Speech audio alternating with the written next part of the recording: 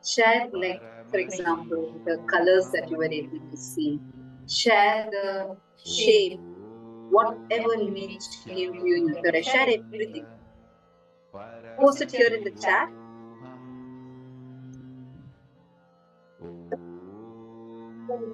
Nityananda Paramashivoham. Om Nityananda Paramashivoham.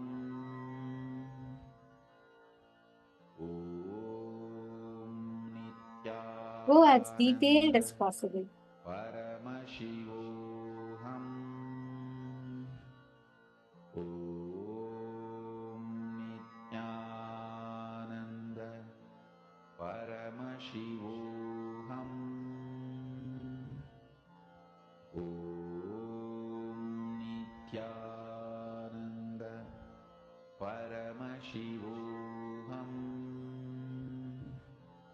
Om Nityananda Paramashivoham. All right. Now, let us verify what exactly is the answer, the image that was projected to each of you. And listen very carefully. I'm going to request all the participants. When you are seeing it, you first, if you are taking some time and if you feel like, you would like to know, what you can do is you can start breaking it down into small, small steps. Start with first describing the shapes, colors, the images, the pictures, the size, everything. And then from there, take it to the next and next one. Okay. So this was the exact image that was projected to all of you. It was just a scenery, a mountain, a river flowing, and so on. This was the exact image that was projected to all of you. And now we're going to be doing one more round of manifesting the power of third eye. I would like to request all the participants to please close your eyes once again. Please blindfold yourselves. Completely cover your eyes completely. We're going to be projecting another image for all of you to scan, and I'm going to request every one of you to scan through your third eye once again. Maylin Saimo, beautiful ma. You keep continuing to participate, and you will be able to see this whole thing. See, listen, all of you, Ma Ashni Gujadur, Ma Maylin, Ma Soumya, Ma Purushananda, Ma Yogananda Rupini, all of you listen. Now, in this round when you're doing, I'm going to request all of you to try and start with the shapes. Try to first identify which all areas of the image there's an object, right? Like for example, if it's the previous image, you would have seen a mountain separately. Maybe you saw sun separately, some circular object. Like that, first try to identify something different on the screen in front of you. And then start with identifying, okay, you're seeing that circle is maybe something yellow in color. You're going into that type of detail. Are all of you catching it? So first try to just identify the sections of the image. You can say, I'm just seeing one solid thing, nothing. I don't see any shapes. Or sometimes you might see some shapes in some corners, some different aspects. Then try to describe the colors and properties of those shapes. Start trying to see it like that. Okay? Please blindfold yourself again. I'll show the image once more. Please close your eyes. I'm going to be showing another image for all of you to scan.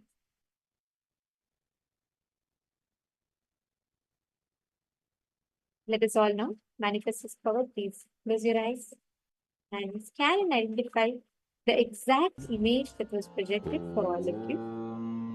Nityananda Paramashivoham. Om Nityananda Paramashivoham. Om Nityananda Paramashivoham. Om Nityananda Paramashivoham. Om Nityananda Paramashivoham. Om Nityananda Paramashivoham.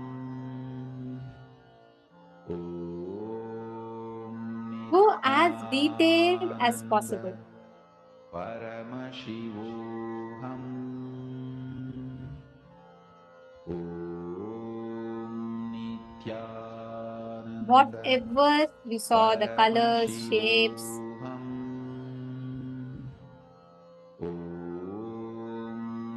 Nithyananda. Paramashivoham. go ahead and share all of it in detail. All the details, whatever Swamiji revealed to you. See, go try and describe, first try seeing the colors, the shapes, the pictures, the numbers, letters, everything, right? So whatever Swamiji is revealing to you in your third eye, go as detailed as possible and describe all of it. See, sometimes. Sometimes you might have gotten like multiple words or some random image. You think like you're not too sure. Please post whatever came to you.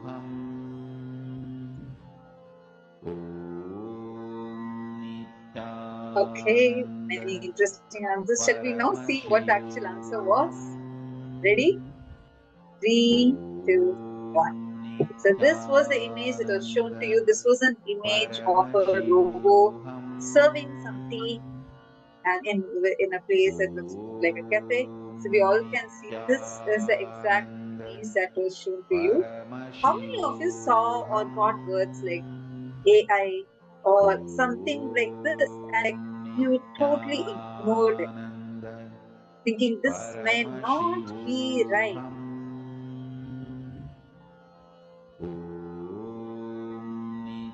How many of you got something like that? Oh, Ashni said that you did get round shape, you got glass window. Okay, that's pretty close. Wonderful. See, how many of you, see, I request all of you to keep doing it. Mylin, it's not difficult either. I'm saying it's not easy, but it's not difficult. The thing is, Swamiji is the one who's going to be flowing through you and manifesting. So if you didn't get an answer right, ask Swamiji. If you got an answer right, thank Swamiji. You put the whole thing at Swamiji's feet. Like again and again, literally talk to Swamiji. Take your Atmalinga and talk to Swamiji. That's the best way. You'll really see how very powerful you'll be able to connect deeply with Swamiji and you will start manifesting these powers.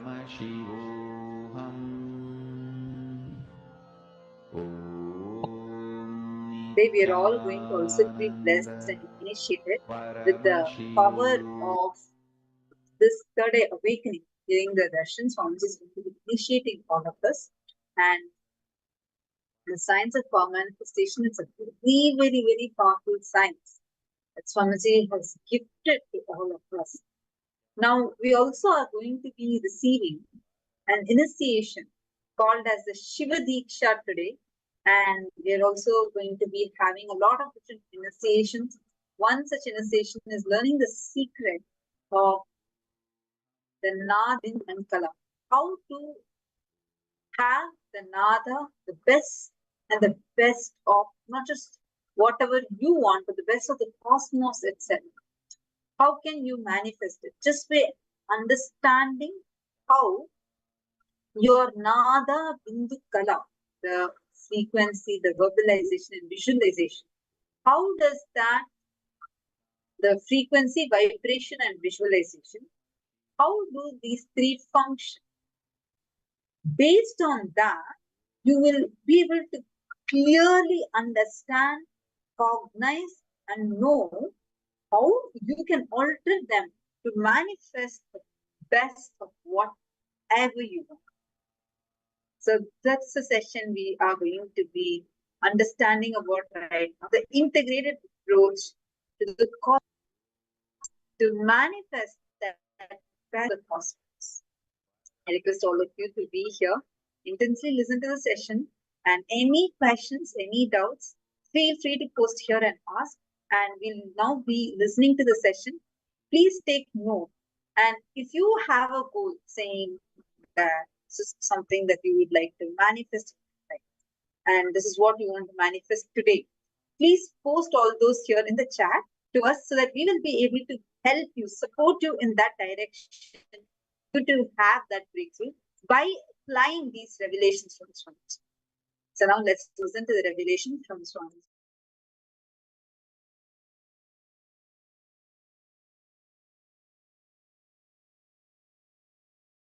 Listen. Cosmos is made up of three core material: Nada, Bindu, Kala.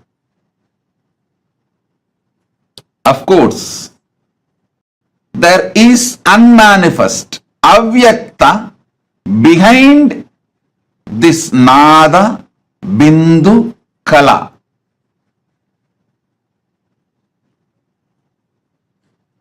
If you want to connect with cosmos, manifest cosmos in you, these three principles: Nada means frequency, Bindu means visualization, Kala means vibration. Listen. I'm giving you rough translation in English so you can start connecting with it. Nada means frequency. Bindu means visualization. Kala means vibration. Listen. Listen carefully. Think of the universe as Nada, Bindu, Kala. Think you can connect with the universe through Nada, Bindu, Kala. Nada means frequency. Bindu means visualization. Kala means vibration. You just need understanding about these three. You can connect with cosmos. You can manifest the best things of the cosmos. Not just health. Listen. If you think in a small scale within your small brain, you will think health is the best. But if you connect with cosmos, you will understand not just health, eternal life. Eternal life is the best thing. Even your understanding about what is the best you can achieve will get matured. When you understand about Nada, Bindu, Kala,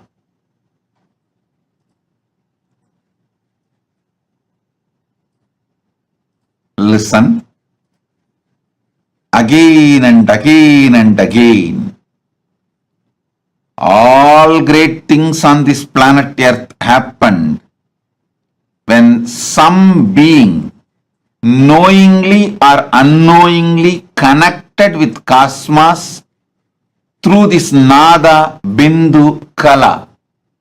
Whether it is the outer science or inner science, culture, arts, philosophy, spirituality, any field,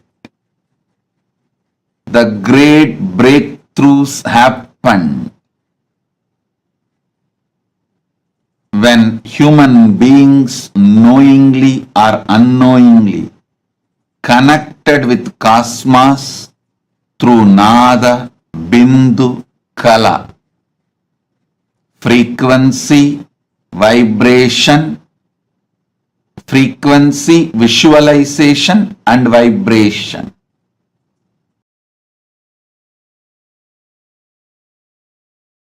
And let me come to this revelation I am making.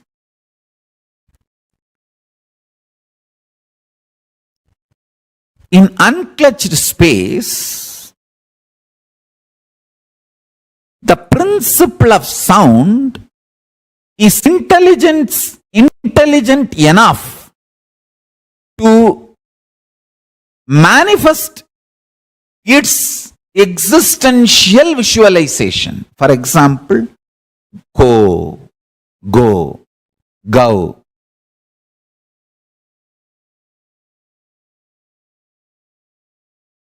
Go Mata. When you are in a unclutched space and listen to that sound, Go Mata, that sound is powerful and capable enough to create.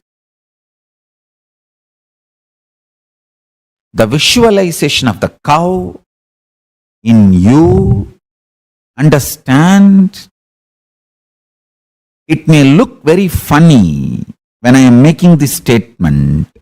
I just want my disciples to sit and do this power manifestation. Now let's come to this subject. Nada principle. Even if you decide, let me decide to be unclutched. If there is a struggle, okay, let me struggle, that is okay. But I am deciding I will be unclutched. As a principle agreeing that unclutching is the ultimate state and I am going to manifest it. That is more than enough. Understand? Listen to this and try. Just try.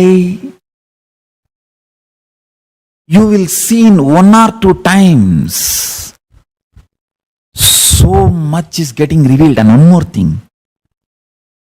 When the word is heard, you will see inside your inner space that pada, manifest padartha, means the sabda, the nada, manifest bindu. The sabda manifests that idea, that principle. Paramashiva's message from Sri Kailasa. Directly listen.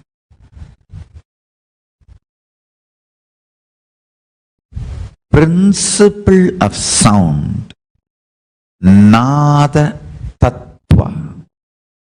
Nada Tattva. Principle of sound, Nada Kala, is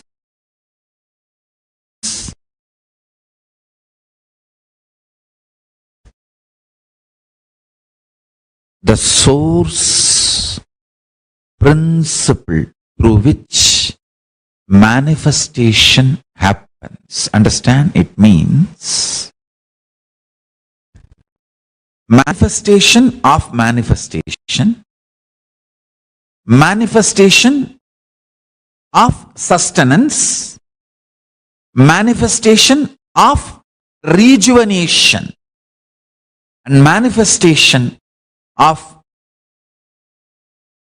pulling out of delusion, manifestation of liberation. So,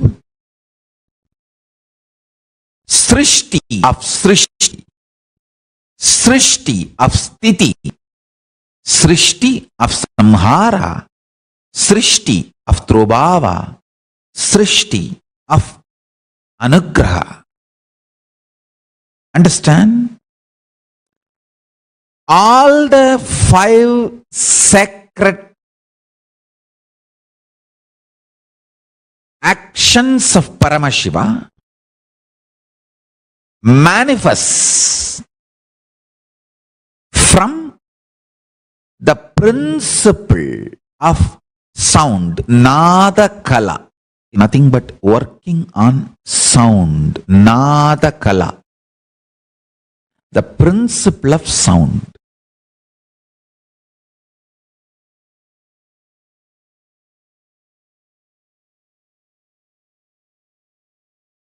If you bring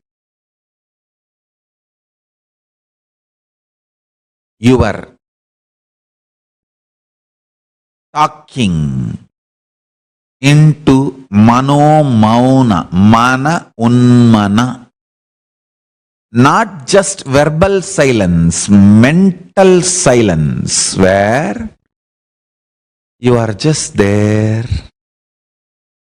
An existence is there. With all this, if you just sit in manon mauna, nothing to talk, there is nothing which they don't know. See, if you think the person in front of you doesn't know something, you need to convey, you can talk. But here all of them are Paramashiva. They know everything before even you think. What kind of thought currents you will have, they know. Nothing to think. Just sit with any of this. If you don't have any of this around you, use my Atma Murti.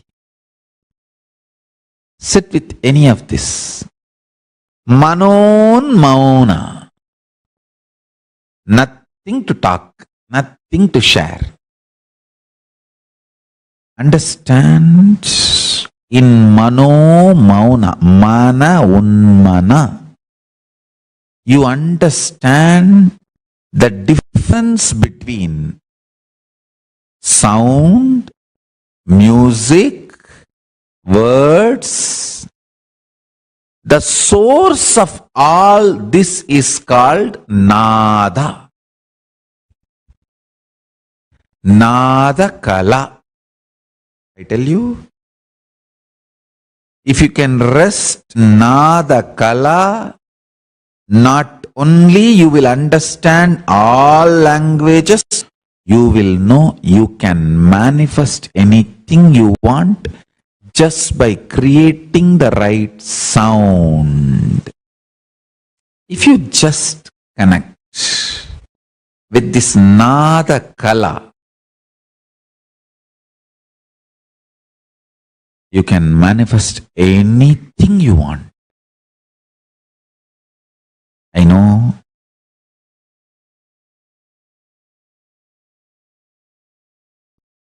all your doubts, denial. I am sympathetic towards that. But the truth is the truth is the truth is the truth.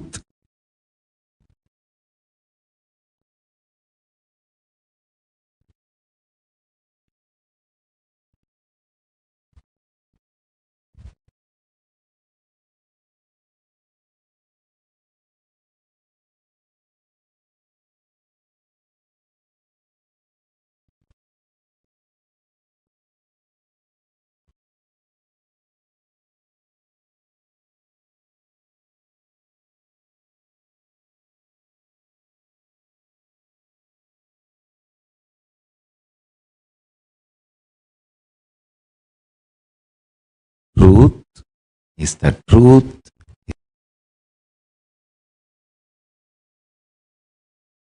is the truth is the truth.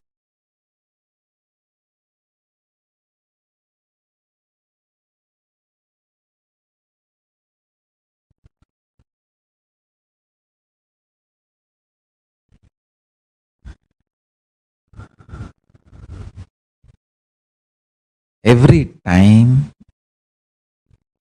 I utter a word, I am just releasing that energy into your system.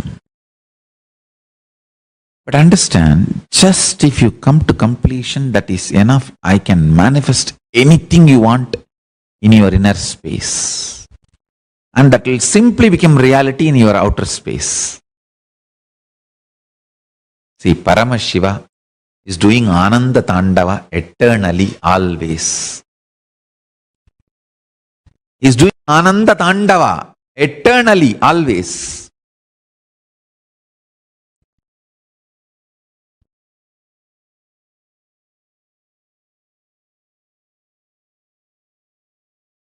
You can't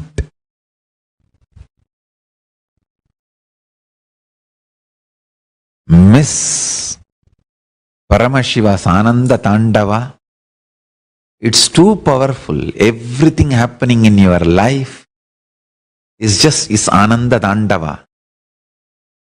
Either he is creating through his Damaru, or he is protecting through his Abhaya, or he is cleaning you through his fire, or he is pulling you out of delusion through his feet, and he is liberating you through that feet he has lifted. Thukkiya Diruvadi. The feet he has lifted, dancing. Understand? His Ananda Tandava is continuing. See, the pure vibration is the nada in you. How you convert that nada into sabda, sabda into language, how you use those words on yourself, and how you use that words on others, and how others use words on you, and how you consume, get impacted, decide to get impacted by the words others use on you. The whole thing should be with absolute life positivity. Listen intensely. Don't be deluded by the signals you experience inside your existence. Don't be deluded by the collective narratives you all create. Don't be deluded and diluted by more and more deluded narrations of yourself, universe, life. Live on the reality, truth of the Akashic records, Veda Agamas. Let the universe reveal its grand narrative in the form of Veda Agamas to raise the quality of your existence, to give you all superconscious breakthrough. Kala, time, is my skin on which these signals raise. The signals you perceive is not the reality of the universe.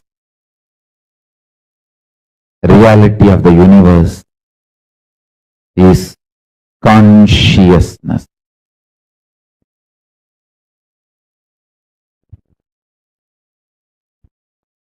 Listen to these words with Shraddha again and again and again and meditate. Do Shravana, Manana, Nididhyasana of these great truths. I'll give you all superconscious breakthrough. Shiva Padam, Paramashiva Padam, Paramashiva Padam, Paramashivatvam, Paramashivanubhuti, Paramashiva Shakti, Paramashiva Sayujyam, Paramashivanyanam,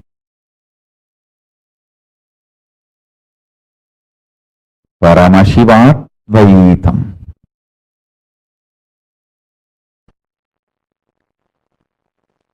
Spiritual alchemy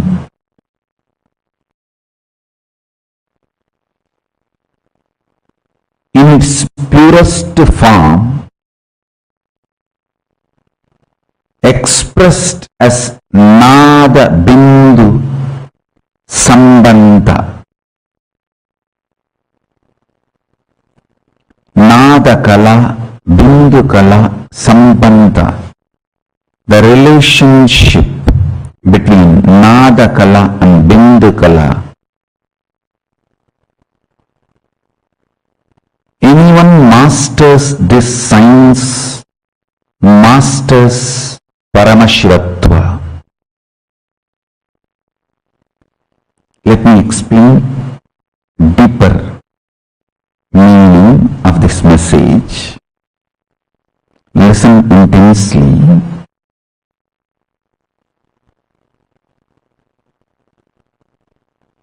Deeply.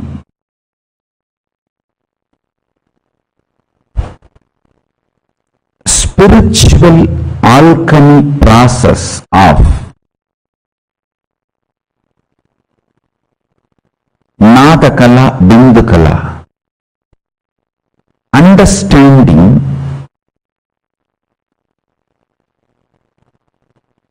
the words you use inside and the life you manifest inside and outside is closely connected. Understanding what words create what kind of emotion in your heart, signals in your brain, your emotions and signals when they are connected, when they become powerful, what kind of the life you manifest inside and outside. Understand these multiple things. First, the words you use casually. You start many times using the words casually without even understanding its impact on your brain and on your heart. How emotionally they impact you and what kind of the ideas they manifest in your brain when they meet. See, when the impact on your heart, impact on your brain meet, when you enter those experiences, what kind of a personality you are manifesting. Understand? Life affective, life positive, you actually manifest that personality. It just needs few days of training, not more than that. Because within a few days you will start seeing the result. Even your muscles say by the words you utter. If you are able to see me, hear me smoothly, please wave your hands. Even the muscles you build, the muscles of your body is built every day by the words you utter.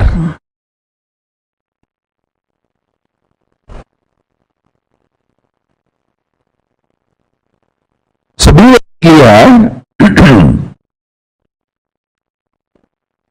the words you utter internally is too important.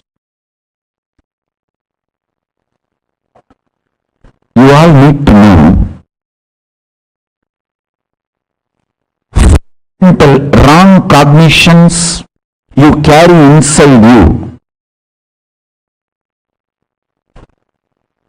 you need to be completed and dropped. One of the fundamental wrong cognition you carry inside is love should always be natural. Love is natural. There is a difference between natural and automatic.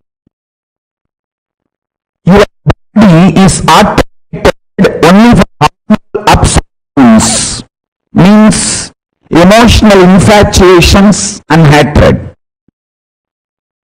Love is natural but not automatic. Listen carefully. You expect your love automatic, not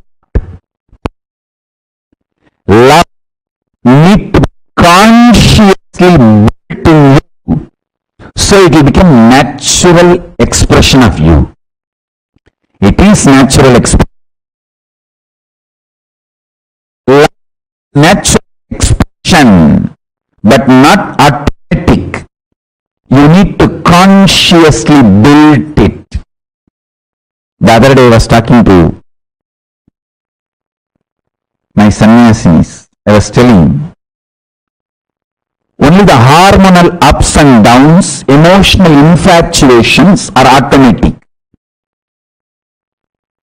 Unfortunately, you mistake automatic and natural as one and the same. Love is natural but not automatic. I'll explain about the Nada Kala, Bindu Kala. Understand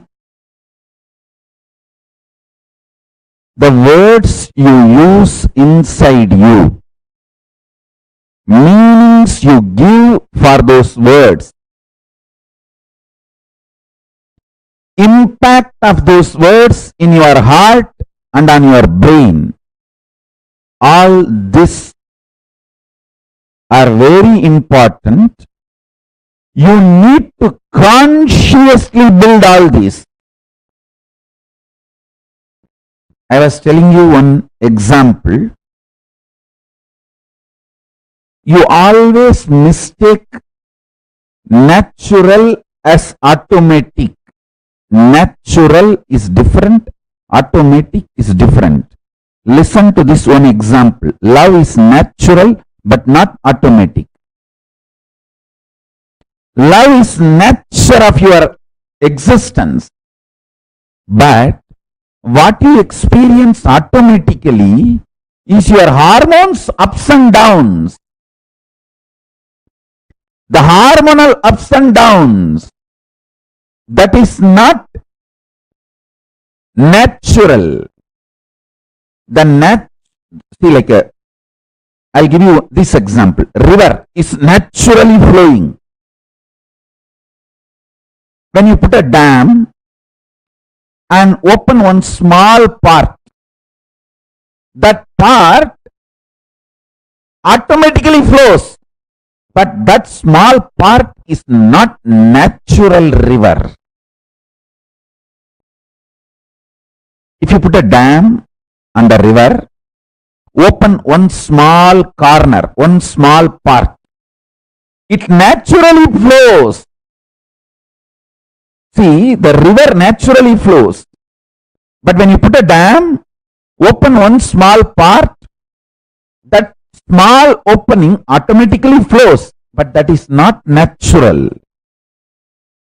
Whole flow is natural. Small automated versions cannot be equated to natural. So understand, spiritual alchemy process of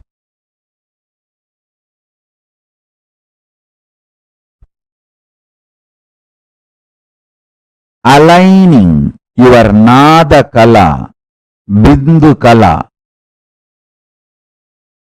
your verbalization energy, visualization ability,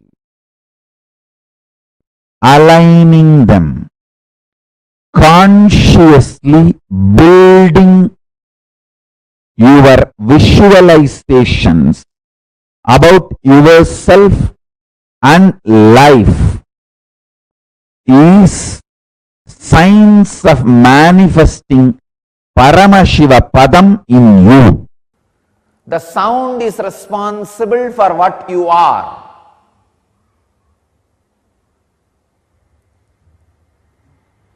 So sound is responsible for the sickness you carry, whether physically or mentally. If the energy field which binds the quarks is responsible for your disease and depression, If that energy field is altered, naturally the disease and depression will be cured, healed. Understand? By its very nature, quarks has no disease. It's pure consciousness. Only nada is responsible for the disease or health, depression or expression. So it is nada is responsible. You can work only on nada.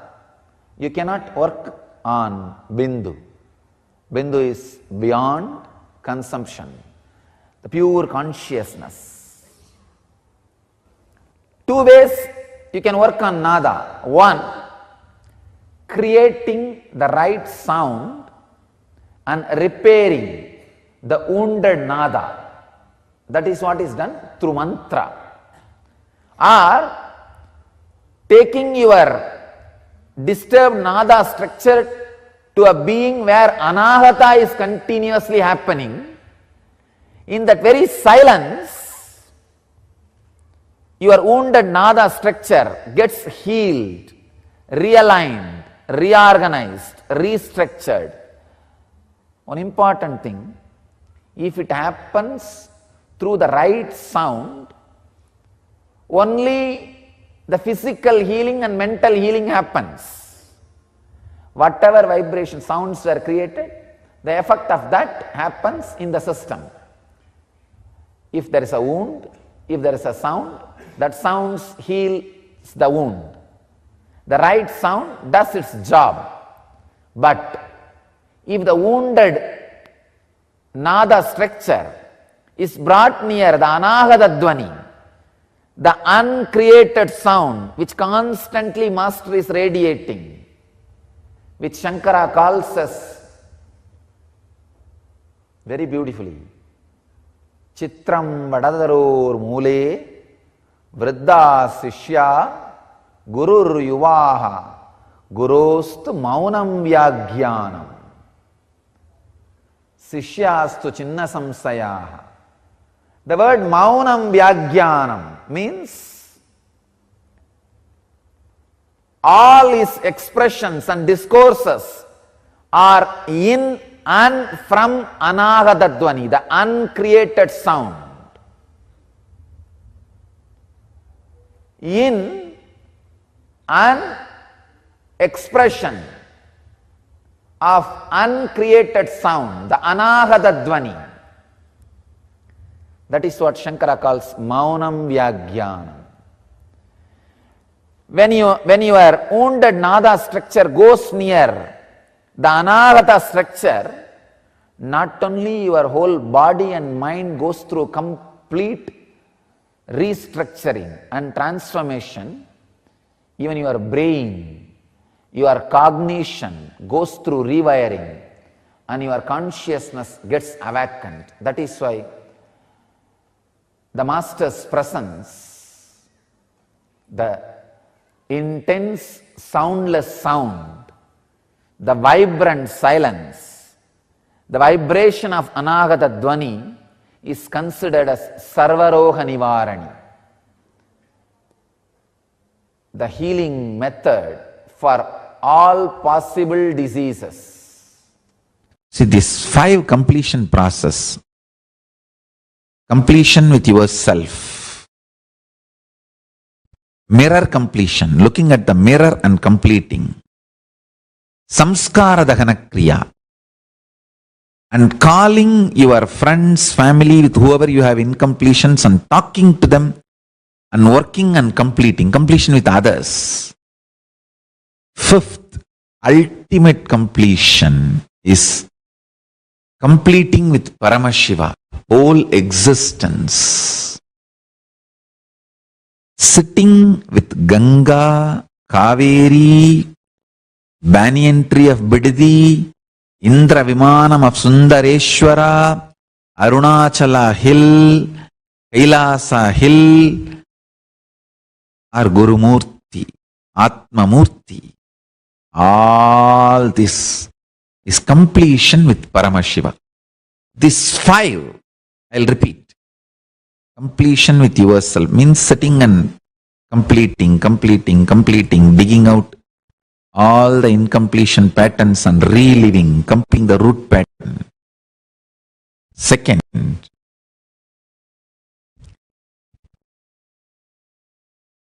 using the mirror and practicing completion. Third, samskara dagana kriya.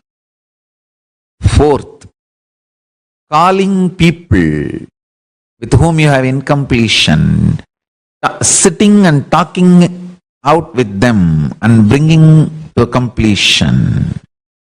Fifth, ultimate completion, completion with Paramashiva.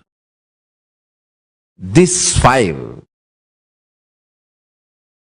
whoever practices these five completions will realize Nada Kala, understand the sound, the source of sound.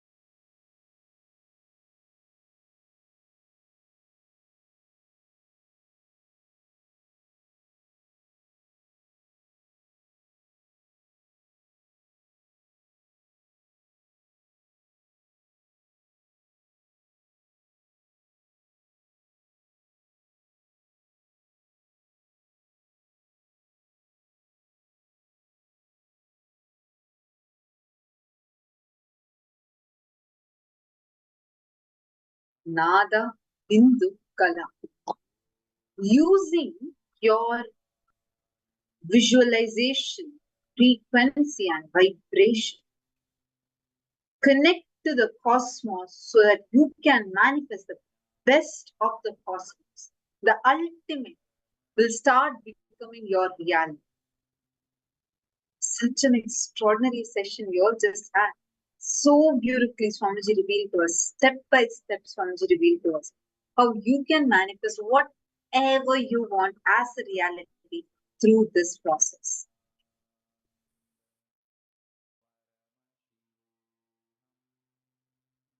The nada, the sound that we generated, bindu and kala, frequency, vibration and visualization. All these aspects in you, all of these components in you collectively put together makes up your component, the various different aspects of how you manifest. And all of these, understand, many times the words that we cherish inside of us, every word you create creates a certain impact in your visualization, in your thinking. The moment you align all of this together, your will becomes integrated and you manifest the result of it. How many of you are catching it and understanding it?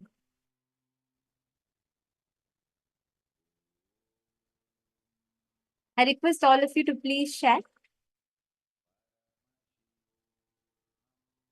See, various researchers have proven how the kind of thoughts we have affects us, how the words that we use, whether like you take Dr. Emoto's experiment, for instance, he clearly explains, shows experimentally how the drop of water, how the crystal structure of the molecules of water change based on the sounds that they're exposed to. Or you have seen, we have heard about the power of words, definitely in level 1, level 2 of Paramashiva program. You had already learned about the powers that your words have. Now, this is a little more advanced where you're understanding how whatever you're experiencing is nothing but a mutation combination of certain frequencies, certain vibrations, certain visualizations. Swamiji has revealed a very important revelation, how the whole existence is made up of light and sound. Whatever experience you're having, even the experience of touch that you're feeling, or smell that you're experiencing, all these experiences are a permutation combination. See, you're having that as a perception of your experience. But in the fundamental level, most fundamental level, everything is made up of these three, nada, bindu, kala. It is through these three, the whole existence has been made up of. And the vibrations have a very profound power. Swamiji has revealed how just the Omkara has so much of power. It is the ultimate nada.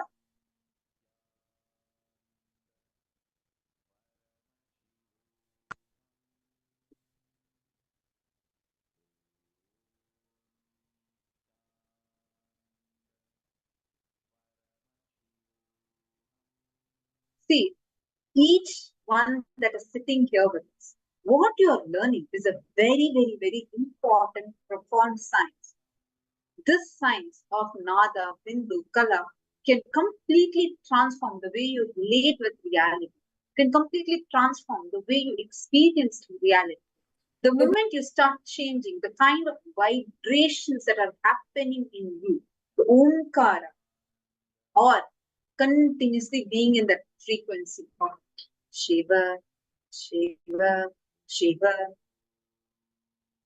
continuously chanting the Mahavakya in you, or continuously in the visualization, meant more and more you remember Swamiji.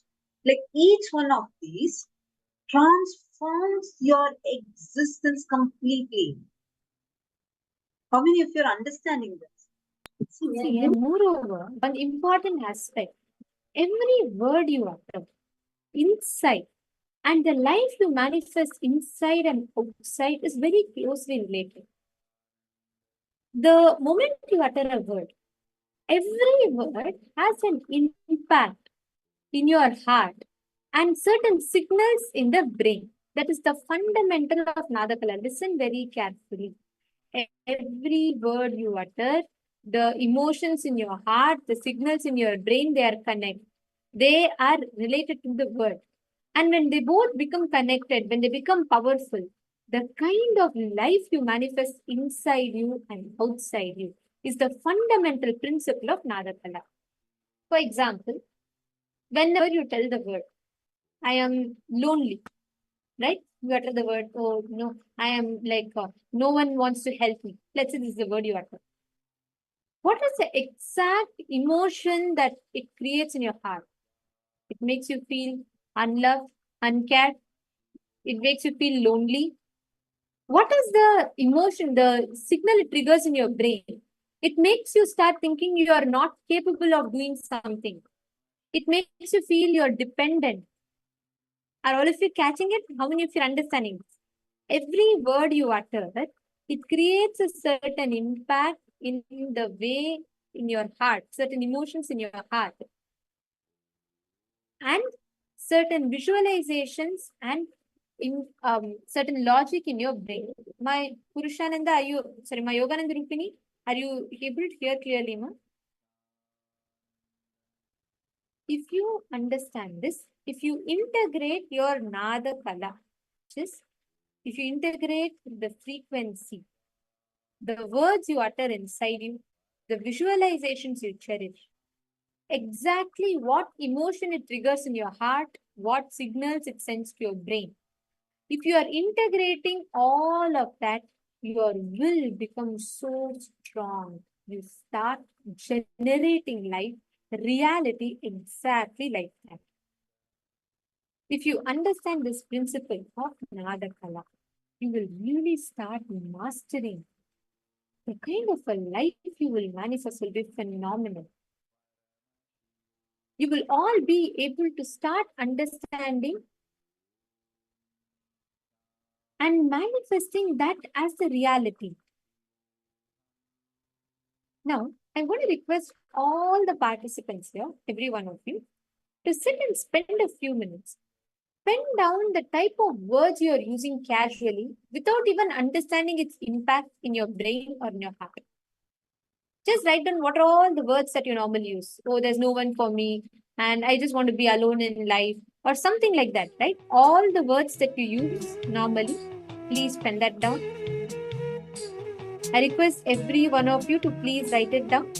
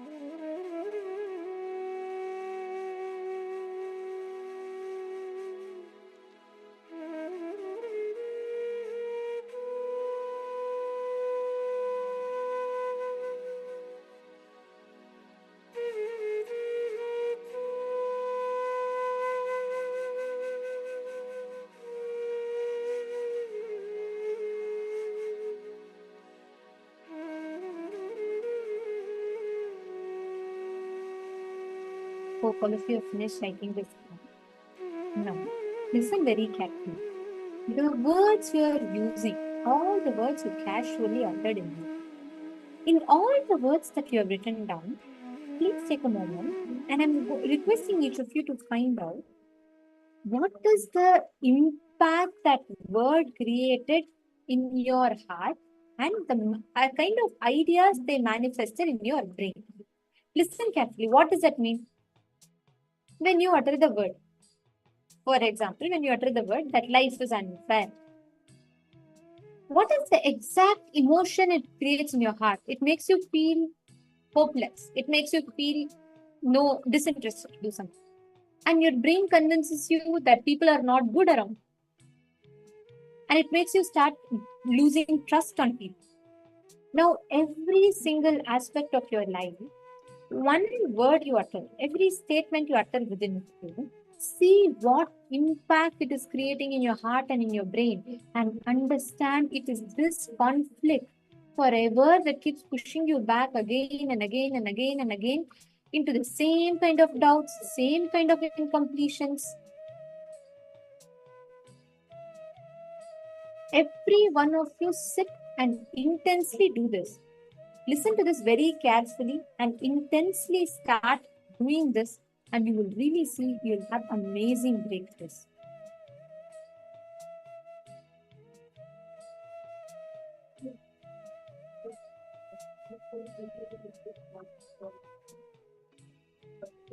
I request every one of you to do it.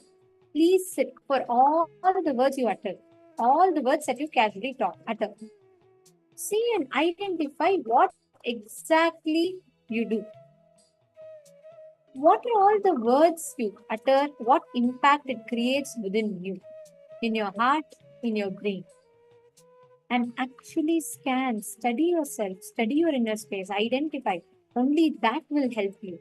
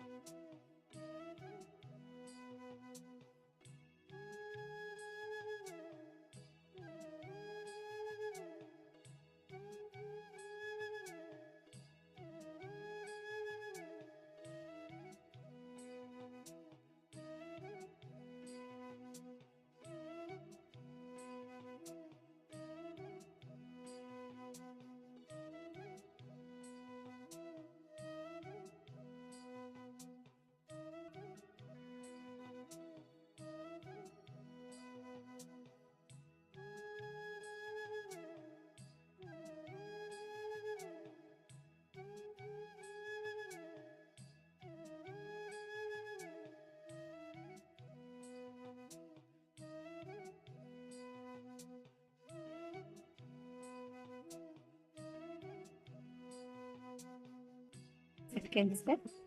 Now, once you have looked into all these aspects, wherever you are stuck, the kind of words and emotions that it triggers me. Now, consciously complete with them. Realign your words back to create the right impact of it in your inner space. When you practice integrity, you will be able to start defining your nada kala, and you will be able to start having an integrated approach to start manifesting your reality. Are all of you catching it? Now, I'm going to request all the participants. We're going to be entering into a next session where we're going to be learning about the Nitya Kriyas, an introduction to the science of Nitya Kriya. And Swamiji is going to be guiding all of us to cure diabetes in us. And Swamiji is giving this Kriya which will generate the energy of creation. So it's a very, very beautiful Kriya that Swamiji has designed, and I request all the participants, every one of you here, to settle down. Now let us all enter to understand what Nitya Kriyas are, what is the science of Nitya Kriya, and we are going to be learning, following along. Swamiji himself will be guiding us all through the Nitya Kriya, and I'm going to request all the participants to follow along. So let us all now enter into the session.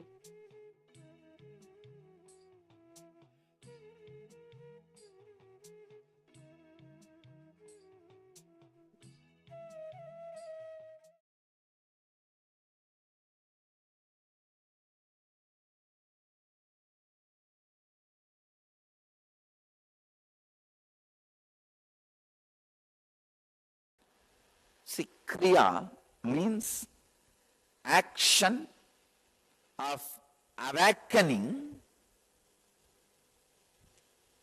enlightenment in you. Action which leads you to beyond action is Kriya. Action which is leading you beyond actions, not laziness. Not laziness. Action which leads you beyond actions is Kriya. Usually, in all human beings, because you are trained so strongly towards the outer world, you constantly look towards the outer world, you are constantly diverted towards the outer world. It is unfortunate. All your energy gets drained. Please understand, by nature, you are not outwardly. The energy in you, by nature, is circular. But society makes it as linear, means going out, that's all. Never comes back.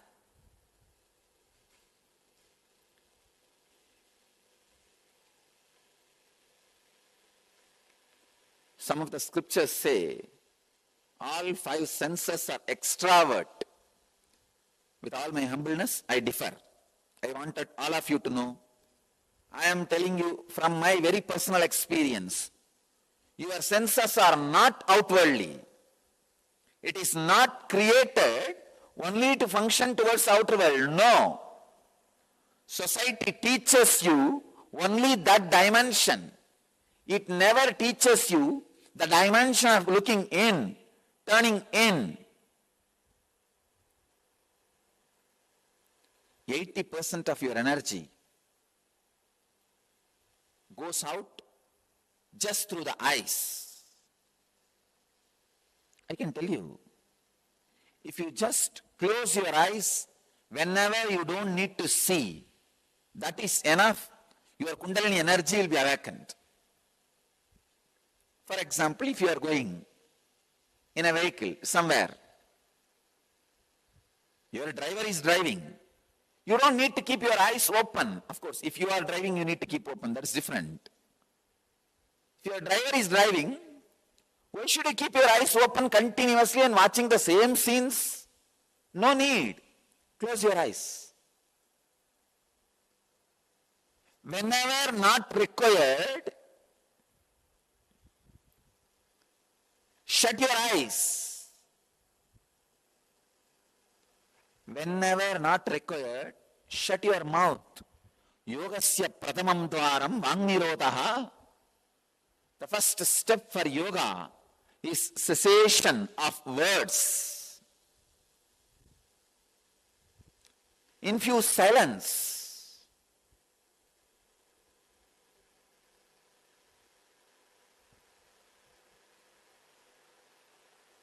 Unfortunately, we never understand constantly our bio-memory, muscle memory getting exhausted by misusal and abusal and extra-usal of senses. Understand? Misusal, abusal and extra-usal of senses. When you don't need, keep your eyes closed. Keep your mouth shut. That itself will save your energy. Actually, I wanted to give this oneness, one message to all our disciples. The fourth part of the Kriya is based on the philosophy, don't waste your energy. I want all of you to know, please understand. Use all your energy either to create inner wealth or outer wealth. Don't waste. I am not against outer wealth. I am against you wasting your energy. Most of us just waste. What are you doing? Nothing in the inner world, nothing in the outer world. Chumma, just going around. Disrespecting life, wasting life, don't do it. Let all your actions be either creating outer world wealth or inner world wealth. Let it be conscious.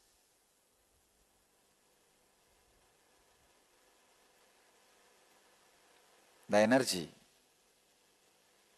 will simply increase your system.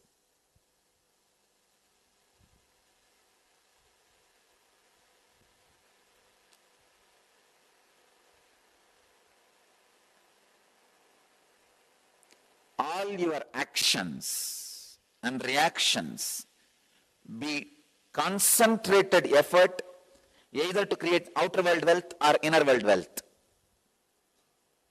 Let there not be any waste of energy. Let there not be abusal of life.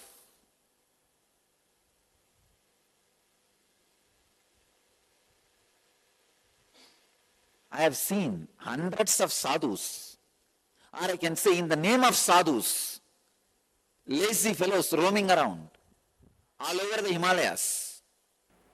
Understand just these few truths. Just like blood flow, breathing flow, air flow, thought flow, you have something called energy flow happening in you.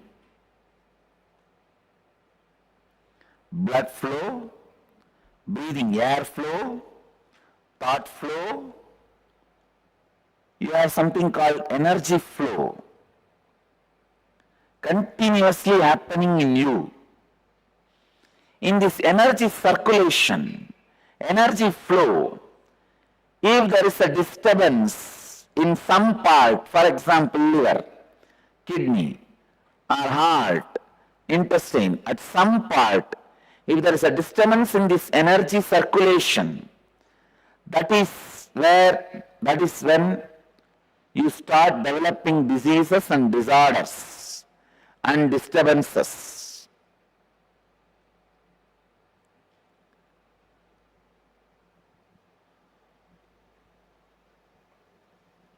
disease, disorders, disturbances, expresses itself in different ways.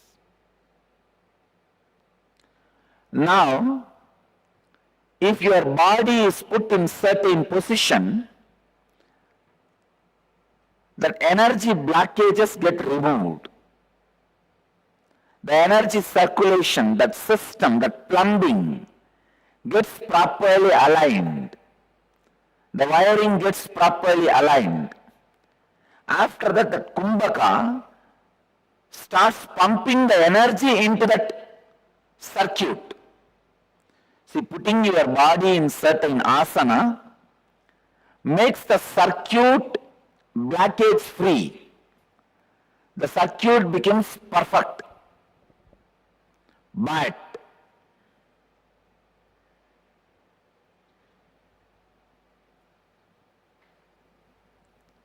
only through the kumbhaka, the energy gets pumped into the circuit.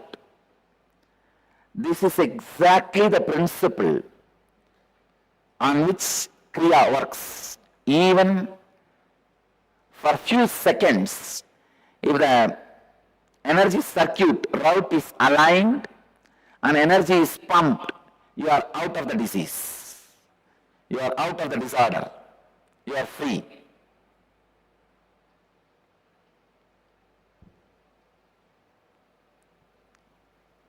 Sheetal Das, that is why I am saying, these kriyas are not just ordinary asana, ordinary yoga postures, ordinary kumbhaka, ordinary pranayama.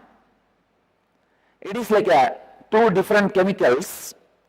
Separately, if you take, it may take 10 years for you to cure the disease.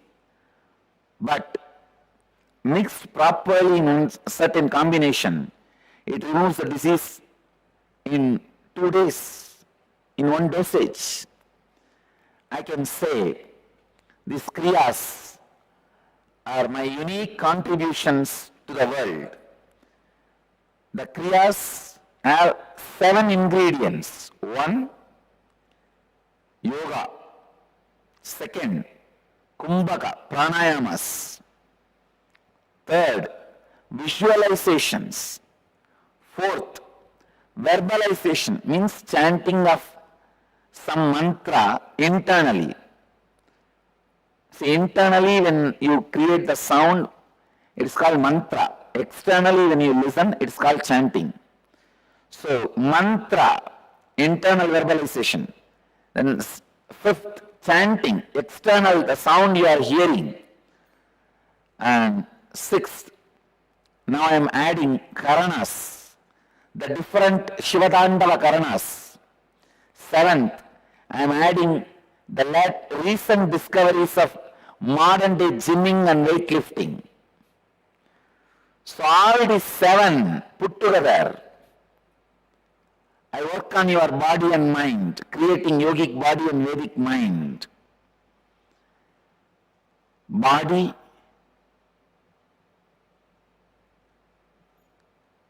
I'll call a body as a yogic body when it has power, stamina, flexibility, physique, energy.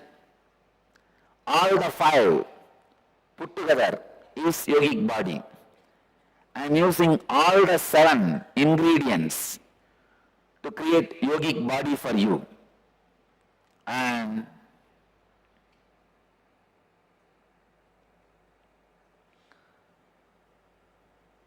now I already started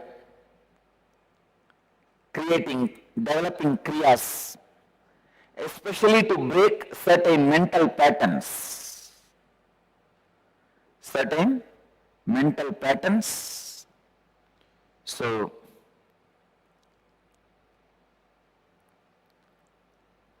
all of you can have the benefit of this kriyas for curing the physical diseases and kriyas for healing the mental disorders.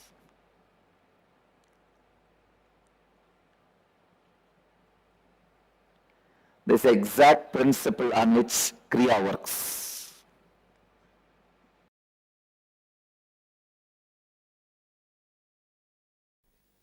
Kriya is neither technique nor non-doing or Upanishad. It is all three put together and something more. See, spiritual working are three ways. One, doing, technique. Blow the right nose, left nose, so many things, technique. And non-doing techniques, just sitting in unclutched way. Third, Upanishad, neither doing nor non-doing, master's presence is working. Kriya is all three put together. Here you are doing, you are also made to sit in non-doing, and master's presence is also working. That is why I am saying Kriya is Dhyana, Nirvikalpa, Upanishad, all three put together.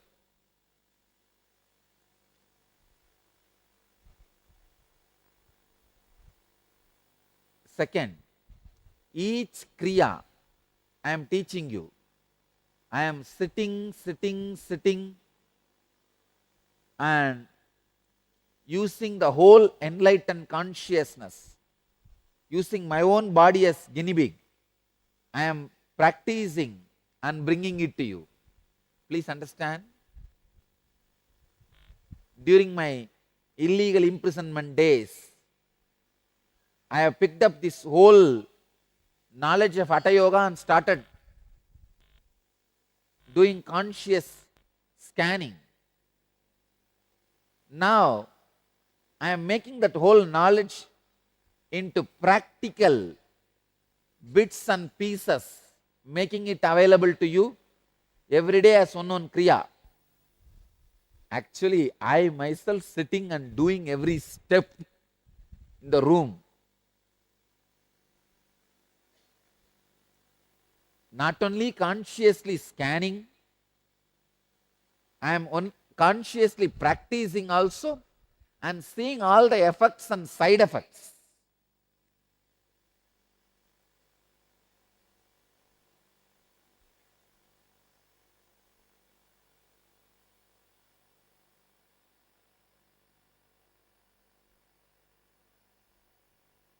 Only then I am bringing it to you.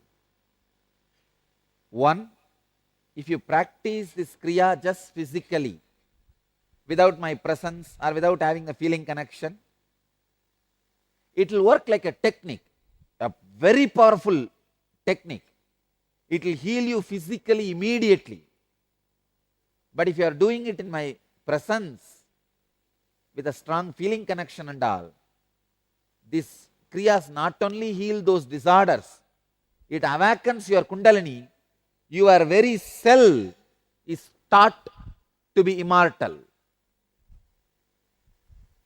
The lesson of Nityatva, immortality, is awakened in every cell of you. So please understand, it's a very powerful spiritual process. I am making it very clear to all of you. Now whatever I am teaching is from authentic yogic literatures. Now these asanas, kriyas, pranayamas, mudras, bandhas, all are from authentic yogic literature. That is why I am giving you exact verses. I can give you the source of the verse also. Today, the asana I am going to teach is from Garanda Samhita, Upadesha 2, verse 39.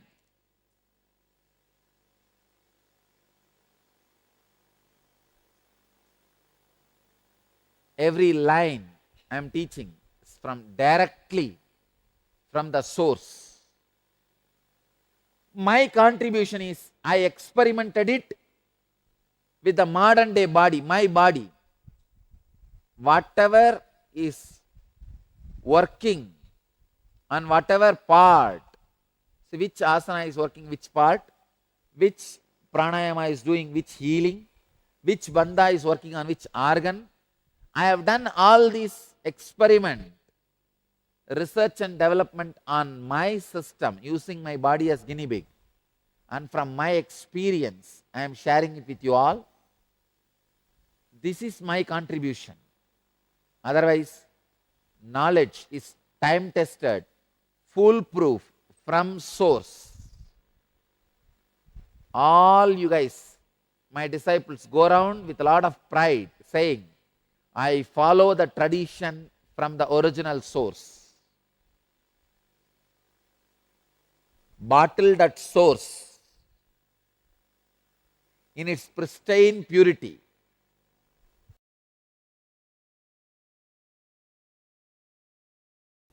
Just today I have developed a very simple technique, powerful, just for unclutching. Nothing else, pure unclutching. I have done a Nitya Kriya. It's just like a Nitya Kriya for migraine, Nitya Kriya for blood pressure, Nitya Kriya for diabetes. Almost all problems except spouse problem, I am able to develop Nitya Kriya. Only that still I am not able to manage. Maybe for that my incarnation would has to get upgraded to the next level. But anyhow, so today I sat with I did a reverse of unclutching. See, got into the extreme of clutching and did the reverse calculation of unclutching and what nerves need to be loosened, what part of the body needs to be tightened. That whole formula I studied and created a very simple Kriya for the unclutching.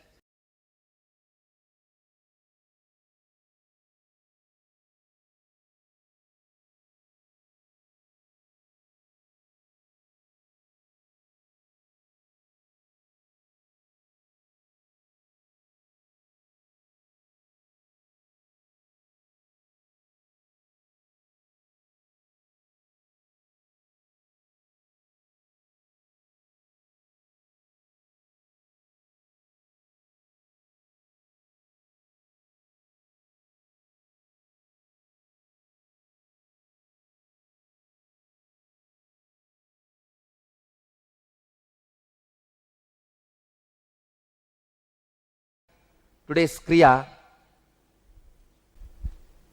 is all about diabetes. Care for diabetes means if your diabetes is initial level, this Kriya is enough. A very powerful Kriya. Please understand. It is such powerful Kriya. And I sincerely request people who are doing this Kriya, see, first 1 week, do every day. After that, test your sugar level before taking any medication. Because it might have dropped. And if you do this Kriya every day continuously, maybe for 1 month, then talk to your doctor, see that actually doctor himself may say that you may not need medication. Based on the doctor's advice, consultation with doctor, bring the medication down. So, now we'll enter into the Kriya. It's a very powerful Kriya. First step, it's a 5-step, very simple Kriya. I am not making complicated Kriyas for heart problems and diabetes and all. Because you see, you already have a heart problem. And I ask you to stand up on head, do Shirsasana, that's all, you will become Savasana. So I am practically designing the Kriyas which you can do. And that is why I am giving you 2 alternatives also. For example, today, the first step is Anilasana, means you have to put your legs on the hands palms. Yes, I can show you also by myself. See, many people with diabetes will have naturally big belly, they will not be able to do this. Like this.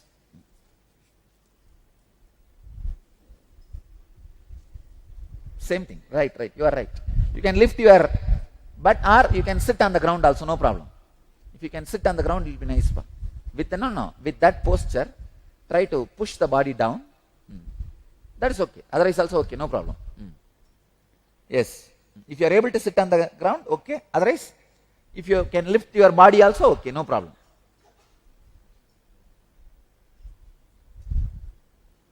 The moment you sit in this posture or lift your body in this posture, the energy centers awakened. The energy process happens in your body. You will see immediately sugar taste in your throat. Because when the internal sugar, you see, it is not even sugar, nectar. When the internal nectar is created, your diabetes gets healed.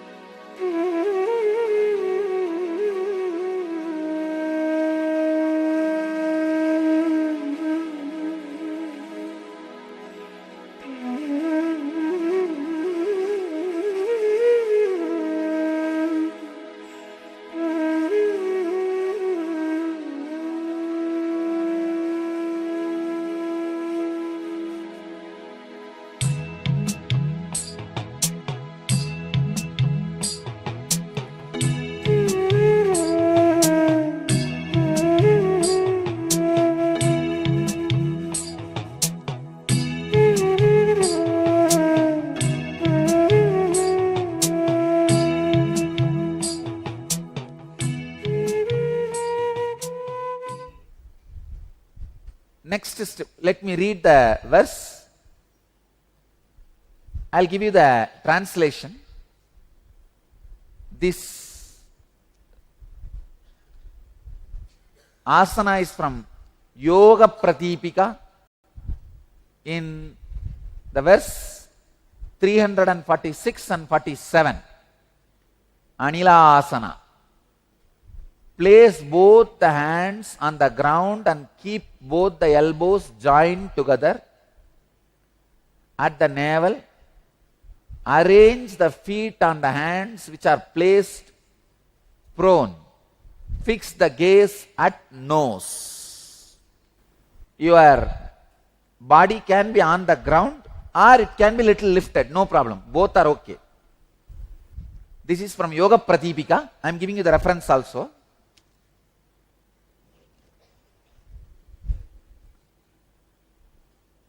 Then be in the same asana. Next step.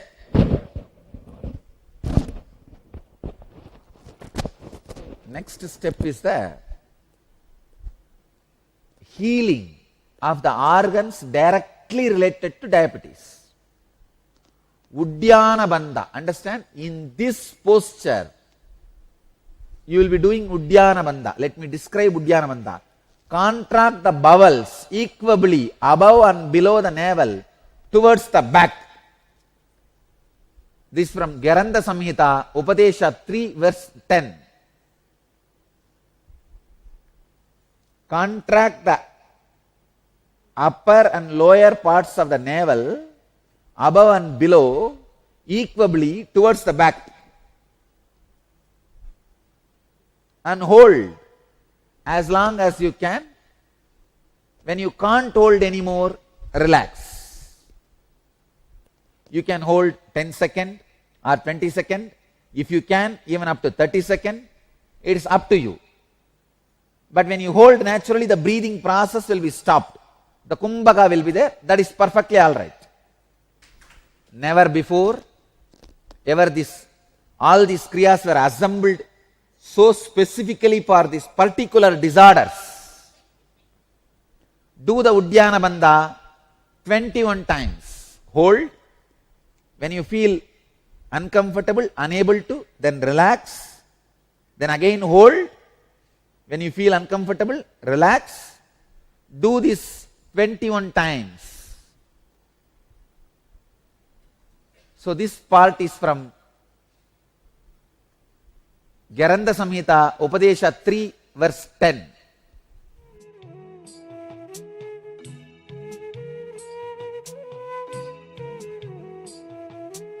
Do it 21 times. Hold. When you are feeling you can't hold anymore, relax.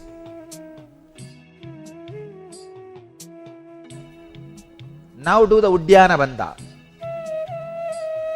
Uddiyana Bandha means contract the bowels equably above and below the navel towards the back,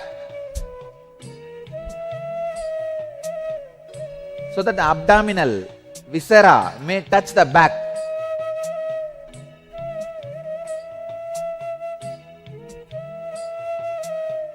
Hold as long as you can and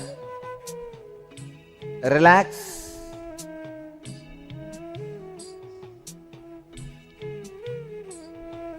When you feel you can't hold anymore.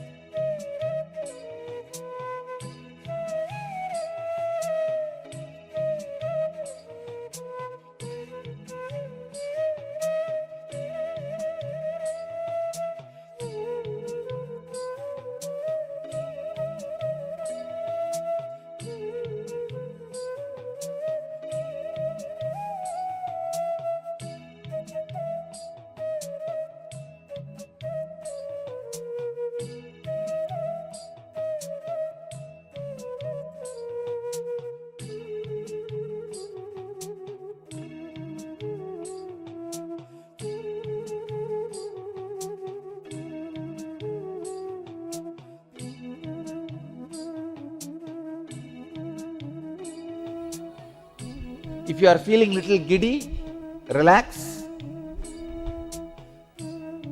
because the sugar level will start getting balanced very drastically with this asana.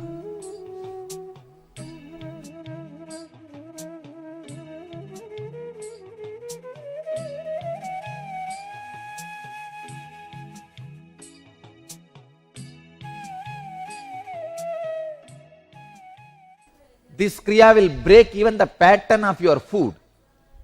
Please understand, not only it cures diabetes, it cures the root of diabetes.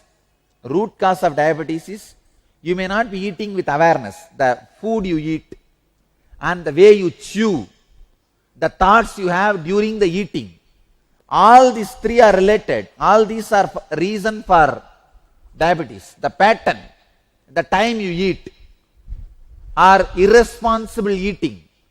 This all put together is called the pattern of eating. That food pattern, that is responsible for diabetes. Now not only your diabetes will be healed, the pattern for diabetes also will be destroyed. That is why I am saying this will heal the disease at the root. Next step, on the same Anilasana, do the Bastrika. This is from Garanda Samhita, Upadesha 5, verse 75 and 76. As the bellows of the ironsmith constantly dilate and contract, similarly, let him slowly draw in the air by both the nostrils and expand the stomach. Then throw it out quickly. Inhale through both nostrils. Expand the stomach as much as you can. You can't do much now. As much as you can. Then exhale quickly. Inhale very slowly, as much as you can. Exhale quickly.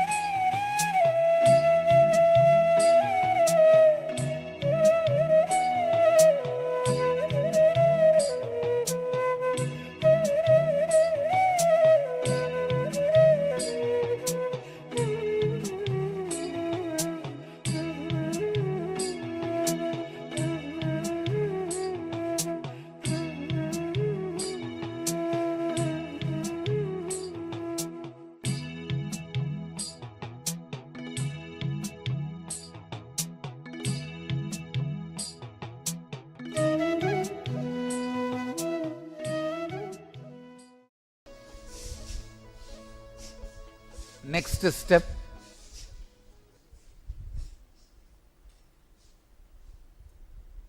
Murcha pranayama. Please understand, in the same posture, Murcha pranayama. This is from Atayoga Pratipika, chapter 2, verse 69. At the end of the inhalation, gradually become fixed on Jalandhara Bandha, then exhale slowly.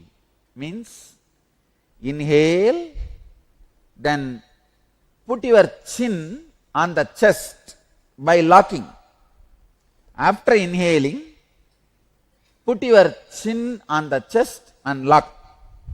And hold as long as you are comfortable. When you are not comfortable, relax. Exhale very slowly. This is Murcha pranayama. Inhale, put your chin on the chest by locking. Then, when you feel you can't hold anymore, then exhale slowly. Do this 21 times.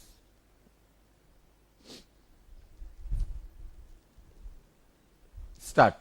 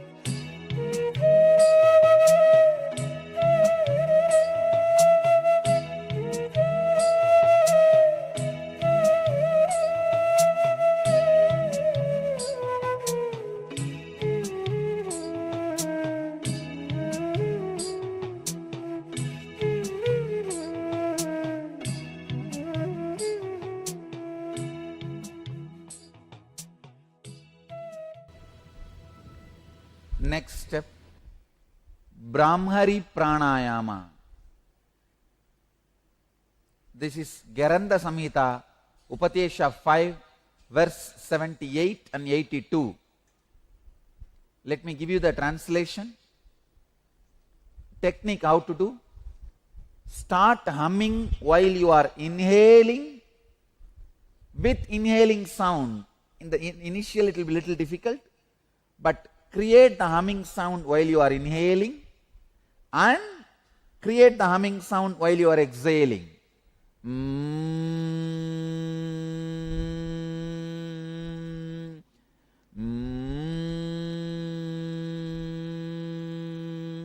In the same Anilasana. Continue this.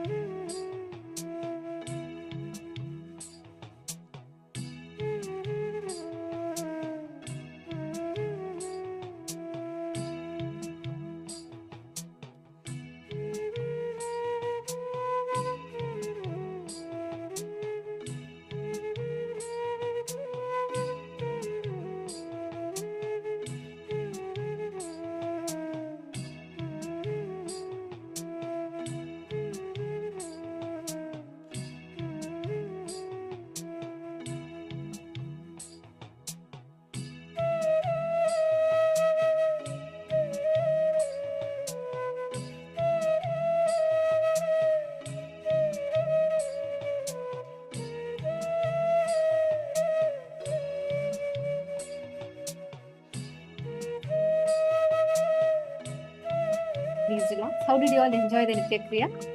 I request all the participants to please share. How did you all enjoy the Nitya Kriya?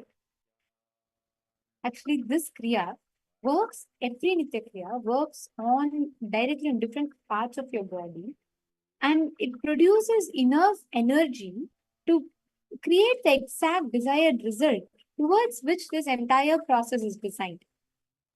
So it's a very, very beautiful and a very powerful science, actually, what we are learning. And when you start doing this Nitya Kriya, when you start manifesting this Nitya Kriya, you will suddenly see that your whole body, your whole inner space will start aligning towards you manifesting that goal. And you can very easily do it. So it's very simple and a very amazing science. And I'm going to request all the participants, every one of you, through the Paramashivam program, through the next 21 days, you're all going to be learning various different Nitya Kriyas, techniques and methods like this. And you can use each of them to create the desired result that you want. So it's a very powerful science. So please make sure you're all following along. And now we're all going to be entering into the next session, where we're going to be learning about the science of conscious manifestation. Anything that you want, you have the ability to create the will, and using your will to create the reality that you want. It's a very simple, straightforward and powerful science. And this science is what Swamiji reveals as the conscious manifestation. How do you manifest whatever you want? Through your conscious will. And how do you create that? How do you manifest your whatever you want as a reality? We're going to be learning about this in this session. And I'm going to request all of you to listen to the session and post whatever your clicks are. And most importantly, if any of you have any questions, doubts, please feel free to share that as well. Let's all enter into the session now.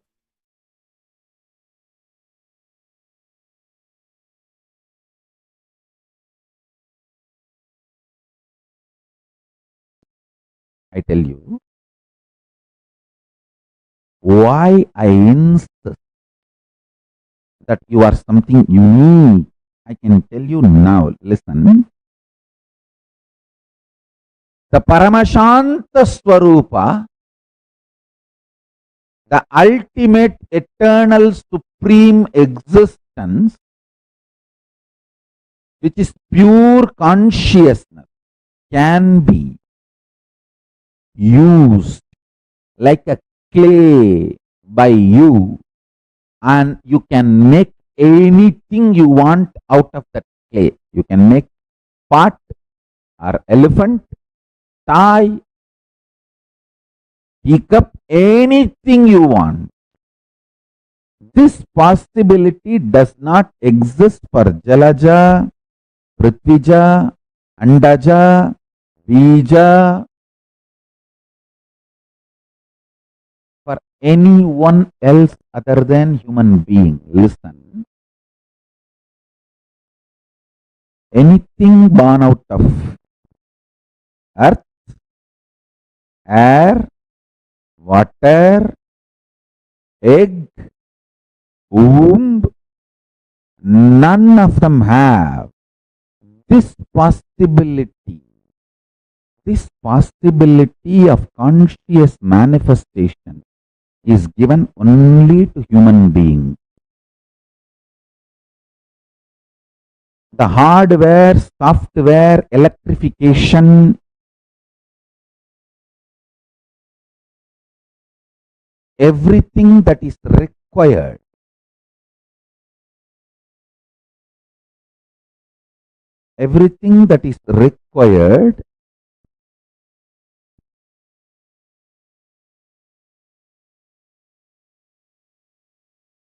for consciousness to manifest and become reality.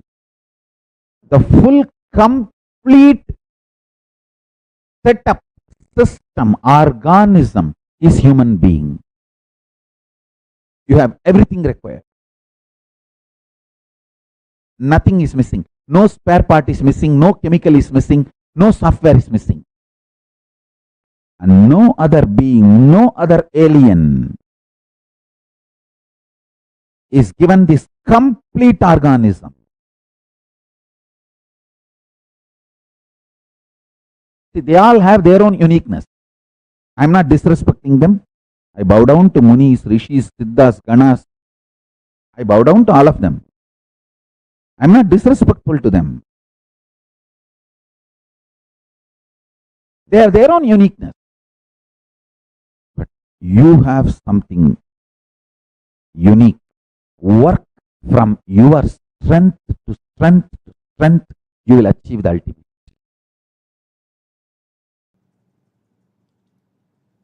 Important missing component in the modern day understanding about the law of evolution is consciousness.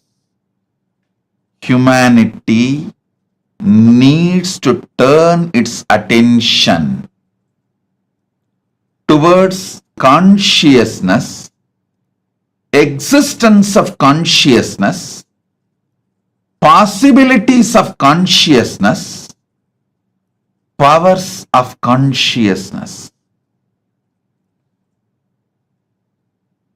Our consciousness and its capabilities, the method to manifest our consciousness for our next level of evolution. The missing link is consciousness. All different theories of evolution, Western or Eastern, everything has its own truths. But something is seriously missing in the modern day understanding about evolution and law of evolution. Missing law of evolution is conscious possibilities, consciousness powers. Understand?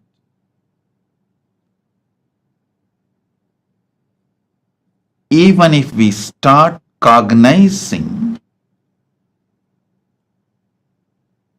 the existence of consciousness in us and the methods to manifest it for our benefit, we will have huge breakthrough in our evolution. It is time humanity turns its focus on consciousness and evolves itself and give a great breakthrough for itself. The greatest gift we can all give it to ourselves is deciding to study, understand about consciousness. Missing law of the evolution is the possibilities of consciousness, probabilities of the conscious powers.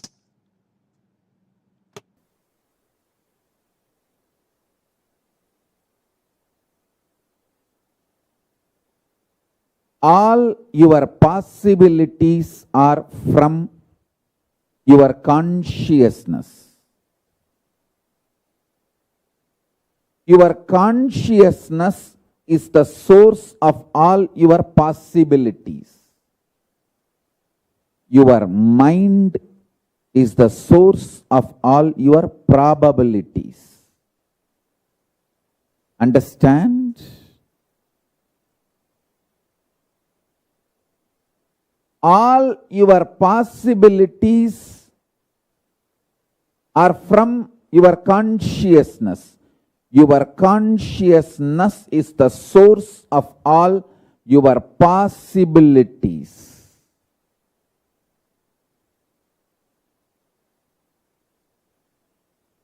Your mind is the source of all your probabilities.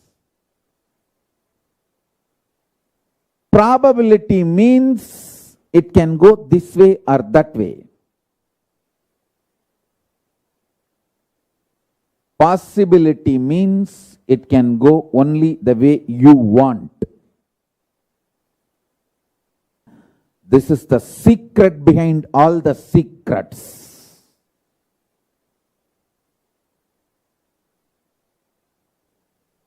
Listen to this truth. It is directly from Paramashiva, from Kailasa. Your consciousness. If you are in the human body and you are able to hear what I am talking and you are able to make meaning, if you are able to cognize, your consciousness is capable of printing anything you want, just like 3D printers. In 3D printers, nowadays, even the homes, they started doing 3D printing. Full homes are getting 3D printed. Listen carefully. Just like 3D printer, how you can print anything you want out of the 3D printer and take it out. You can print anything you want. You can manufacture anything you want. You can manifest anything you want out of your consciousness. This possibility is freedom. I tell you, just like that, anything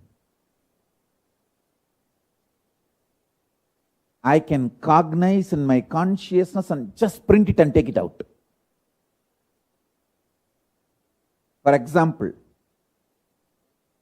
anyone comes and presents their problems.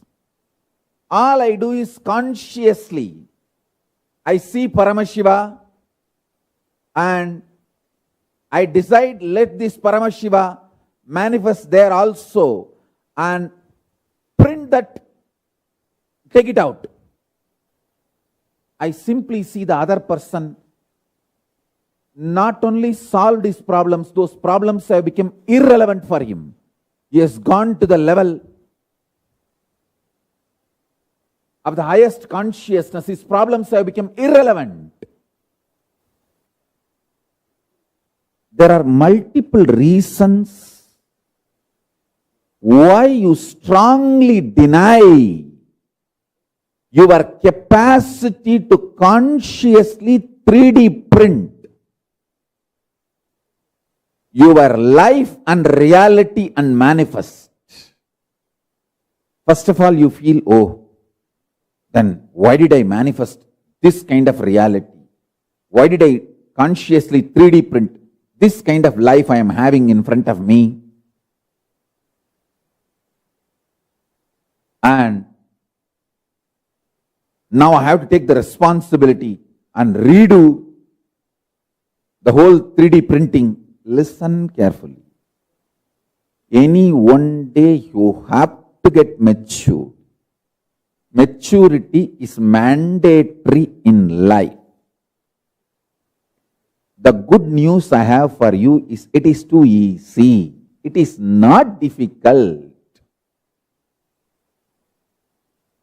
All you need to do is get out of the impact of the gaslighting done on you by the unconscious.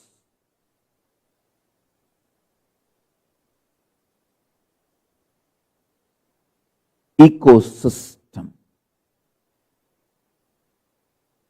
The so-called human society. Listen carefully. The modern day human society you are living is such an unconscious ecosystem. It does so much of gaslighting. Gaslighting means, let me define, so much of false ideas are dumped on you, even you start believing them about you. Listen carefully. You need to be enlightened, not gaslighted. Anything which puts self-doubt, self-denial, self-hatred in you, SDHD, self-doubt, self-hatred, self-denial in you, is gaslighting you. Anything which empowers you, evolves you, entrains you, excites you, enlightens you, is Paramashivam. Consciousness is the base material on which you experience your I-ness, your I, your existence, what you perceive as you. You experience on the foundation of consciousness.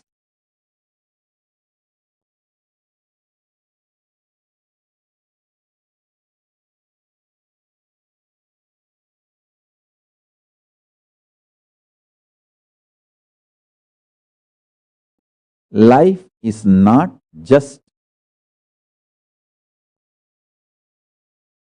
probabilities from the mind. All probabilities, good or bad, worst to best, all probability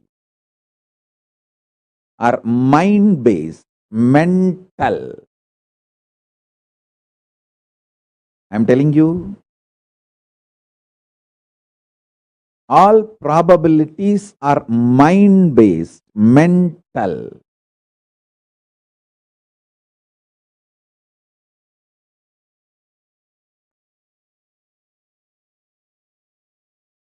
People who live and end up with this mind-based probabilities live as mediocre, middle class and die.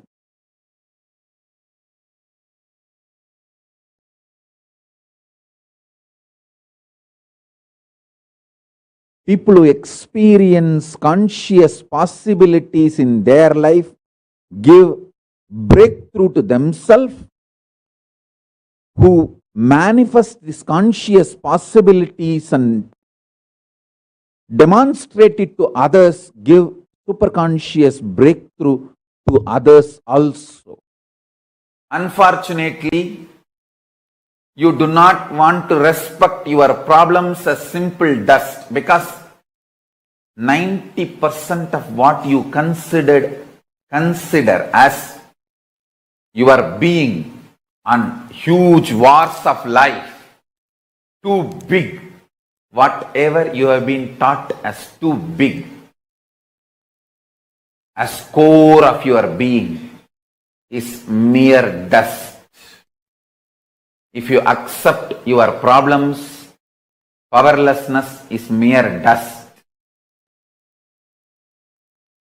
You need to literally drop your being, and you don't know which one to hang on, hold on. That is why you kept your old being alive and suffered a lot. Now I am telling you, I am Paramashiva, fully available to all of you. Absolutely available to all of you. Me, Paramashiva, here, fully available to all of you.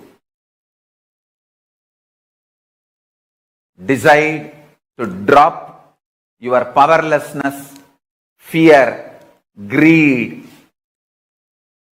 non-integrity, a low way of existing. Drop all of it. I am available now here. Understand? when you hold me, allow me to manifest through you all your lower level, all your powerlessness, fear, greed, non-integrity, everything will become irrelevant. That is why I decided I want to make myself available to all of you. Manifestation of Paramashanta Swarupa destroys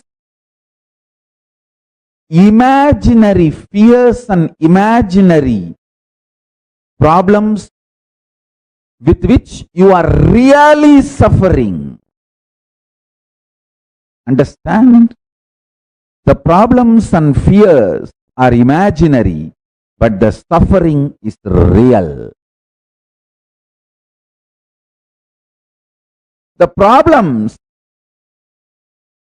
see, the way you think about your future is always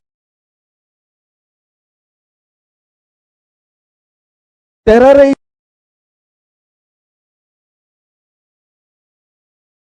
yourself. You have been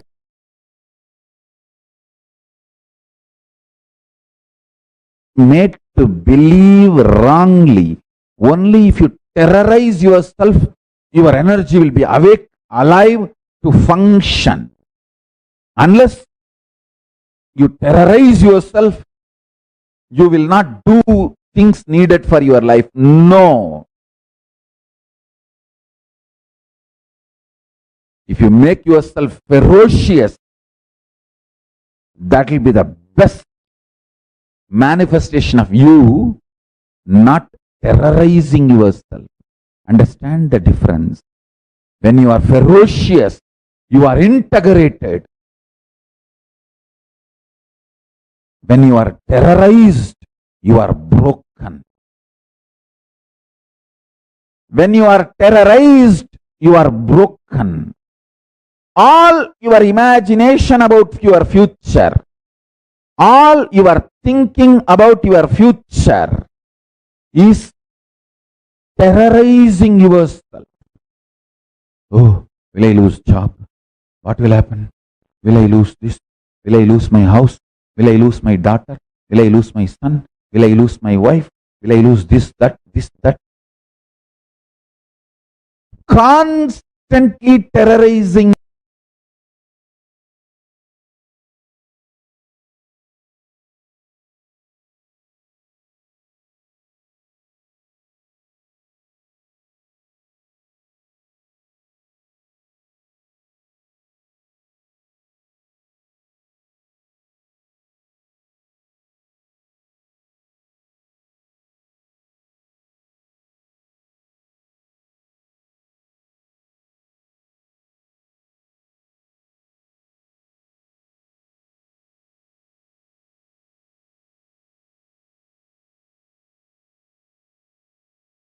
Understood life more clear. Understand?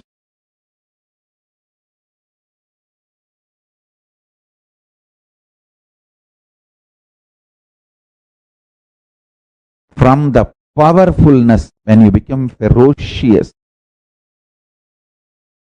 anything you manifest will be good.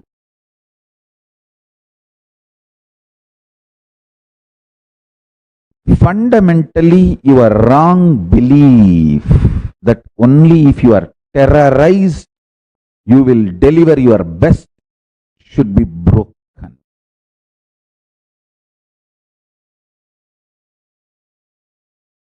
If you are terrorized and you deliver your best, you are Shudra. Shudras, no other way. He has to be only terrorized even to keep himself awake. Even to keep himself alive, he has to be terrorized. I am not telling based on jati, birth, no. Shudra is not based on jati, birth. It is based on the quality, mental belief about yourself.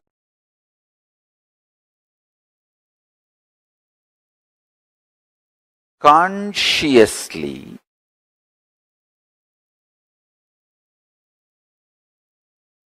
manifest the future by planting your conscious sankalpa, decision, your conscious will by renouncing the SDHD, self-doubt, self-hatred, self-denial. You will manifest your future as you want. Now, let me expand. Listen carefully. First step, renounce SDHD. Tyaga. Tena tyaktena bunjita makrita kasya sviddanam guruvannevega jijivishe chadagno samaha. Listen carefully. It is by renouncing all our silly talks inside. Please understand.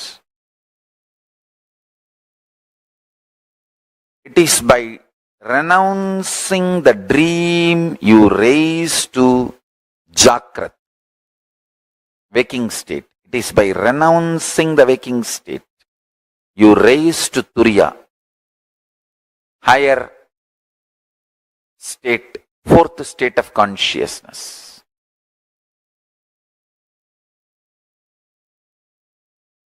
This whole delusion of self-doubt, self-hatred and self-denial. Listen carefully. This whole delusion of self-doubt, self-hatred and self-denial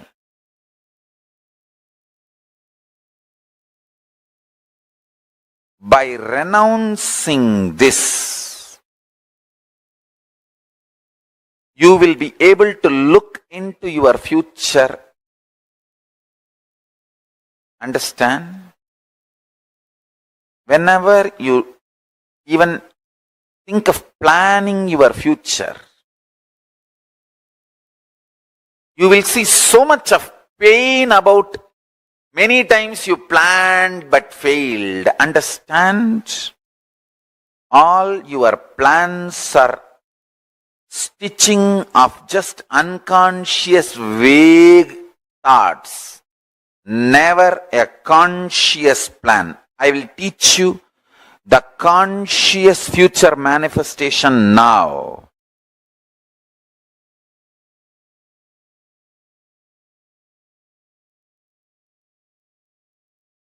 Listen carefully. It's a very powerful process. I'm going to guide you. Just see all the months going to come. Mark what you want in each month to manifest. Anything great, new, important you want to manifest, start writing down or typing.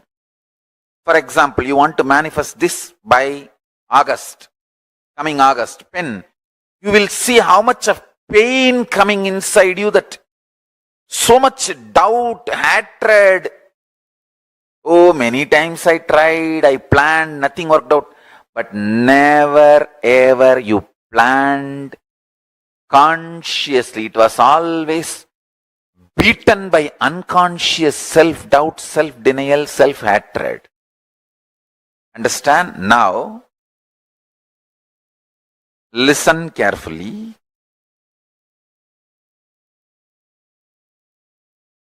To all my disciples, I am giving you the boon. What you are going to plan now, I will make it into reality. So my powers are more powerful than your self-doubt, self-denial, self-hatred. Drop your self-doubt, self-denial, self-hatred.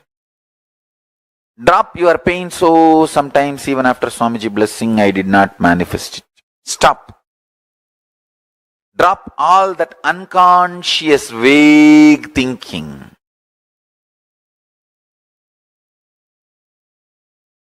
First step, get a printed paper, calendar of this whole year.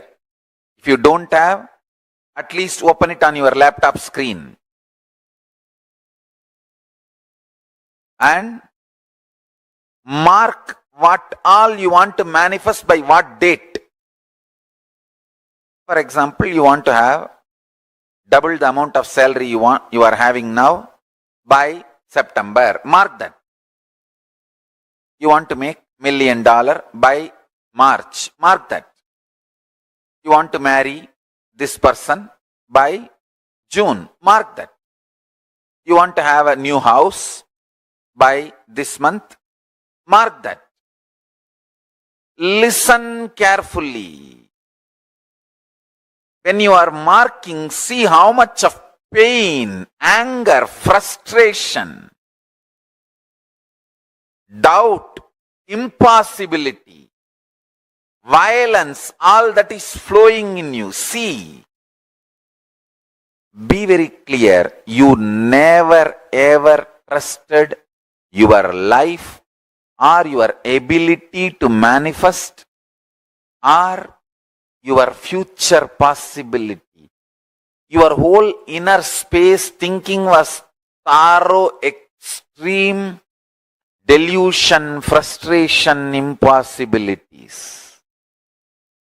You always, even if you want to manifest a simple thing which you can easily do, just ordinary, maybe a few $100 worth of gym membership and building a body. Just you want to manifest that. Pen that down. Next 6 months I am going to work out. By July, Guru Purnima, I am going to have six-pack body. Pen down. You will see so much of impossibility. Oh no, I tried this for last 20 years. And the first time when you were a baby, when you started walking with baby steps and failed, collapsed and hurt yourself here, there, from that you will start visualizing all the impossibilities and raise the struggle and convince yourself it is not possible. Why waste money on gym membership? Leave it. Understand?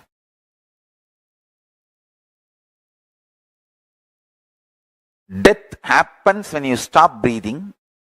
Death starts when you stop trying. Death starts when you stop trying. Death happens when you stop breathing. When you stop breathing, it is called death happened. But death starts when you stop trying.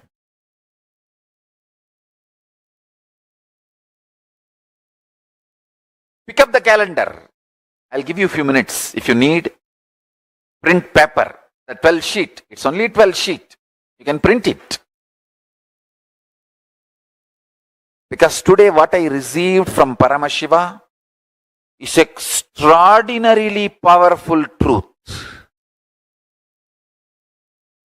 He said beautifully, people don't manifest their future because they have so much of anger about their past failure, frustration with life, cursing the life because of their imagined impossibility.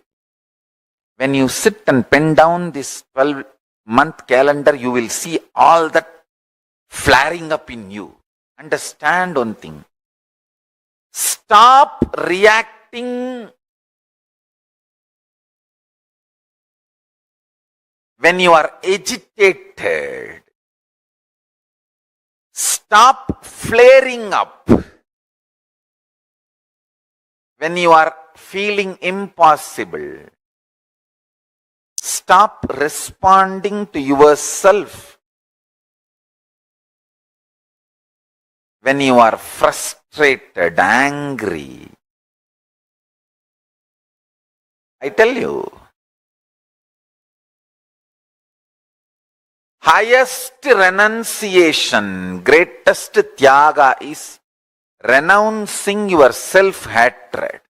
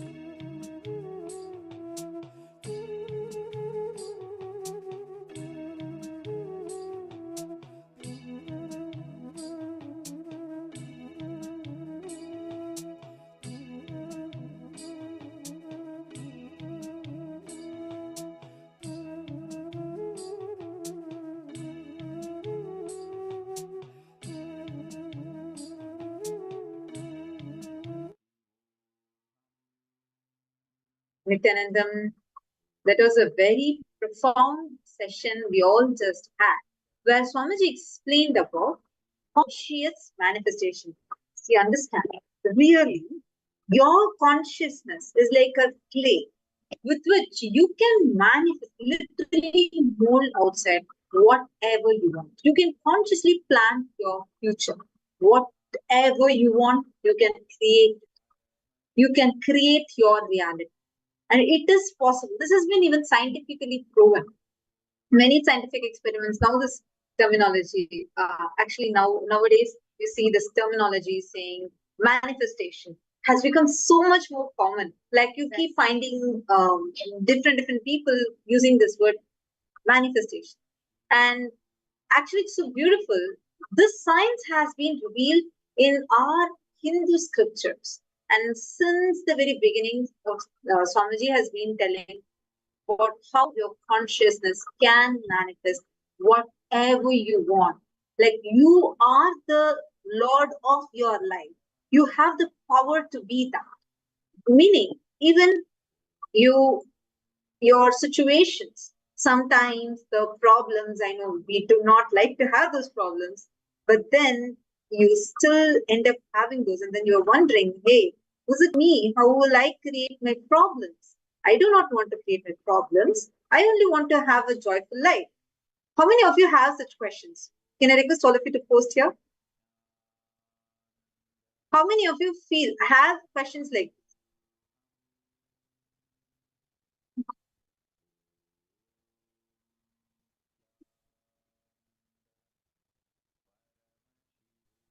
Actually, the moment you hear many times, we forget that we are the source of what we have created.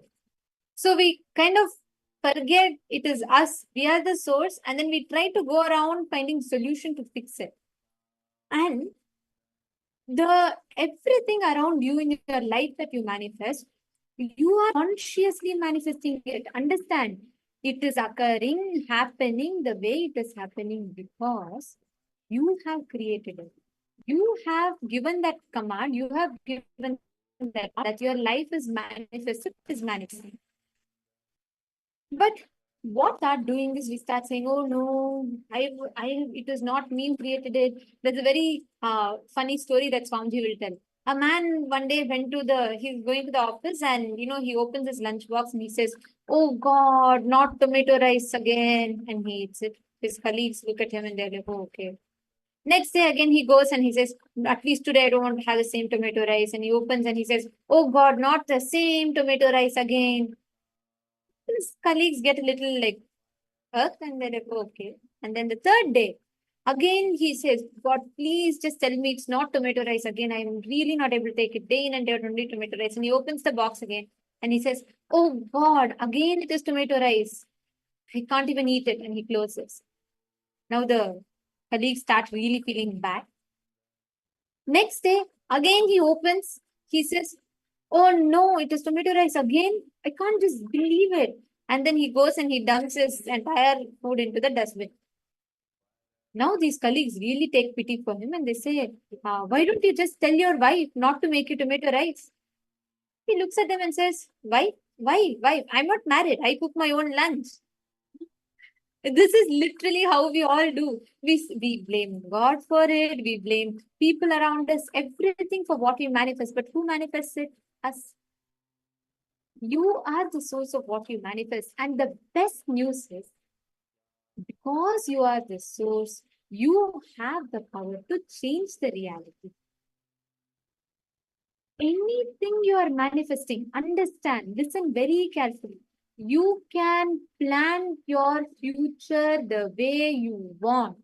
You have the power for it. You can consciously design the reality in front of you, and it is not, you're not dependent on someone, you're not dependent on something for it. You entirely have the power to create, design your reality. Just if you decide, if you will, consciously, if you create the will, you can simply generate the reality in front of you. Your consciousness is capable of printing anything you want just like that, like a 3D printer. what you give as a command inside you. Swamiji was telling, right? Nowadays we have technology even to 3D print houses.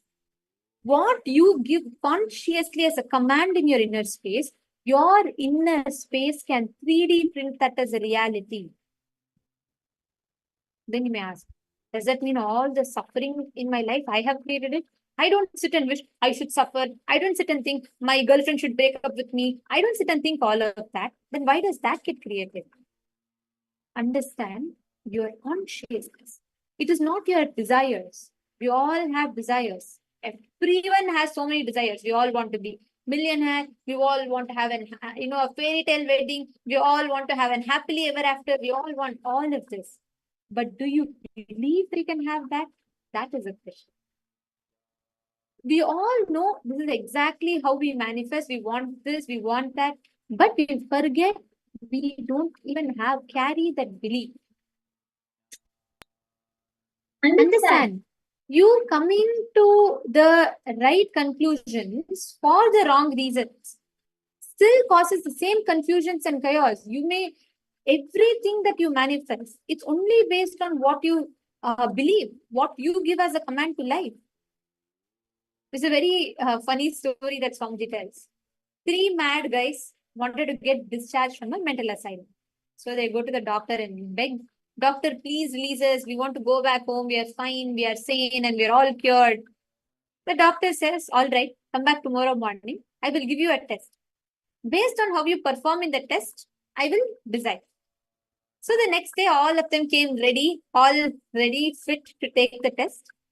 The doctor takes all the 3 madmen to the test. So what he does, he makes all of them stand and he says, he tells the first mad guy, he takes them all to a swimming pool, which is empty, right? He takes them all to an empty swimming pool.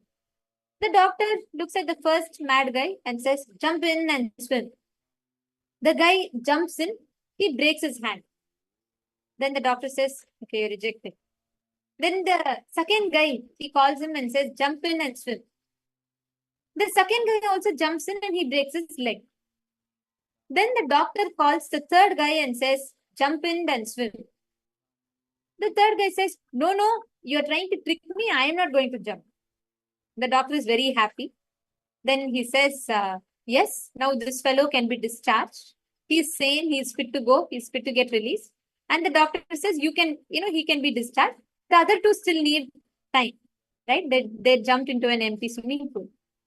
So this doctor looks at this third mad guy and then he says, all right, come on, you're not mad anymore. You can go home. You're cured. Be happy. Come to the office, finish the paperwork and then you can leave. So this guy is all excited. He goes to the office. He finishes the paperwork, signs the exit form also. He's about to leave. When he's on the way out, the doctor casually asks, may I know why you did not jump in the pool? Forgive my asking. It's just my curiosity. The guy says, what do you mean, doctor? How can you ask me to jump in the pool when I don't even know how to swim? Understand? Right decision taken for wrong reason. Even if you're taking right decision for the wrong reason, you are still in danger. You think you are coming to the right conclusions for all wrong reasons. You are still in danger because you're still operating from your incompletions and patterns. Constantly, you are giving the command to life. You think, oh, life is not manifesting to me like this. I have tried. I mean, you look at the exact problem.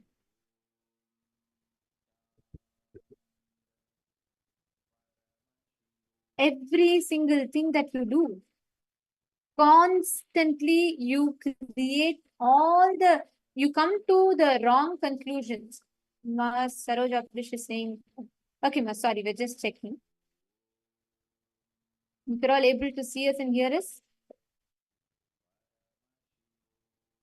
If you're all able to hear us, please can I request you all to put yes in the chat? All right. Sorry about that. I'm going to repeat.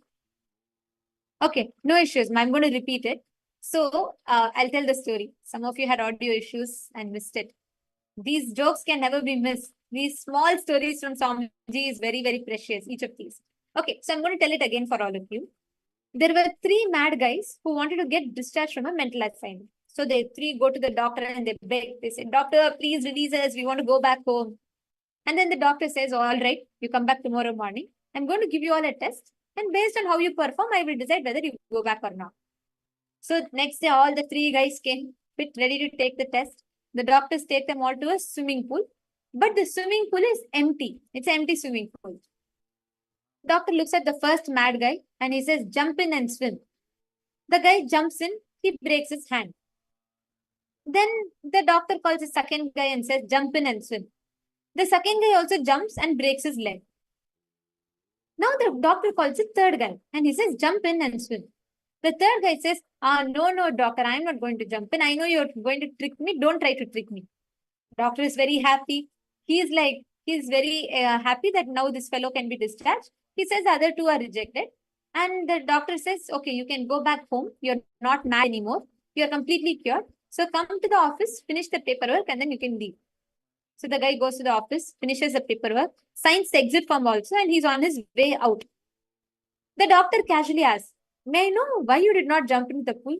See, forgive my asking. It's just my curiosity that I'm asking. The guy looks at the doctor in surprise and he says, What do you mean?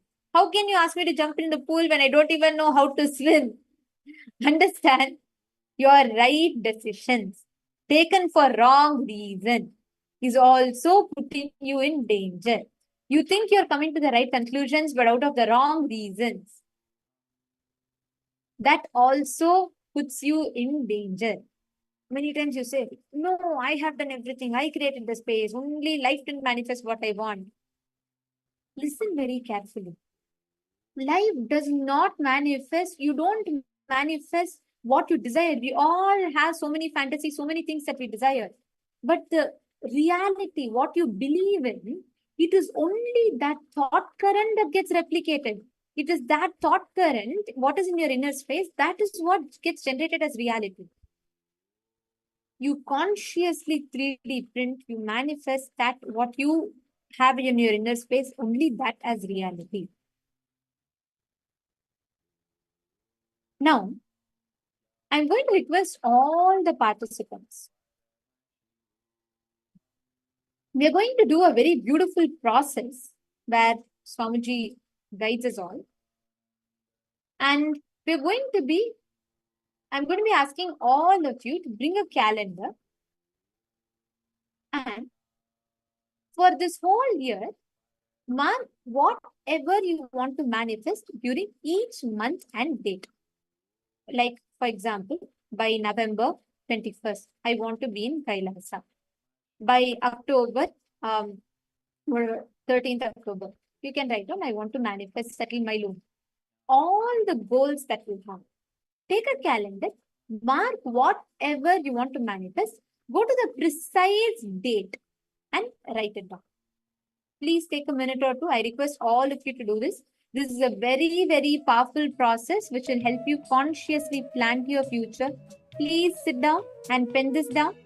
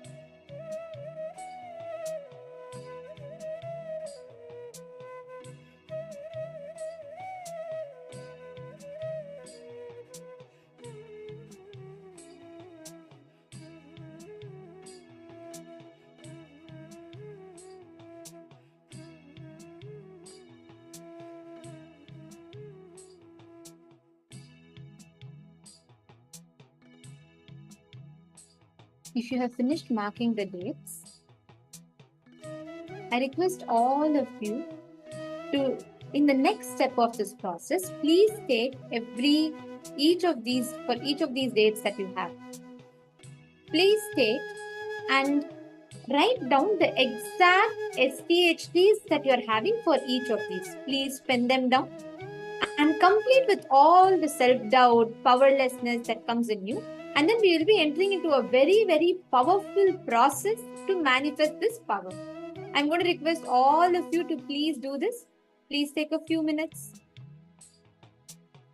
I request all the participants to please sit and pen down.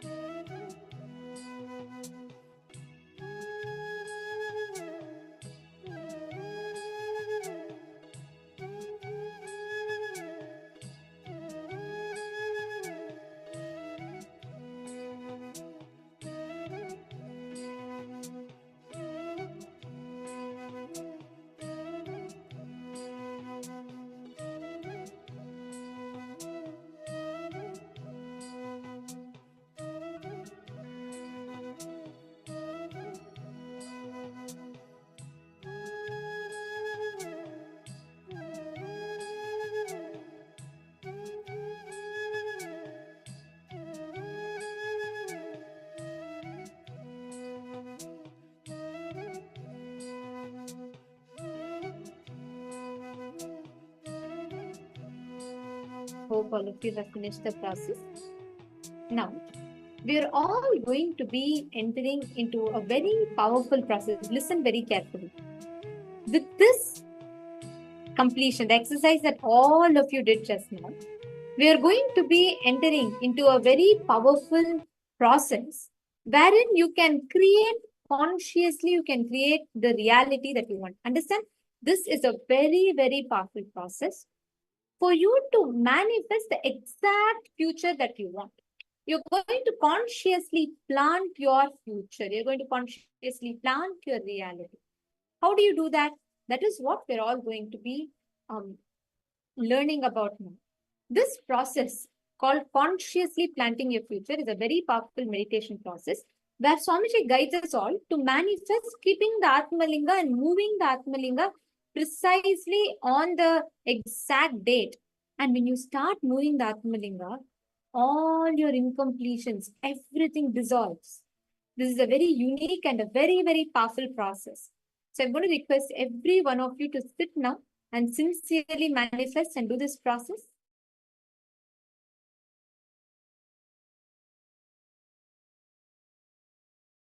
Keep the coconut on that exact spot where you wrote in the calendar and move the coconut without touching, just by your will. I tell you, the will power, oneness with which you move the coconut will make that sankalpa into Satya Sankalpa.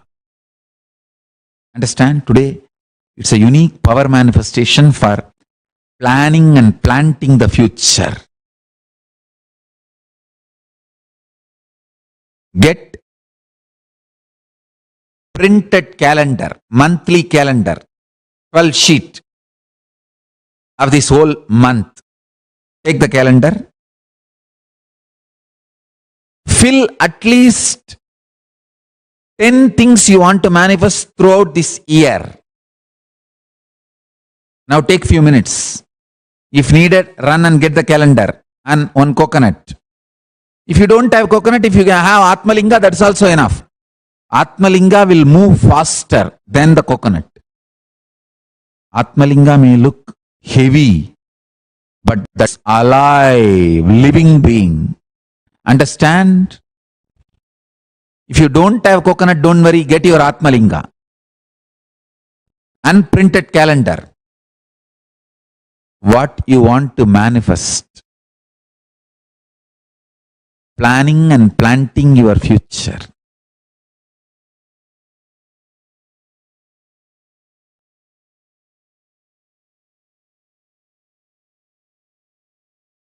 Planning and planting your future.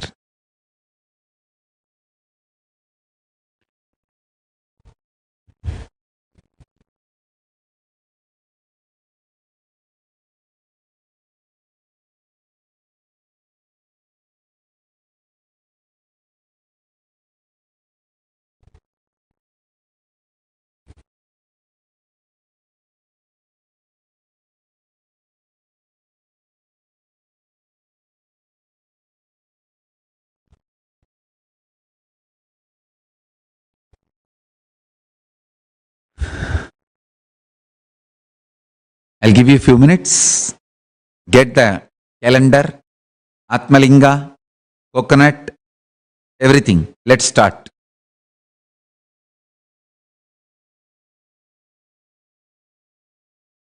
If you want, you can even have diary. On that you can write and keep the Atmalinga and do the power manifestation. Understand? Today I am going to help you to plant your future.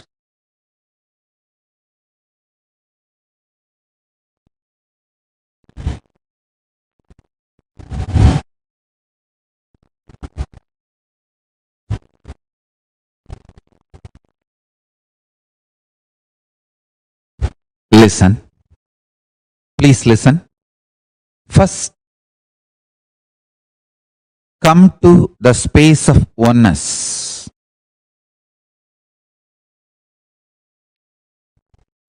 Pen down at least 11 things you want to manifest. Minimum.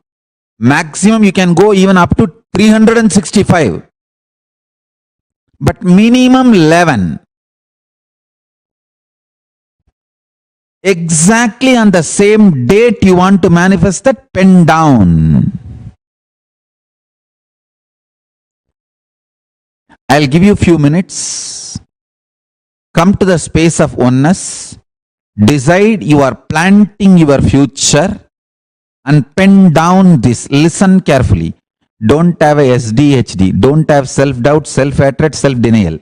Whether I'll be able to manifest this or not, will it happen or not, forget about all that. Pen down.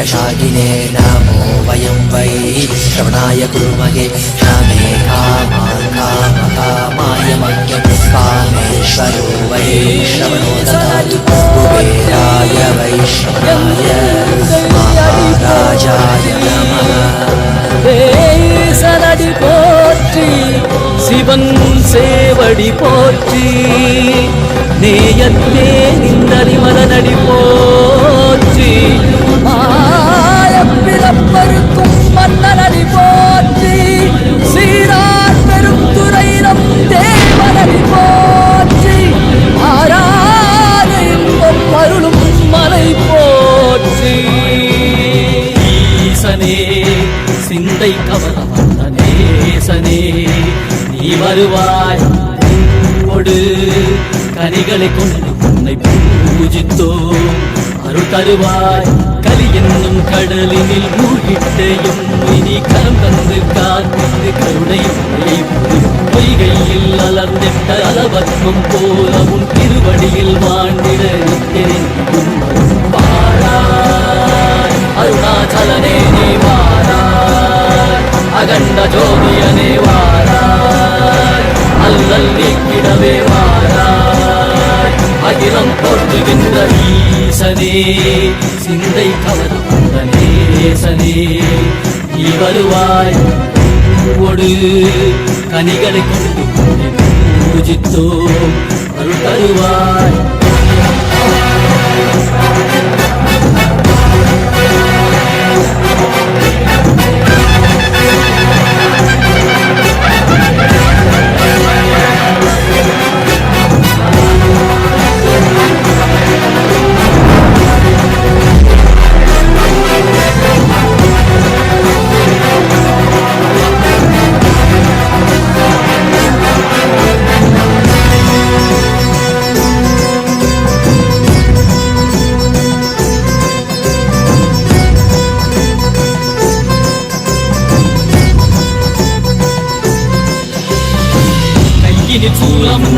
மெய்யினில் வில்வமும் நிறையா கடல் நீர் குடியோடு தரிசனம் அருளவா செம்பொன்மாழ சிற்றவை தனிலே சிந்தை கவர்ந்த உன்னை சிக்கன பிடித்தேனே வந்தும் புகழ் பெறும் நான் வரை நாயகா மதியினில் இறைந்திடுவாய் மதி உணராதவர்க்கு மதி உணர் செய்திட வான்மழு நீ ஏந்திவாடிட சூழ்ந்திட சேர நீ வருவாய் அகம் உணர்ந்திட புறம் அழிந்திட புலித்தோலோடு நீ வருவாய்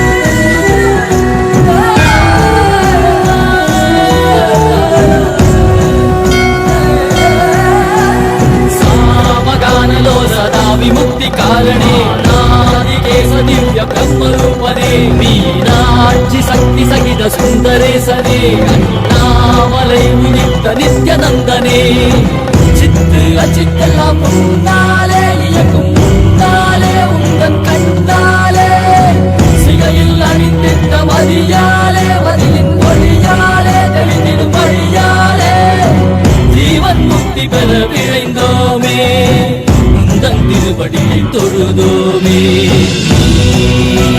வேண்டியாகினாய் கேள்வியாகினாய் கேள்வி காண பதிலுமாகினாய் ஒளியாகினாய் உலகமாகினாய் அதுமாகி அருள்படி தரும் கர்ம வினைகள் தீர்க்கும் காசிநாதனே எங்கள் கர்மம் போக்கி எவ்வையாலும் நேசனே ஏகாந்தமாக ஏக பாதம் தூக்கியே என்றும் மரியாதை காக்க வேண்டும் நித்யானந்தனே சிந்தை கவர வந்த நேசனே நீ வருவாய்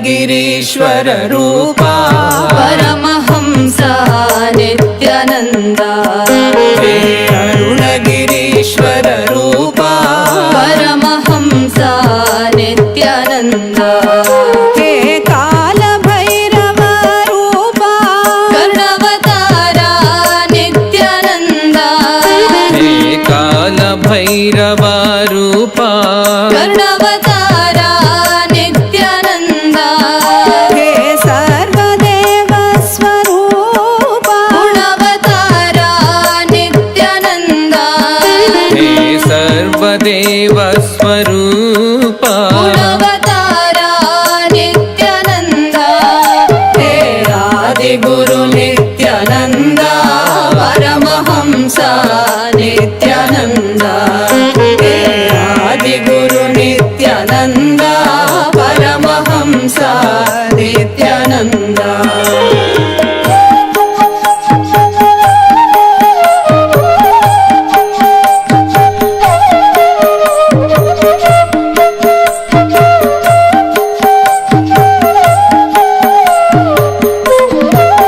आदिदेवा नित्यानंदा महादेवा नित्यानंदा आदिदेवा नित्यानंदा महादेवा नित्यानंदा गुरुदेवा नित्यानंदा देवादिदेवा नित्यानंदा परमहंसा नित्यानंदा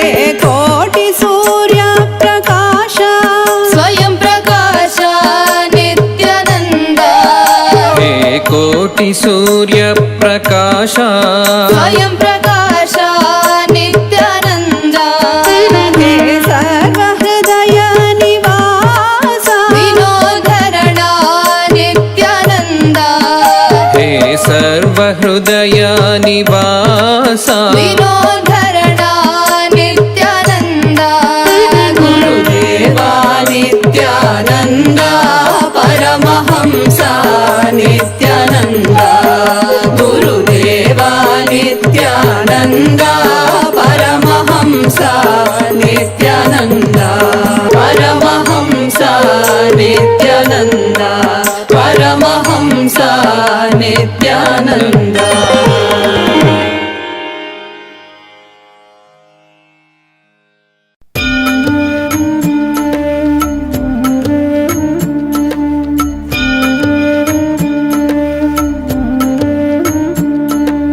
ஜென்ம ஜென்மமாய் செய்த தவமோ உற்ற நண்பனாய் நித்யானந்தனு வந்து உதித்தான்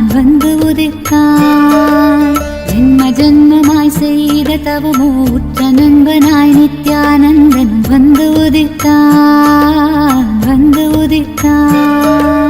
காக்கும் இறையே நட்டின் உருவாய் வந்த களிப்பால் கட்டு கடங்கா மகிழ்வு கொண்டேன் மலை போல் வரும் துயர் யாவையும் நொடிப்போதினில் பொடியாக்கிட புயலாய் வருவான் துணையென வருவான் ஜென்ம ஜென்மமாய் செய்த தவமோ உற்ற நண்பனாய் நித்யானந்தனு வந்து உதித்தான்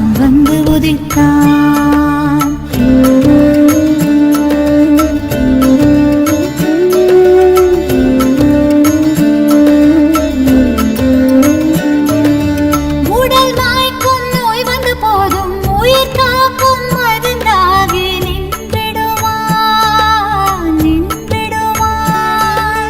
மனம் வாட்டும் இடர்கள் தீர இதம் சேர்க்கும் வார்த்தைகளை அவன் பேசிடுவான் தலை தூக்கிடும் கருவங்களை தடம் மாற்றிட வெடிப்பான்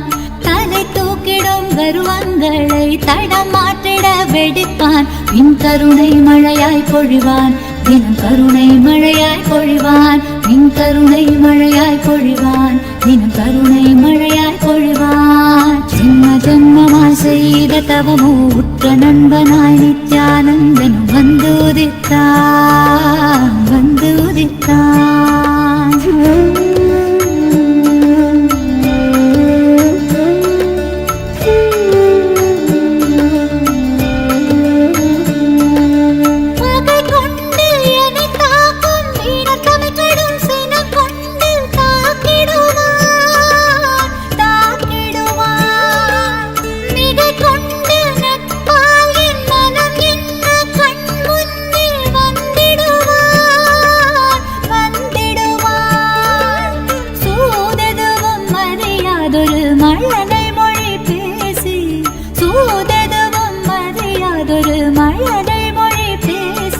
எந்தன் மகிழ்வை தளர்த்திடச் செய்வான், நித்தின் மகிழ்வை தளர்த்திடச் செய்வான். எந்தன் மகிழ்வை தளர்த்திடச் செய்வான், நித்தின் மகிழ்வை தளர்த்திடச் செய்வான். ஜென்ம ஜென்மமாய் ஜென்ம ஜென்மமாய் ஜென்ம ஜென்மமாய் ஜென்ம ஜென்மமாய் ஜென்ம ஜென்மமாய் செய்த தவமோ உற்ற நண்பனாய் நித்யானந்தன் வந்துதித்தான் வந்துதித்தான்.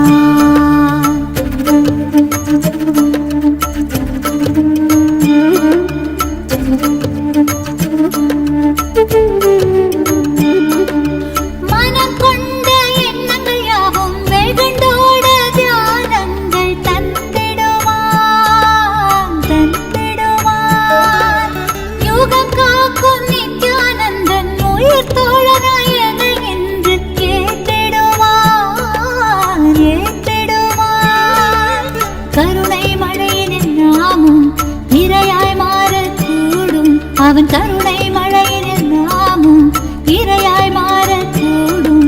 சரணம் அடைந்தால் அருள்வான், அவன் சரணம் அடைந்தால் அருள்வான். சரணம் அடைந்தால் அருள்வான், அவன் சரணம் அடைந்தால் அருள்வான். ஜென்ம ஜென்மமாய் செய்த தவமோ உற்ற நண்பனாய் நித்யானந்தனும் வந்து உதித்தான் வந்து உதித்தான். ஜென்ம ஜென்மமாய் செய்த தவமோ உற்ற நண்பனாய் நித்யானந்தன் வந்து உதித்தான் வந்து உதித்தான். காக்கும் இறையே நட்பின் உருவாய் வந்த களிப்பால் கட்டு கடங்கா மகிழ்வு கொண்டேன் மகிழ்வு கொண்டேன். காக்கும் இறையே நட்பின் உருவாய் வந்த களிப்பால் கட்டு கடங்கா மகிழ்வு கொண்டேன் மகிழ்வு கொண்டேன். மலை போல் வரும் துயர் யாவையும் நொடி போதினில் பொடியாக்கிட புயலாய் வருவான் துணையென வருவான். ஜென்ம ஜென்மமாய் செய்த தவமோ உற்ற நண்பனாய் நித்யானந்தன் வந்து உதித்தான் வந்து உதித்தான். ஜென்ம ஜென்மமாய் ஜென்ம ஜென்மமாய் ஜென்ம ஜென்மமாய் ஜென்ம ஜென்மமாய்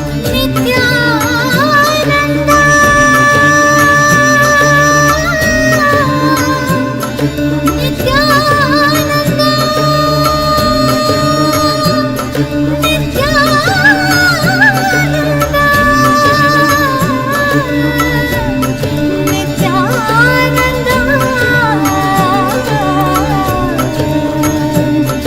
நித்யானந்தா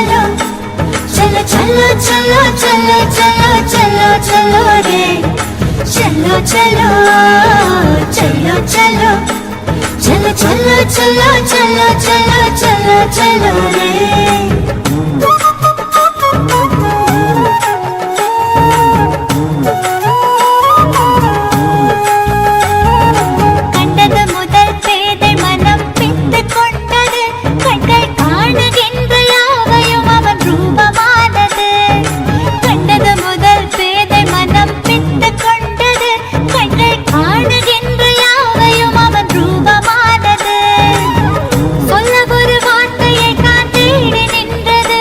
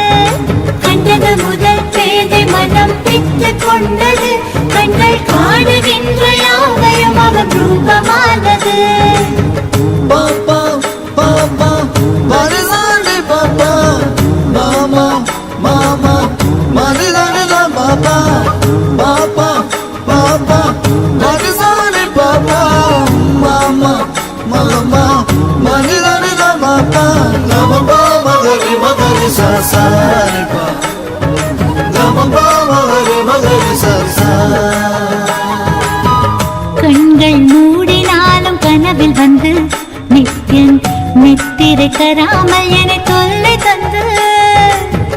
கண்கள் மூடினாலும் கனவில் வந்து நித்தியன் நித்திரை தராமல் என தொல்லை தந்து. மிக அக்கறையுடனே என் சித்தம் தெளிய, அக்கறையுடனே என் சித்தம் தெளிய, சொப்பனத்தில் நல்லதொரு ஞானம் தந்தவன், என் சொப்பனத்தில் நல்லதொரு ஞானம் தந்தவன். நித்தியதை கண்டது முதல் பேதை மனம் பித்து கொண்டது, கண்கள் காணுகின்ற யாவையும் அவன் ரூபமானது.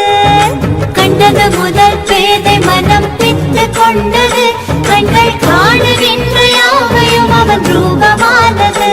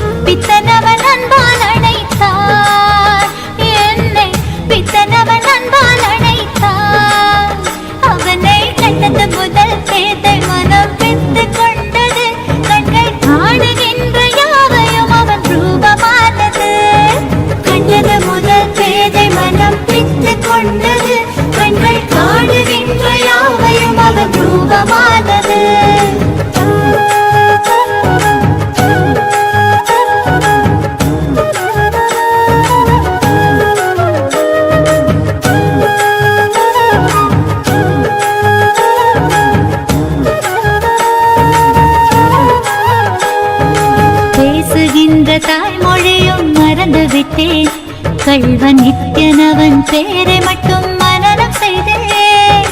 பேசுகின்ற தாய்மொழியும் மறந்து விட்டேன். கள்வன் நித்யனவன் பேரை மட்டும் மனனம் செய்தேன். என் தன் வாழ்வின் பொருளான அவன் காதல் பெறவே, வாழ்வின் பொருளான அவன் காதல் பெறவே, வேள்விகள் புரிந்தே அவன் பாத பணிந்தேன். பல வேள்விகள் புரிந்தே அவன் பாத பணிந்தேன். நித்தியதை கண்டது முதல் பேதை மனம் பித்து கொண்டது, கண்கள் காணுகின்ற யாவையும் அவன் ரூபமானது. கண்டது முதல் பேதை மனம் பித்து கொண்டது, கண்கள் காணுகின்ற யாவையும் அவன் ரூபமானது.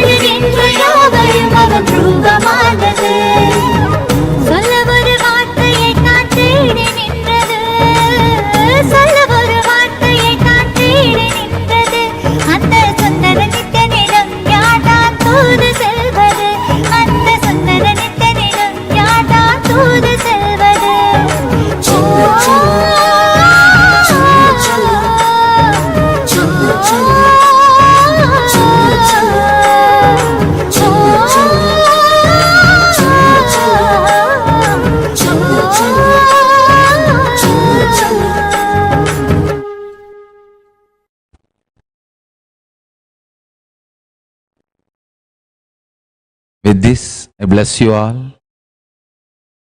All of you will manifest powers now. Keep the Atma Linga on every future plan you planted. And after keeping the Atma Linga on that, connecting in oneness with me and Paramashiva, move the Atma Linga without touching, just by Sankalpa. When your Atma Linga moves, your future plan is planted with powerfulness. You will just manifest it.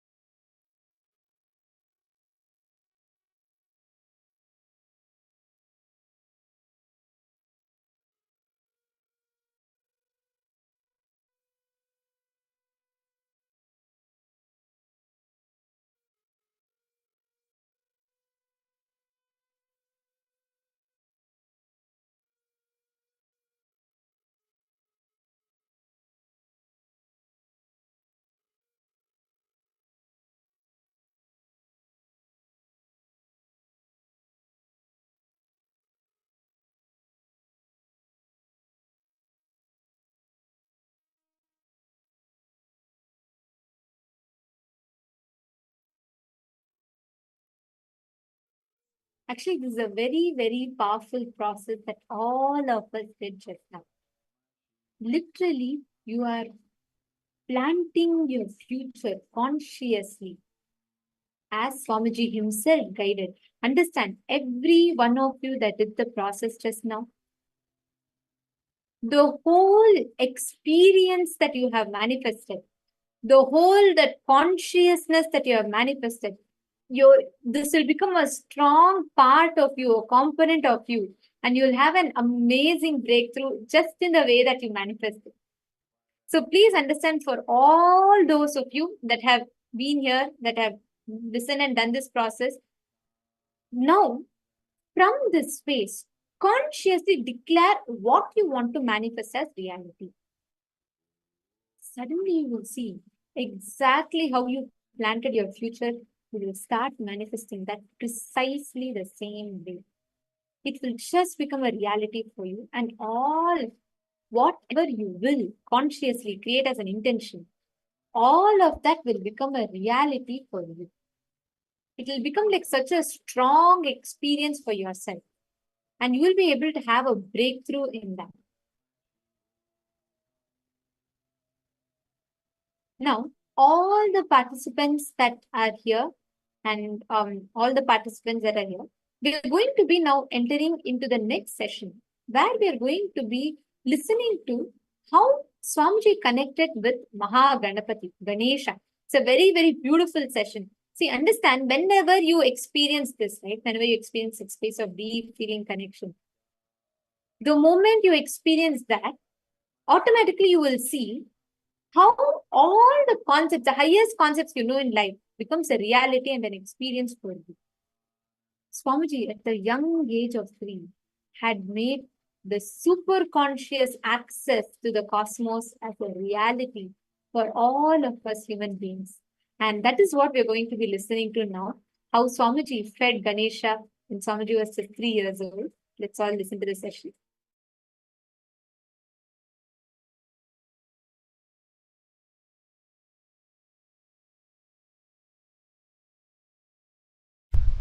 First, let us receive Parabrahma Swarupi, Sadashiva Swarupi, Mahaganapati's blessings on his appearance day.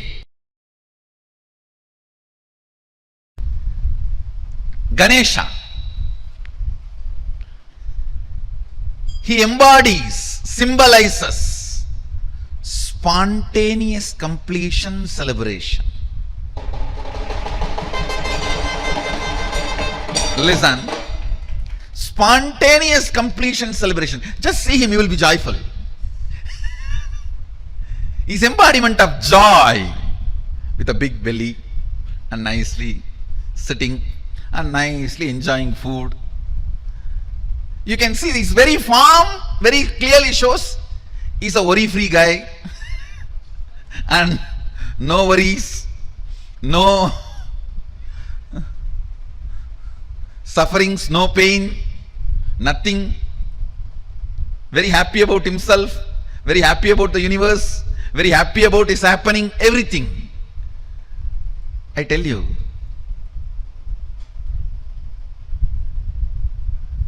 his very way he appeared, the way he happened, if you see the whole story, very casually, Devi just puts her muscle memory, the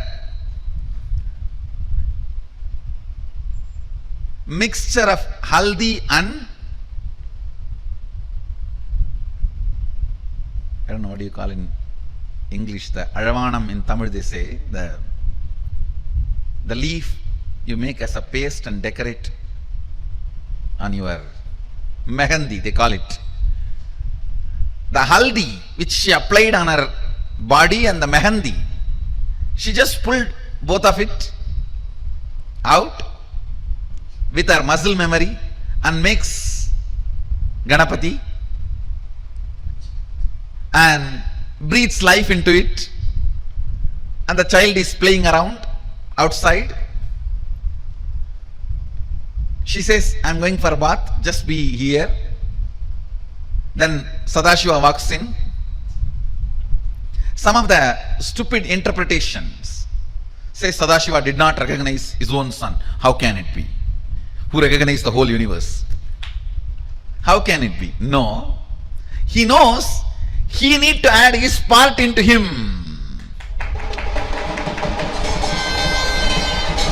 He has to make him complete. He need to add Sadashiva component into him. He was so happy. He just need to add his component. So he playfully picks a fight with him. Hey, who are you? That fellow says, hey, who are you? You are coming to my house? You are asking me, who are you? I am the son of the owner of this house. Who are you? He says, no, I am the owner of this house. I have to go inside. He says, no, my mother is taking bath, you cannot go inside now. Hey, I am the owner of this house, you are not letting me inside. In that playful fight, he removes the ignorance of Adi Ganapati. Understand? He removes the ignorance of Adi Ganapati. Because he is made of only the matter. Adi Shakti, Prakriti. Now Sadashiva need to add the Purusha, the bioenergy into it. Devi pulled only her muscle memory and made the body and biomemory and gave the life. But Sadashiva has to add the bioenergy. So he just removed the ego. Then Devi comes and says, come on, do what you want to do now. add what you need to add. Then he tells, all right, go and get any head you get. The first head you see, get it. They bring the elephant head. So he fixes and adds his bioenergy. And once the baby is complete, Shiva himself breathes life into it. See, somebody who can breathe life into the person, he will not recognize who he is. So you need to know the whole significance of the story, the whole truth behind the story. Then Ganesha becomes complete. Ganesha becomes a spontaneous completion celebration. Actually, it was early morning, just before Brahma Muhurta. Devi makes Ganesha, and before sunrise, Sadashiva fits the new body, new head, and by sunrise is complete and appears as Ganapati, and is a spontaneous completion, symbol of spontaneous completion celebration. Then whole Kailasa celebrates the arrival of the first son of Sadashiva and Adi Shakti.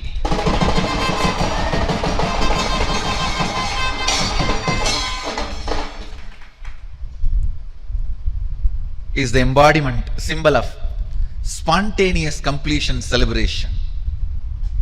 Today, let's invoke his grace, let's invoke him and bring spontaneous completion into all our incompletions.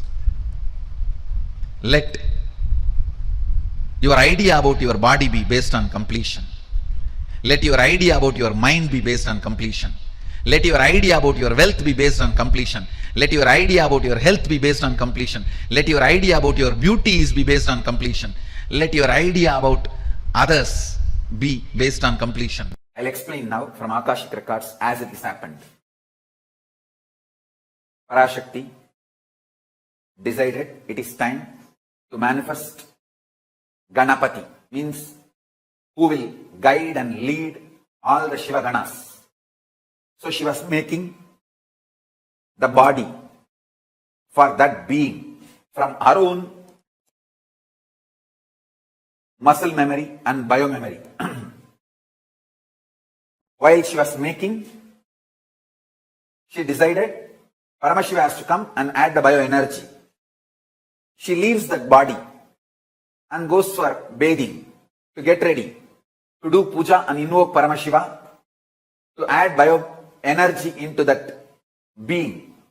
But by the power Parashakti herself made, that being become alive and started moving around before even Paramashiva added his bioenergy, because of the power of Parashakti. But the being has not yet become fully conscious. It started moving around, but not yet become fully awakened.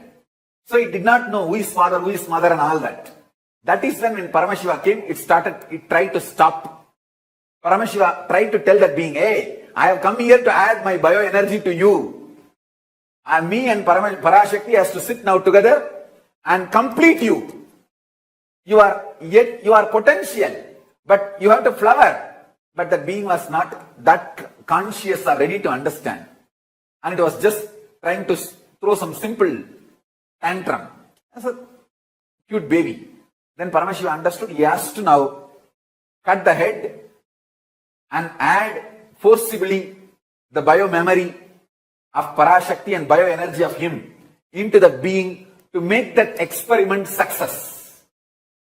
So it is a simple experimental success strategy. To make the experiment success, it is a simple strategy he has to do. I should say it's the most non-violent decision Paramashiva made. He did not kill Ganapati. He just removed some parts, added his own bioenergy and biomemory of Parashakti and put the whole thing into it. And put beautiful elephant head and made Ganapati and made him as the head of all the Shiva Ganas. So it's absolutely non-violence. It is just simple surgery. surgery can never be violence. It's like how you remove the tumor.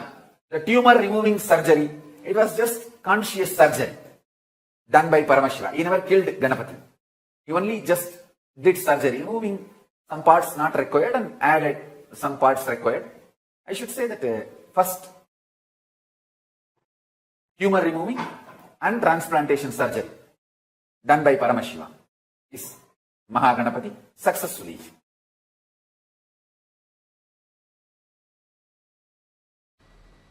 Listen very sincerely. I need your listening completely for next 1 hour. Because I'm going to narrate one of the beautiful incident happened in my life. Me feeding Ganesha with 4 tattvas.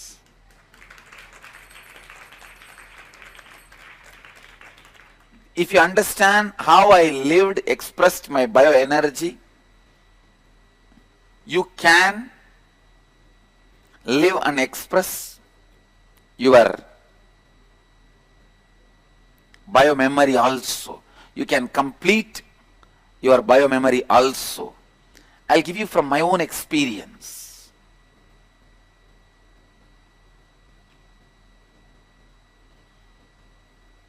At the age of 3, I think my 3rd birthday, this is the turning point in my life. 3rd birthday, when my father and grandfather, both of them were carrying me to the temple. In villages, they will carry the kid on the shoulder or on the chest. Usually my grandfather will carry me to temple. That day, because my birthday, my father also came. Whole day I'll be sitting, fanning him or doing whatever I can. Anything given to me, I'll bring it and put it in front of him. I was living with him, small boy. I went to one satsang. That teacher, Acharya, who was talking, he was narrating an incident from a saint's life. His name is Nambiyandar Nambi. He was born and brought up in South India. Great saint. His life story that master was describing. It's a very beautiful story. That his father used to worship one Ganesha in one Ganesha temple every day. One day the father fell sick. Then he asked the son, please you go on, do the worship. Then son goes with the food and all the worship articles. He does the sacred bath and does all the things and puts the food in front of Ganesha. And the son thinks really Ganesha will eat every day. He is doing first time. So he thinks Ganesha is supposed to eat. And he is sitting, waiting for Ganesha to eat. Half an hour, 1 hour, 2 hours, food is there. And this guy started worrying. What happened? Did I do anything wrong? You are not eating. And he started talking. Of course, no response. Then he started telling, if you don't eat, if I go back, my father may fire me. He may shout at me. Please do something. If I have done some mistakes, forgive me. Please eat. Of course, Ganesha is very silent. If they start eating, who will put the food in front of them? Anyhow, he was silent. Then he became very serious. The Nambiyandar Nambi, the saint, he became very serious. He said, no, you have to eat. Please eat. Otherwise, you can see, some very difficult time, suddenly you decide, I'll be very straight and honest and dharmic. I'll not bend. You know, if you little adjust, tell one lie, or alter the word, you can escape from the situation. It can be eased. But suddenly sometime you feel, no, I am going to be very straight. Come whatever may. Those few moments, you are possessed by Shraddha, the truth. Shraddha Vivecha, a very powerful word. Possessed by Shraddha, truth, trust. That Shraddha Vivecha happened to this Nambi Andar Nambi. Suddenly, he felt Ganesha has to eat. He has to eat. He starts weeping. He says, till you eat, I am not going to leave this place. 5-6 hours over, but food is there, Ganesha is sitting. Then he goes to the extreme, suicidal threat. He says, I'll hit my head in the steps and die if you don't eat. And starts hitting his head. He just knows that Ganesha is going to eat. He started hitting his head.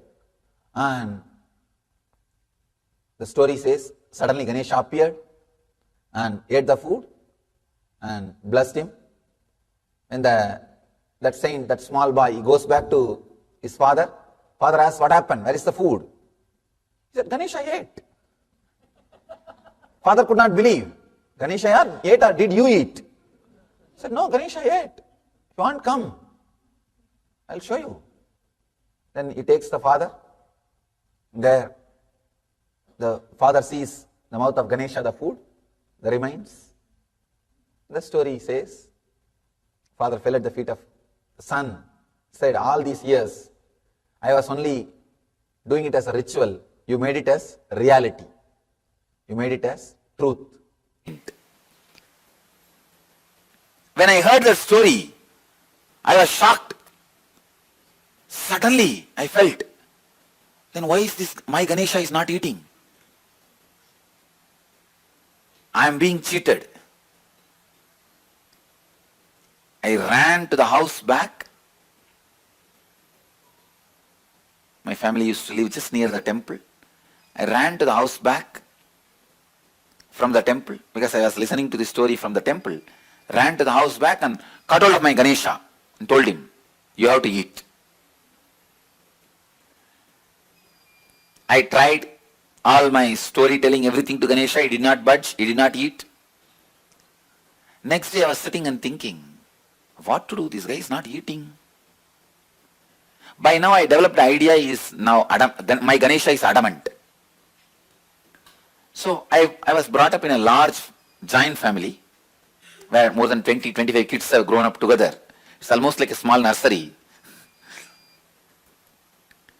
In the house, if somebody doesn't eat, my grandmother will threaten them. I'll throw you in the well.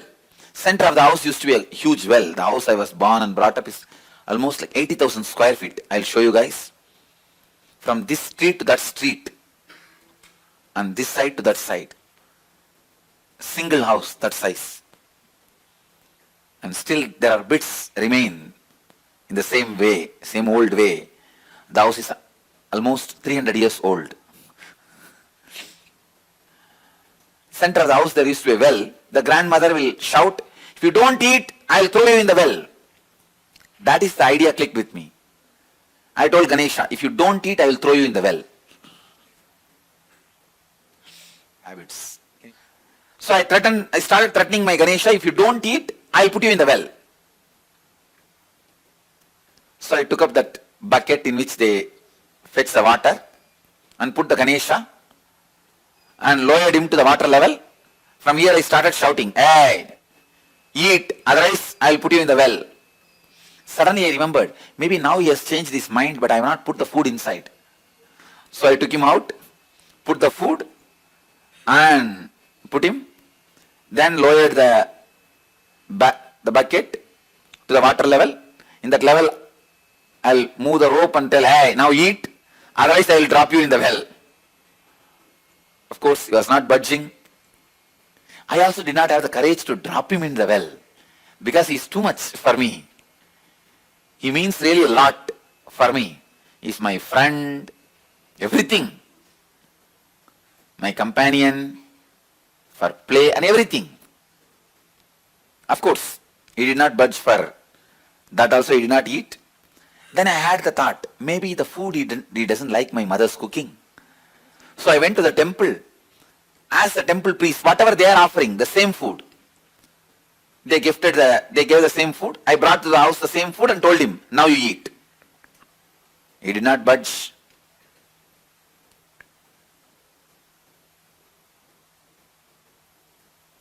Suddenly, while I was arguing with my Ganesha, it clicked. That saint, when Ganesha did not eat, he tortured himself. But here, I am torturing Ganesha. How will Ganesha eat? That click. I can say, that click was the turning point in my spiritual life. I decided, I will not eat till he eats. I will not torture him anymore. So I put the food, sat. 2.5 days, as a 3-year-old child, did not eat, sleep, just I'll sit. Even in those days, very stubborn. The will was so strong. Did not eat and sat without eating. It was a very strong experience. I could see very clearly Ganesha appearing, and I fell into a kind of an altered state of consciousness. I could see very clearly Ganesha ate. When I opened my eyes, the plate was empty. Because I know the feeling I had at that moment was so strong. The devotion I had, it is like a experience strengthening the belief. Faith was transformed as trust. That feeling connection gave me the tremendous courage and confidence to begin my spiritual journey. I tell you, see, when I fed Ganesha, he ate the food is actual and factual. But more than he ate the food, the kind of a strength he gave me, I had a breakthrough and direct access to Kailasa from that day. From that day, that space of Kailasa got connected with me. Whenever I remember isness of Mahaganapati, the existence of Mahaganapati, I know you exist, I bow down to you. Mahaganapati Paramburule, that's all. I just know, now the Kailasa is open to me. Then from there I will call Durga, come. Oh Shiva, come. All of them will open up. Actually, this is the secret I am revealing. This is the way I invoke all of them during the mandala process or any time, any puja, any prana pratishta. First, actually, Ganapati only opened the door of Kailasa to me through the Nityatva, means showing he exists. And I tell you, all of you also, pray to Ganapati. Very easily he will show this Nityatva to all of us. See, he is the Lord of Nityatva. All the kids. Today I am initiating you guys. Today you hear the Ganapati eating story. How Ganapati ate food when I gave. That is the experience, first time the Nityatva opened to me. Understand? Listen, now what I am talking, that this principle, the principle of Nityatva, where the matter becomes energy, energy becomes matter, matter and antimatter nullifies each other and becomes energy. All this happens Icha Matra, Sangalpa Matra, casual will is all required. Nothing else is required, where this energy into matter, matter into energy happens so casually, like the energy just becomes the planets, suns, moons, so casually, by Icha, by will. That space of Nityatva opened up to me when Ganapati ate the food I gave. Understand? Ganapati ate the food is actual and factual is one. He opened the Kailasa space Nityatva for me is the real blessing. Because after that, I got into the idea, did Ganapati really eat? Then I decided I will check. I took the food from home and went to 4 Ganapatis. In my home, there's my, but you see, I'm from Adishaiva Vedala family. So each person, when they get married, they are given a full Panchayatana, Shiva Panchayatana. The Shiva main, and then Ganapati, one Subramanya, one Devi, one Vishnu, one small, the Navagraha Yantra. All these deities are given, one Nandi, given for worship, family worship. So my father, mother, their deity, I went to their Ganesha and fed, and that Ganapati also ate. My father's elder brother, I ran to his house. His Ganesha also ate. I ran to another tenant family who are also the distant relatives. And I fed their Ganesha. Only then I came to the conclusion, yes, now that space of Ganapati has opened in me. Understand? Today I am giving this as an initiation to all of you. Meditate on the space of Nityatva. I will describe again. What is Nityatva? Understand? Even if you intellectually repeat this inside your inner space, that is okay. Because I give you this as an initiation with the blessings of Mahaganapati.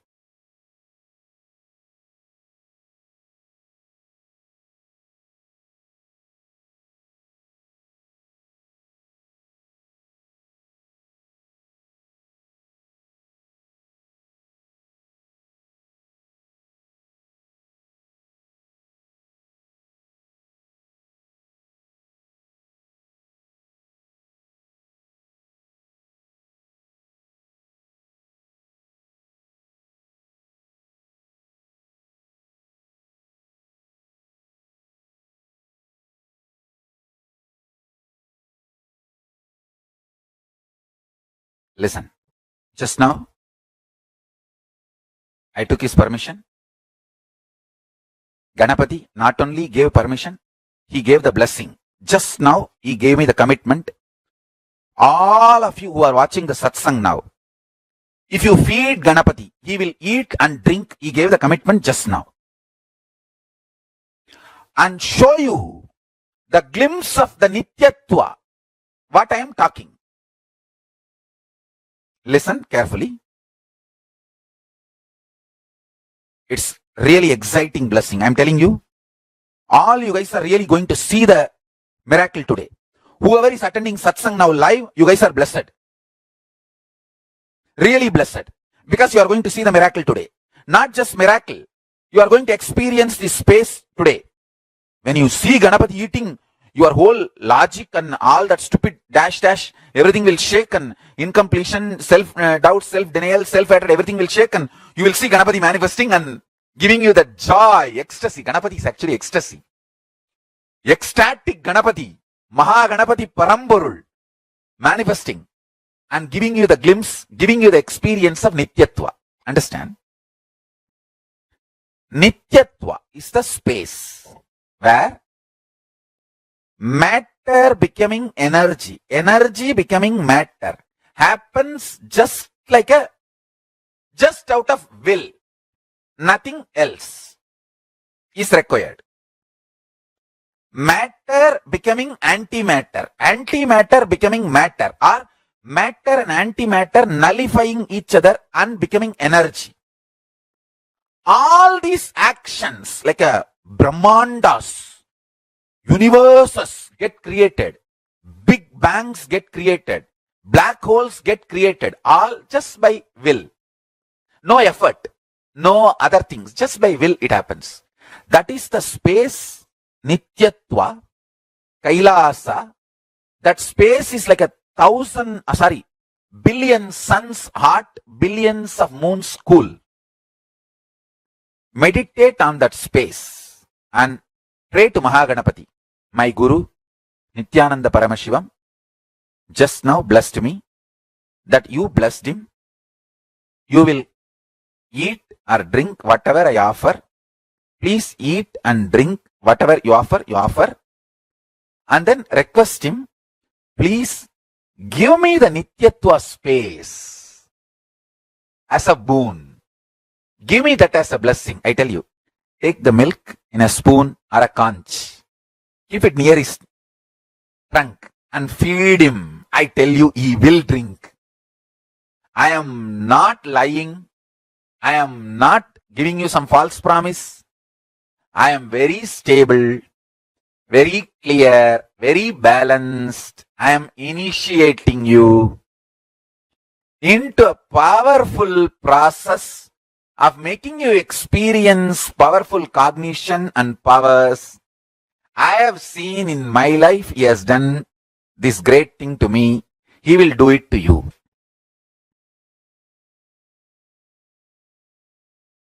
I am telling you,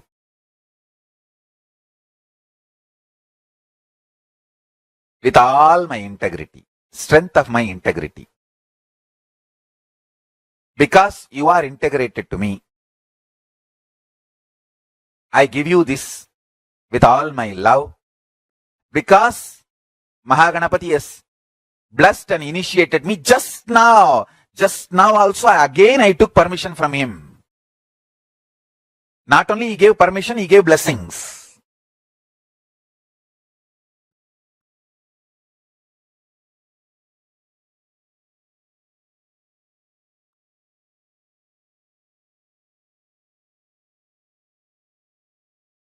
Today it is going to be a spiritual revolution.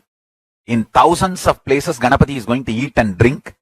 All of you put the photographs, videographs in Facebook, social media, everywhere, and share and celebrate. Let's have Ganesha Utsava today. And he is not only going to eat and drink, he is also going to give you the blessings of Nityatva. What I am talking, he is going to give you the glimpse of that experience. Call him. See, this is the word with which I called him when I was kid. Mahaganapati Paramburule. Exactly, this is the word I heard from the person who was teaching in the temple. His name was Selva Ganapati. I heard his lecture. My grandfather took me to temple and I was a baby, less than 3-year-old baby, but I used to be very alive and bright and active. So I can remember exactly the word I heard from him. He was giving a lecture on how one of the great devotee, Nambiyandar Nambi, did puja and Ganapati ate that food. So I came back and started imitating, wanted to repeat the same thing. That's when Ganapati blessed me and he ate and all that. When I addressed him, invoked him or prayed to him, this is the exact word I used. Mahaganapati Paramburule. Use the same word and call him. Mahaganapati Paramburule. He will not only eat and drink what you give, he will give you the prasada of experience of Nityatva. Once he opens the door of Kailasa, done. After that, you can connect with anyone. They will be there in your life, celebrating through you, with you. Understand?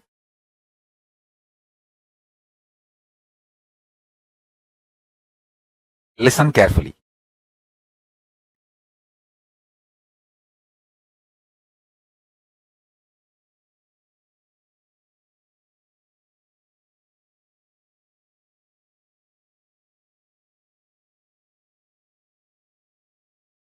Nityatva. The space where matter becomes energy, energy becomes matter. Matter and antimatter nullifies each other and becomes energy. That space is Nityatva. That is the space of Kailasa. That is the eternal space from which we all come and into which we all go back. When you are able to invoke that space in your life, when that space manifests, you achieve all the best things in your life, fulfillment, all the best things you achieve, you manifest. I want all of you to meditate on this today.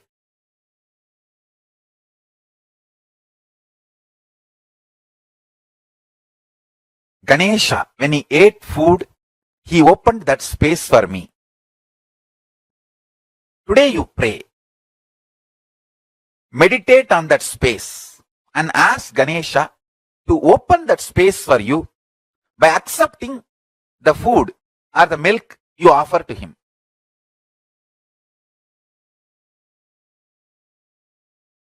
Not only all the kids, all of you who are watching this satsang now live can do this, because Ganapati blessed me now. To all of you, he did not say only kids. He blessed now for all of you.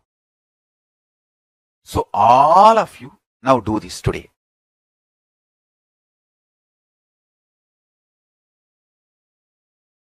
Only human being has the capacity to play with Paramashiva, super consciousness, like a clay.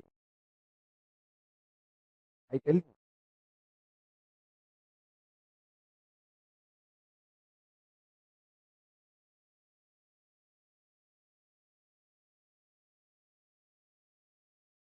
When my Guru Arunagiri Yogeshwara revealed this truth to me, he actually got a lump of clay and asked me to do it. He said, first imagine Ganapati inside you and make that Ganapati. He taught me that your inner space is like a shining golden color clay. That's your consciousness. Outside he kept a lump of clay. And he told me, equate both. One beautiful sweet thing is that I was in love with him so much I never doubted him. When you are in love with somebody, you will never doubt that person. You will not have second thought current, cunning strategies, self-defending, self-protecting mechanism with that person. Whoever you are in love with, if you are still protecting yourself, defending yourself from somebody, be very clear, you are not in love with that person. It may be some other social convenience, all arrangements, how you call it as marriage as love, like that, some social arrangement. Be very clear.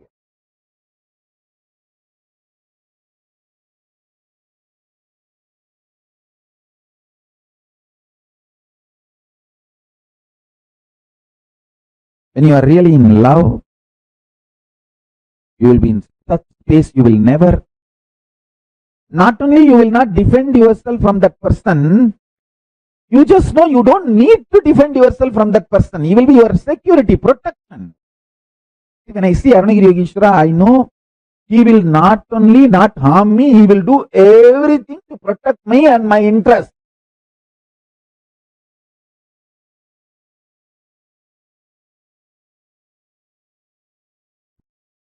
If he slaps me, I know for sure it is for my interest.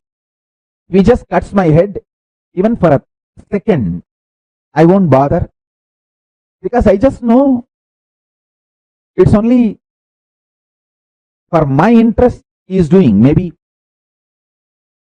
I have to exhaust something in 10 janmas, he is just releasing that karma by killing me in this birth. So in this one birth, I am relieved from that, all that 10 janmas of karmas. That's the way I will look at the whole thing. That will be my first response. I was in such absolute love with my Guru. Then he said, hey, this clay and your consciousness inside you, your ability to visualize is one and the same. Actually, I recommend very strongly this one technique today for all of you. Try. First, Pachamalaga Prayasoru, to keep you light. Second, get the clay. I think in US you get it from in shops, that They call it model, the clay with which you make models and toys and all that. In India, you get it anywhere. It's easily available in every lake, every pond, every village well. If you are from city, you may not find, but if you are from villages, you will find the clay. Get the clay. I'll narrate as it happened. This is what is technique for you. And he was sitting in the same position which I am sitting now. With left hand, he was holding small, like a needle, cleaning his teeth. Very casually. That's the way he will talk to me. So he was instructing me in Tamil to see my inner space, my ability to visualize, and the clay outside as one and the same. When he said, I just saw. Then he said in Tamil, Puliyar Pura.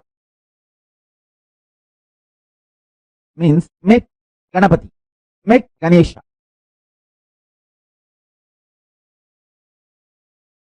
So I started doing Ganapati.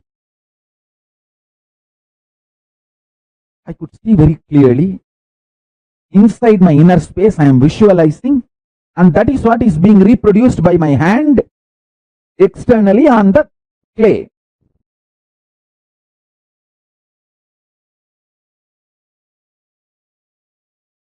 By the time I was about to complete, that greed came in me. Wow! Now Ganapati is going to manifest in me, because inside that gold color conscious Ganapati is ready. So without even completing, it's the completion of a idol or a statue in Hindu tradition means the eyes should be open. That's the final touch. The eyeball that will be opened, that is a completion. Without completing it,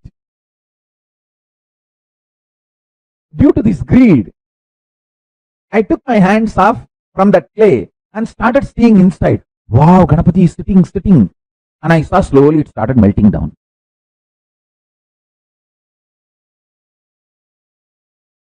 I opened my eyes and started making the Ganapati again. Again, I saw inside it became solid. That I saw Ganapati hands moving inside, and that big elephant face moving. And I saw that pot belly, and I put a snake around the pot belly, and I saw that snake becoming alive.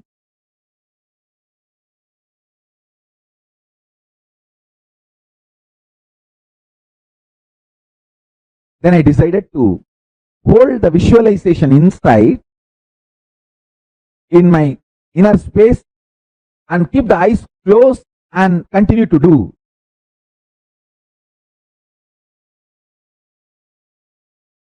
Maybe 10 or 15 minutes.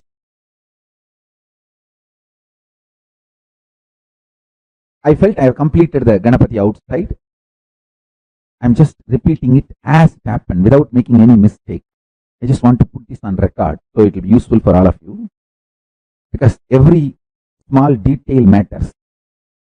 And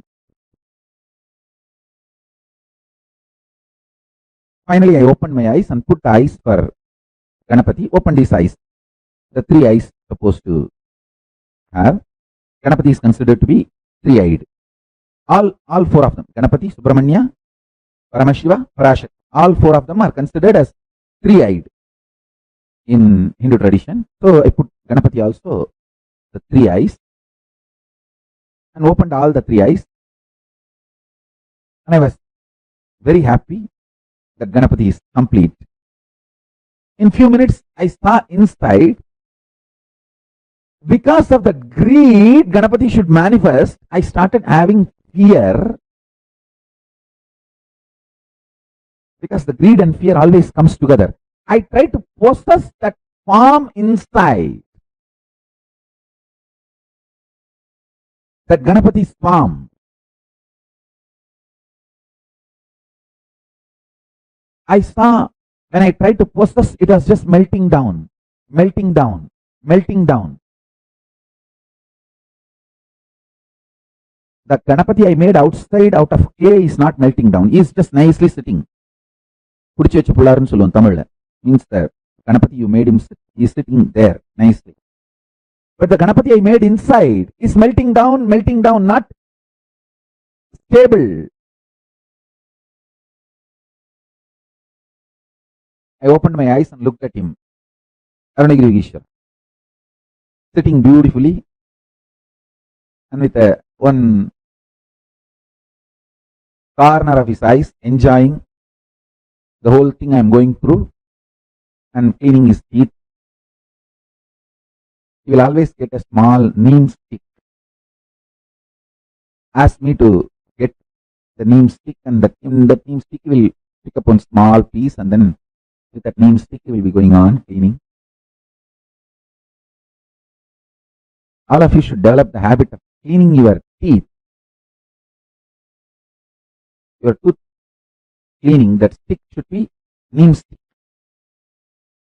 Once in a while you should also bite that and take that juice inside. It will be very healthy form of keeping your not only teeth clean, the hygiene of the whole mouth will be very high. If you taste neem, if you start tasting neem, the dental hygiene, then the tongue, teeth, lips, the whole hygiene of the mouth will be very high standard, very high quality.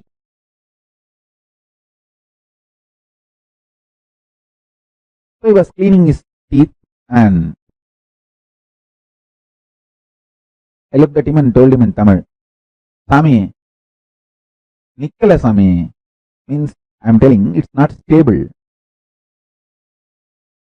He responded in Tamil, Senju paru Sami. He said, do it and see. Then I responded back in Tamil, Senju paathen Sami. I did it. I tried. Only then I am complaining to you. That's what I meant. When I said, Senju paathen Sami. Then he replied, சொன்னதை மட்டும் செய் சாமி, கண்டதையெல்லாம் ஏன் செய்யற? He told me, do only what I said. Why are you doing whatever you see or other things? Then I asked him, no, I did only what you told. சொன்னதுதான் செஞ்சேன் சாமி, வேற என்ன பண்ண? He turned his head and said, நான் சொன்ன பயப்பட சொல்லி. He asked in Tamil, did I tell you to get frightened, to have the fear whether the Ganapati will be stable or not? Did I tell you to have the fear? I was shocked. I know he knows what goes on inside me. He said, I told you only to make Ganapati. I did not tell you to get the fear, or I did not tell you you should keep it protected, possessive, forever. I did not tell you the Ganapati inside should be like Ganapati outside made in clay.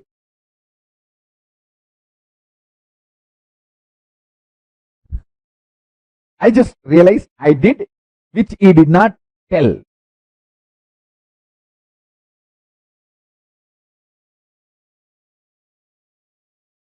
I decided, yes.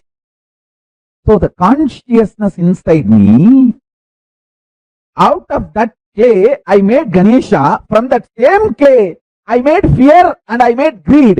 That fear and greed was acting like a water and dissolving the Ganapati I was making. Oh God. Listen, all your fears, your greed is the dissolving agent to dissolve the great manifestations which you are struggling to manifest.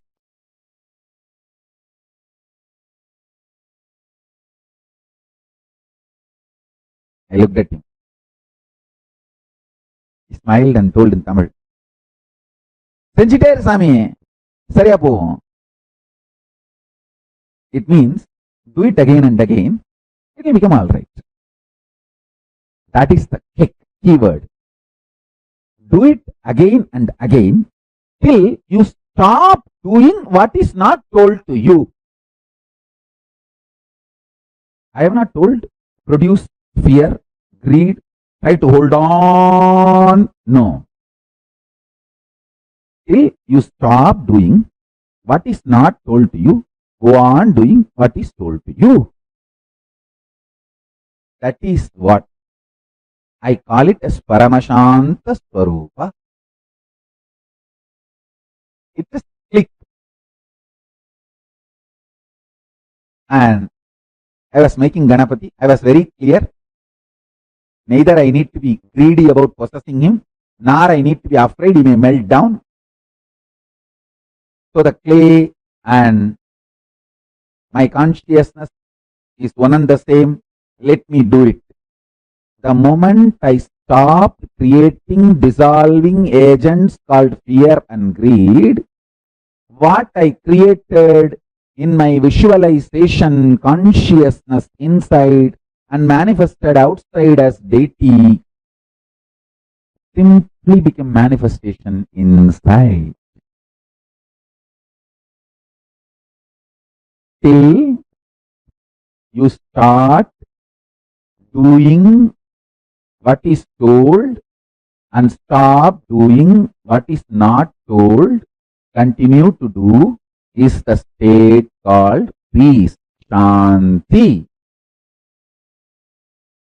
When I say Shanta Swarupa, Shanti, peace, unclutching, the state of Nirvikalpa Samadhi inside you, I mean exactly this click, this experience which my Guru gave me.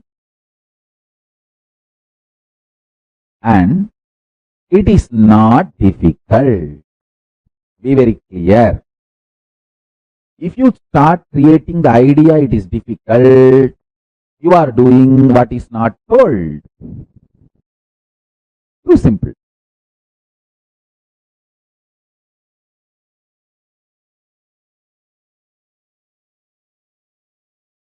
Too simple. That's it. I committed to my Guru. I will do what he says. And I will not do what he doesn't say. There ends the matter. I could see clearly.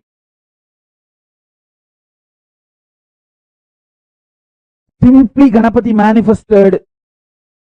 Now I don't have the Ganapati I made externally in clay, but I have Ganapati I manifested inside as me, inside me. The Mahaganapati is even now sitting. The Paramashiva Ganapati is sitting even now.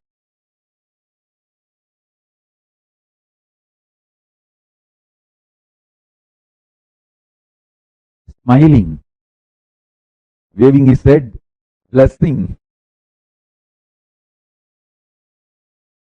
He is sitting even now inside.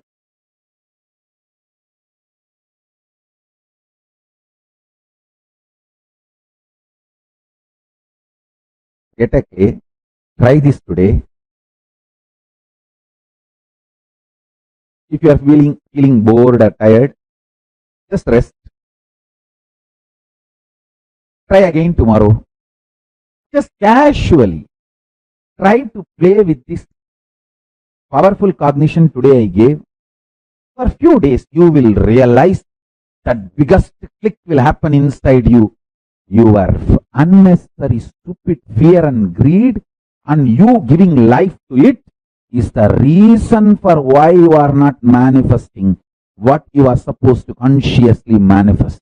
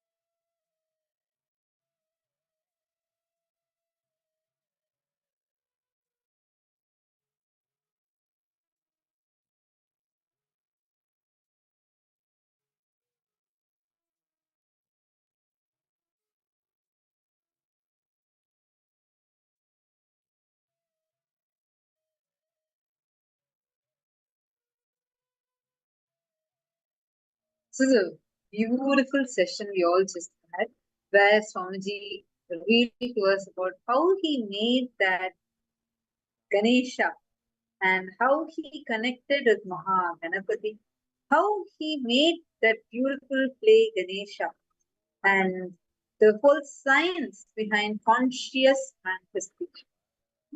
Today, all of us are going to be experiencing the darshan of Bhagavan Gajamukha Anugraha form of Paramashiva. All of us are going to be experiencing this beautiful form. Can I request all the participants to post yes here? If you are listening to the session, all the participants, I see many of you, please post yes if you are present here in the session right now.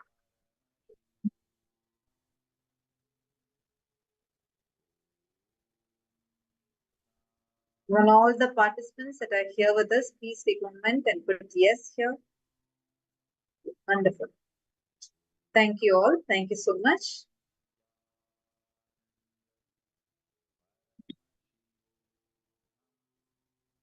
Wonderful.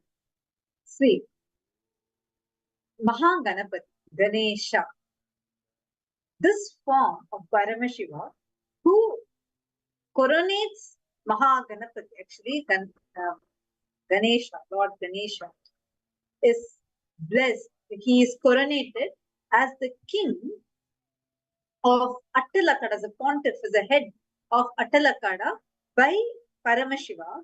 That form is only called as this Gajamukha Anugraha Murti form of Paramashiva, and like it is through this where he Paramashiva gives the elephant head to Mahaganapati. So this two forms is only called as the Gajamukha Anugraha Murti form of Paramashiva, and he graces along with Ganapati with him and Devi. So this is the form whose darshan we are going to be having today, and it's a beautiful deity. And like any kind of obstacles that you might have for any reality that you want to manifest, be rest assured, in today's darshan, those obstacles will just be removed away.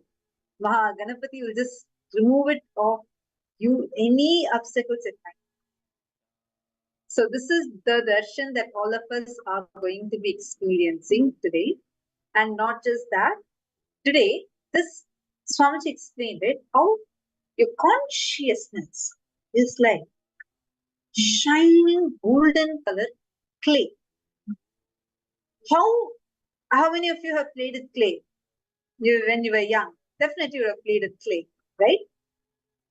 So you mold the clay in whichever shape you want it. You want to make an elephant, you make it in the clay.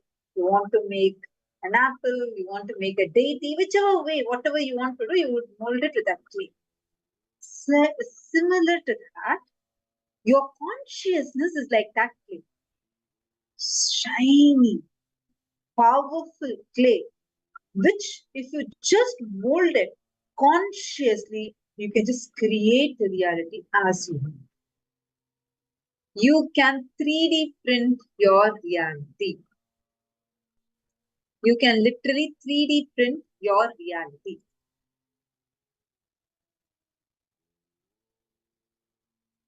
Following? Are all of you following so far? This is the powerful conscious manifestation. The whole session we just had, what we just listened to, is this very science. And right now, as Swamiji revealed, we're all literally going to be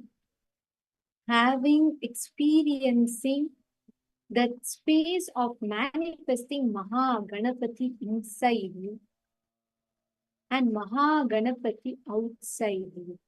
Literally, when you start manifesting this, like Swamiji beautifully revealed, your consciousness is like clay. How? Through that being possessed by authenticity, like Swamiji said, Shraddha Vivecha. Each time, whenever you want to experience the space, literally manifesting Shraddha Vivecha, being possessed by authenticity, when you start manifesting that space, listen very carefully.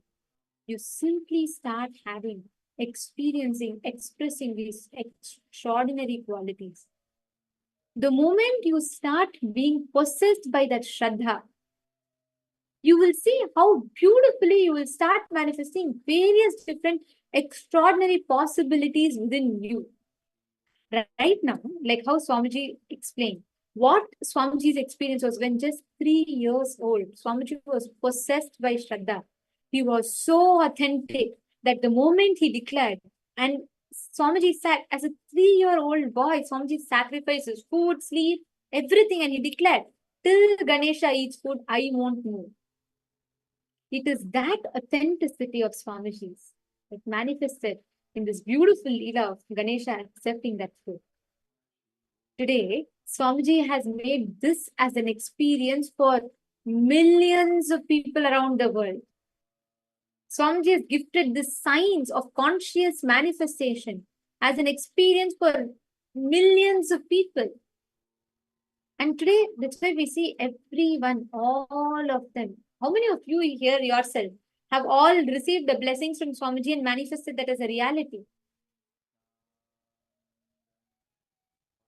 Right now, all of us are going to be manifesting this very process, the process to consciously manifest the reality. How many of you are really looking to manifest?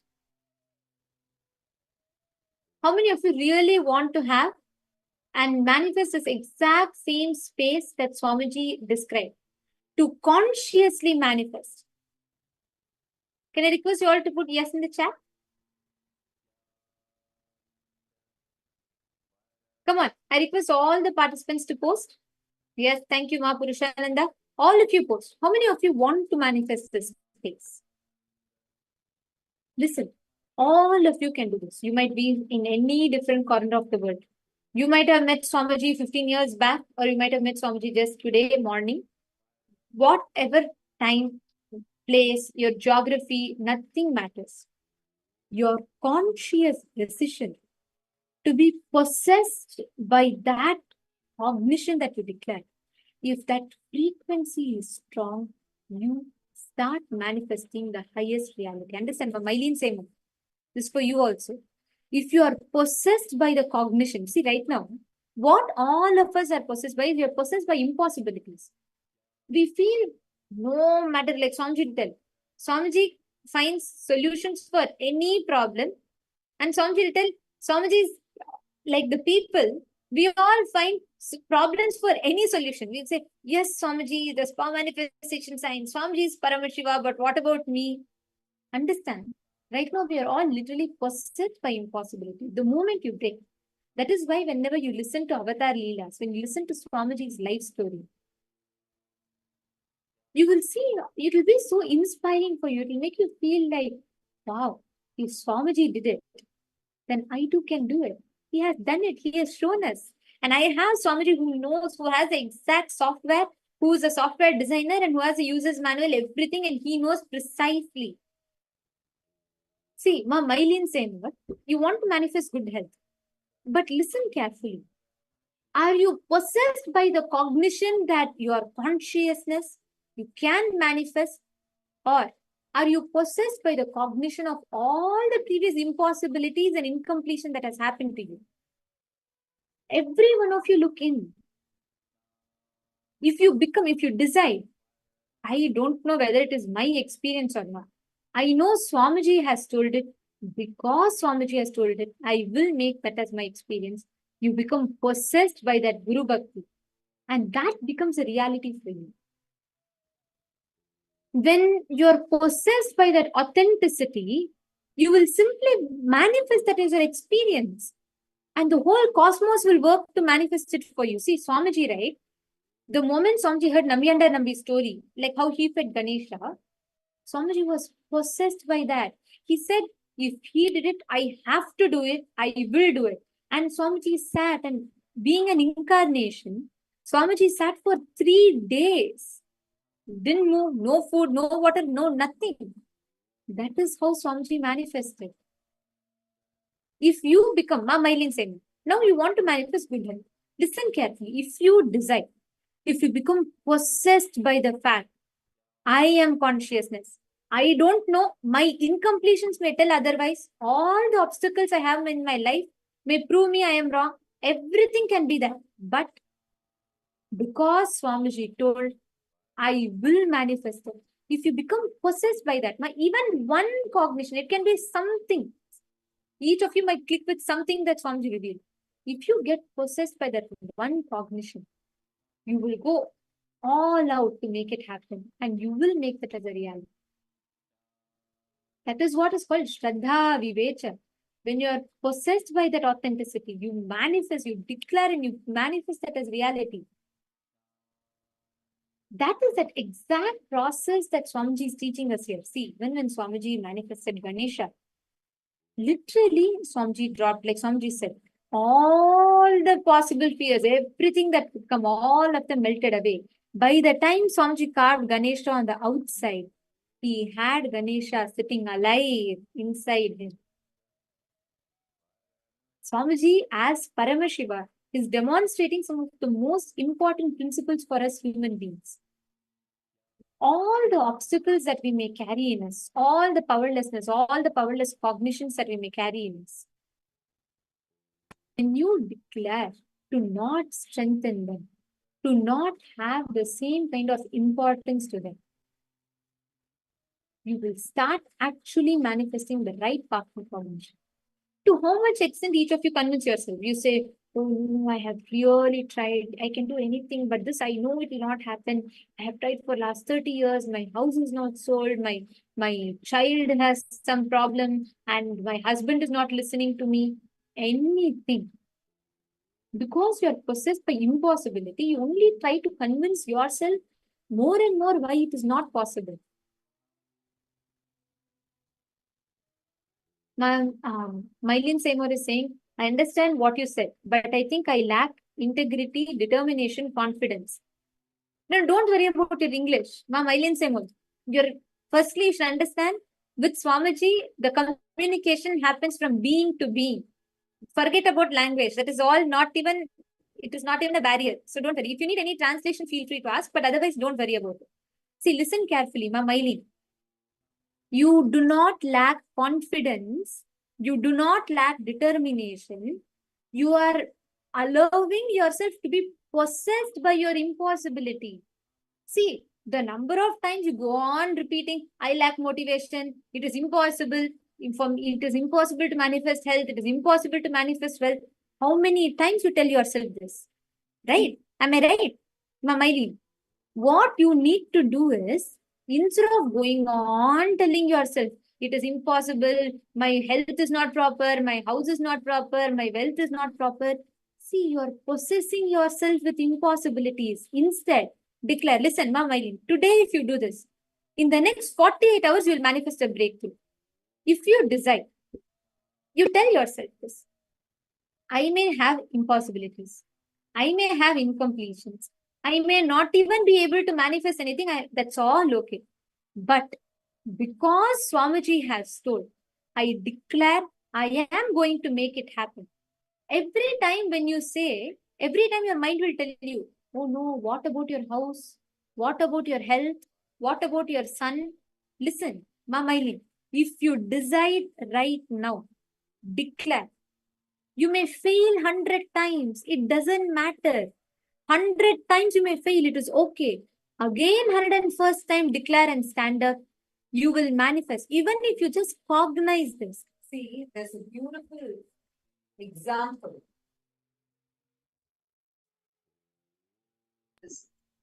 Swamiji explains about this Pramarakita Nyaya. Pramarakita Nyaya means bee takes a worm. Constantly by buzzing near the worm starts getting converted into a bee, just becomes a bee. This is known in Sanskrit as Pramarakita Nyaya. Like that, you have the power to constantly tell yourself, what are you going to energize yourself with? What words are you going to be using to energize your inner space? Because it's, understand, what you tell is a command to the cosmos. Whatever you're uttering if you tell yourself, as no, I am not good enough, you are constantly empowering that part of you. Just pause. Just start changing those words. See, sometimes when you feel like no, it's totally impossible and I am just not able to do, surrender it to Swamiji. Just go talk to Swamiji's Atmamurti. That can immediately resolve it. But first and foremost thing, remember, you are not your physical, physiological, psychological, neurological ups and downs are not you. You are your intention to be. What you decide is who you are. Right now, what you decide. When you were a child, do you think you walked on your own? The first time you walked, you succeeded? Tell me. When you were a baby, do you think you walked the very first time? Or you had to walk, fall down, get up, try walking again, then again fall down. That's how you made progress. And today, look, you can walk, you can jump, you can run, you can do everything. Right? Why? Because as a child, your mind is not corrupted yet by the society. So you don't say, oh, I fell down. Now I don't have confidence. I am not sure of myself. I don't think I can walk. Maybe all others can walk. Maybe the science doesn't work for me. No, you don't tell those things because fortunately, at that point, society has not corrupted you yet. Am I right? At that time, did you say that, no, I am not confident of myself. I am not at all having confidence on myself. No.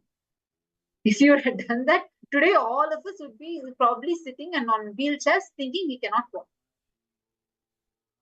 Understand, it is that cognition where nothing felt impossible. Your consciousness is that clay.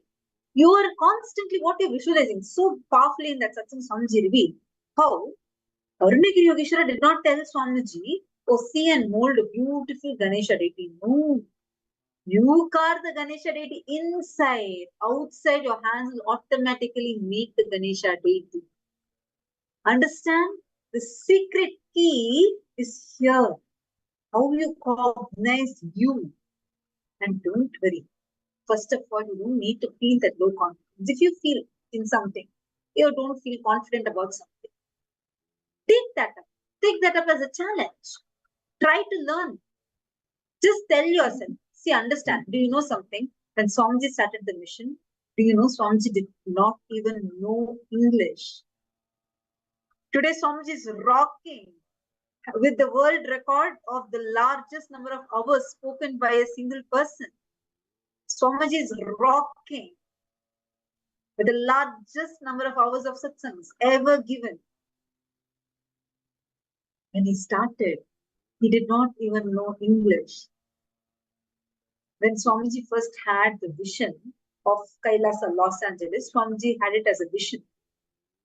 Swamiji did not even know where Los Angeles was. But today, look at the global level, how Kailasa has become. Not just having a branch or any separate adinam in each city. No. Having diplomatic ties with various nations. How did this happen? By having see, it is not for anything. Take any knowledge. Swamiji will always say, if your eyes can see, your hands can do. Your eyes can see, your hands can do. If your consciousness, if you can visualize something, you can 3D print it into reality. Remember this. Constantly, first thing, you need to be ferocious with yourself. Do not cherish victimhood inside you. Victimhood is a dangerous pattern. Swamiji will say, if there is one pattern, if I don't want even my enemies to get, then that pattern is victimhood. No, seriously. Victimhood, all of us in society, we're trained to feel that victimhood. We're trained to celebrate that victimhood. No. In fact, you're not allowed to. If you do that, each time if you say, oh, I'm not confident of myself, I don't feel good about me, don't feel cosmos will pamper you. No. Understand, you need to understand this very, very carefully. Cosmos will instead say tathastu, means so be it. Let it happen like that. Tathastu, so be it. Let you manifest this. Constantly, if you keep giving the order to cosmos, if you constantly say, hey, I feel victim about me, I'm feeling low about myself, then you're giving that as an order to the cosmos. Cosmos has to give you more and more situations where you will again continue feeling victimized. Are you understanding now? There's an important thing Swamiji has revealed to all of us. How many of you are catching this so far? All right, now let's actually enter into the activity where we are now going to be manifesting this conscious Ganesha inside you by visualizing Mahaganapati and holding that outside. Can I request all of you to please get your clay and settle down? Quickly, take a few minutes, get your clay and settle down. Let's have some fun. We're going to be visualizing Ganesha and doing the clay Ganesha like how Swamiji did. Come on. I request all of you to get it and settle down.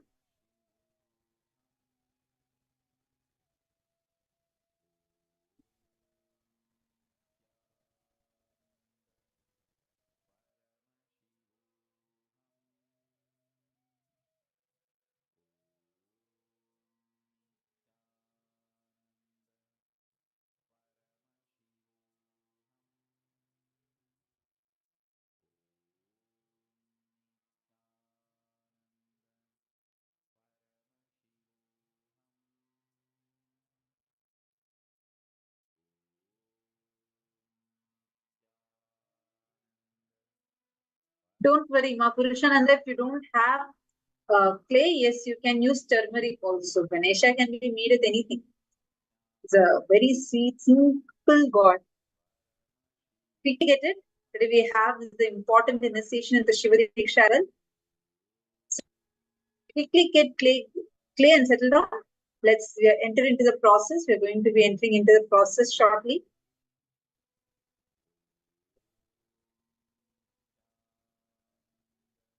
Actually, right now, we're all going to be molding the clay Ganesha with Swamiji himself, as Swamiji is molding. Yes, if you do not have clay Ganesha, clay, that is totally fine. You can use Play-Doh. If you do not have Play-Doh or anything, you can even use rice flour or atta, wheat flour, any of them. If you do not have that also, you can just use turmeric and add little water, few drops, and mix it into clay-like consistency. Anything, make Ganesha with any of these items, any kitchen items that you have, just make some clay like this thing with that and you can do. Yes, Ma Mylin Seymour, carry on. Go and come back. But come back and don't miss today's sessions. It's for you. Okay, Ma. All the others, now let's all enter into the process. If you have the clay Ganesha, we're going to be carving the clay Ganesha right now.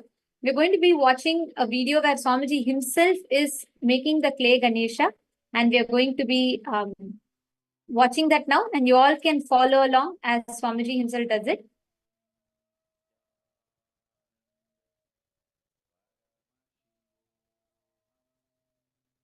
Let's all enter into it.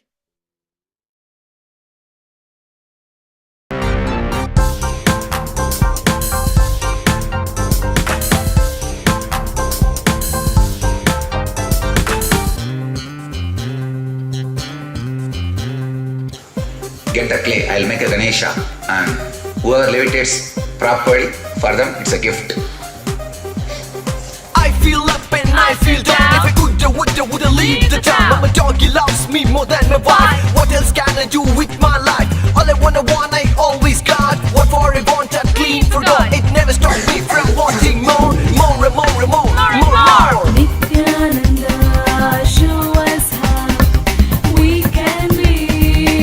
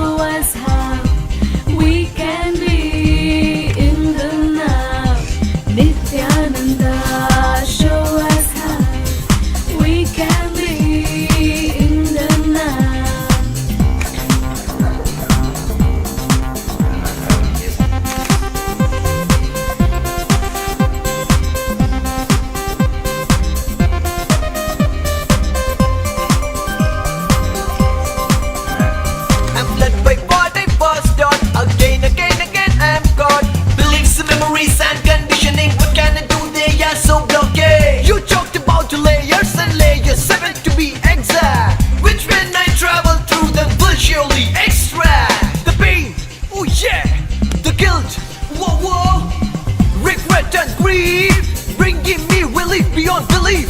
All down now follow, Nityananda, show us how we can be in the now.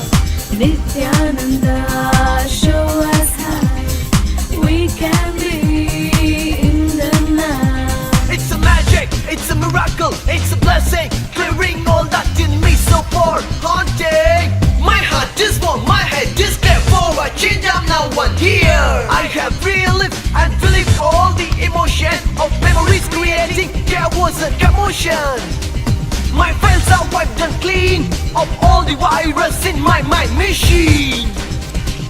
Nityananda, show us how we can be in the now. Nityananda, show us how we can be in the now. Future is a cloud, Future is a cloud, past is in doubt, past is in doubt. now is what is clear and loud. Nityananda, Nityananda, Nityananda. Nityananda, show us how we can be in the now. Nityananda, show us how we can be in the now.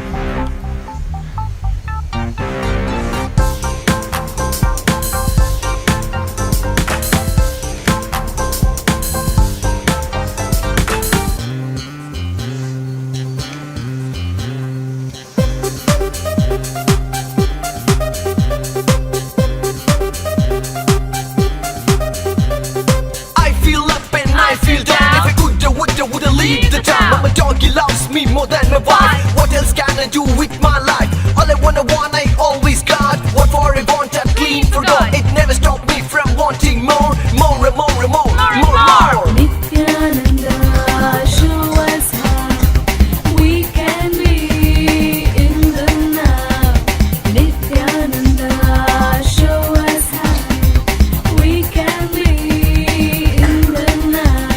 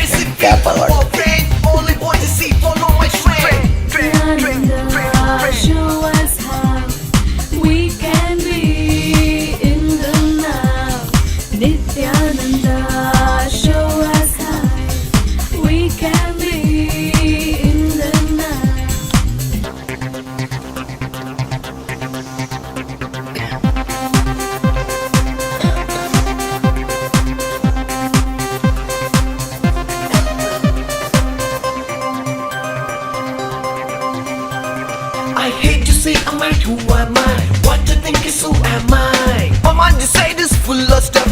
Most of the time, hard and rough. I don't even know what doesn't mean. That makes me react well before I see. Stress and anger filling my gut, twisting, turning, wrenching my butt. Did you see that? You'll show me how. You give the right to know how. What to do when I feel low. I wanna get out of it somehow. I need your help, Nithyananda. None other than Nithyananda. Nithyananda, show us how we can be in the now. Nithyananda, show us how we can be in the now.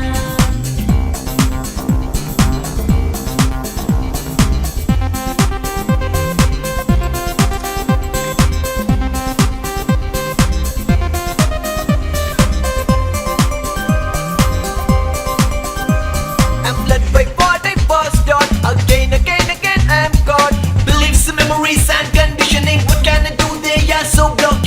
You talked about layers and layers, 7 to be exact. Which when I travel through them will surely extract the pain, oh yeah, the guilt, whoa, regret and grief, bringing me relief beyond belief. All you now follow. Nithyananda, show us how we can be in the now. Nithyananda, show us how we can be in the now. It's a magic, it's a miracle, it's a blessing, clearing all that in me so far haunting. My heart is warm, my head is clear. For a change, I'm now one here. I have relived and relieved all the emotion of memories creating chaos and commotion. My files are wiped and clean of all the virus in my mind machine. Nithyananda, show us how we can be in the now. Nithyananda, show us how we can be in the now. Future is a cloud, Future is a cloud, past is in doubt, past is in doubt. now is what is clear and loud. Looks like Ganesha, huh? Nithyananda, Nithyananda, Nithyananda.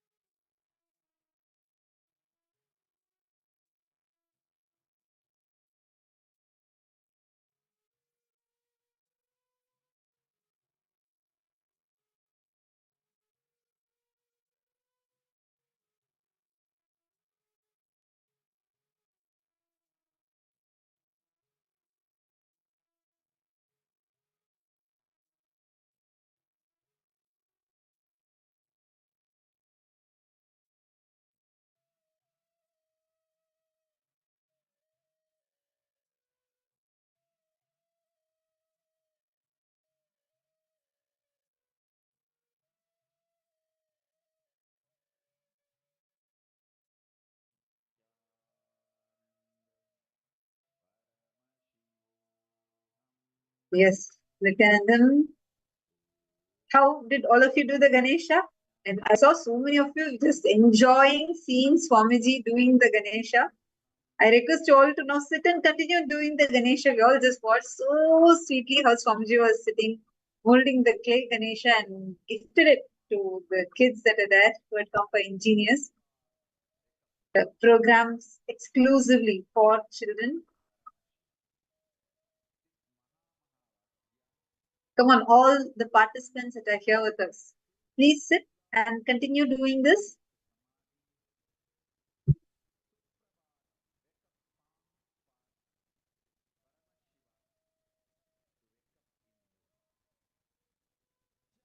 See, inside you visualize Ganapati, visualize his ears, his trunk, visualize him smiling widely, bubbly, so blissful, sitting.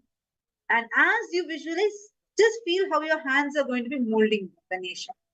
Come on, all the participants, Ma Saroj, Ma Anna, Ma Lita, Ma Mahagoptriyananda, and Ma Dahanananda, Ma Yogananda Rukmini. Come on, all of you, please sit and do.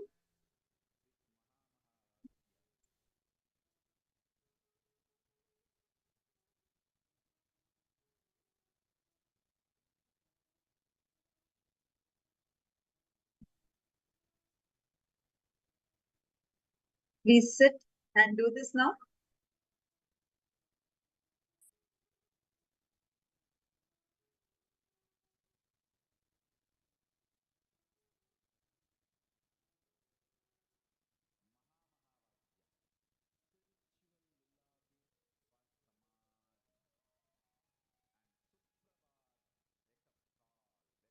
Connect deeply with Ganapati. Visualize him in your inner space. And just as you're molding him inside, focus inside.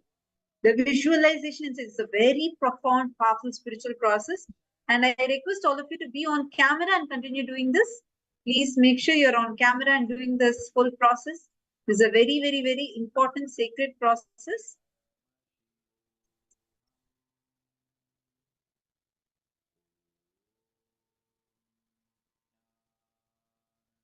Great. Yes, Ma Saroji, see what you're showing now. Cute. You made a cute Ganesha. Take a photo now and post it on Facebook, on your Instagram, and post it. Make sure you're tagging Swamiji and post it. Looks really cute. She's so happy, blissful seeing her Ganesha. Post it now. And today, keep it in front of the camera. During the darshan, Swamiji will be energizing the Ganesha. So make sure you're keeping it in front of the camera. All right, all right. I see many of you doing wonderful. Make sure you're keeping it in front of the camera once you're done. Very nice. Through this process, you're manifesting Ganesha, not just outside you in that clay, you're manifesting him inside of you. And today, right after the darshan, you're going to be feeding this very Ganesha and he will accept the milk you're offering. Okay. How many of you have finished molding the Ganesha? Ma Anna, have you finished molding the Ganesha?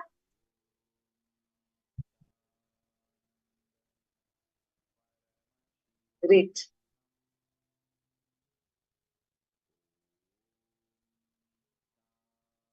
Now, all of us are going to be entering into a very important session on Shiva Diksha. Today, we are going to be having the Shiva Diksha initiation directly from Swamiji. And it's a very, very, very important initiation. Let's now learn and understand what is this Shiva Diksha? Why Shiva Diksha? What is Shiva Diksha? Let's listen to the revelation from Swamiji. Request all the participants to intensely listen, and it's important. See, even if you have taken Shiva Diksha previously, it's so important that you are sitting and listening to these cognitions. And each time you listen, these cognitions, powerful revelations, go deeper and deeper inside of you. So make sure you're sitting and intensely listening. And we're going to be entering into the session. I do see some of you who are off camera. I request all of you to kindly be on camera so that throughout, starting from now, you can be here continuously, and the darshan is also going to be starting soon after this. After you learn about this, then we are going to be having the darshan of Swamiji. So make sure you are here available and being on camera. Let's now listen to the revelation from Swamiji.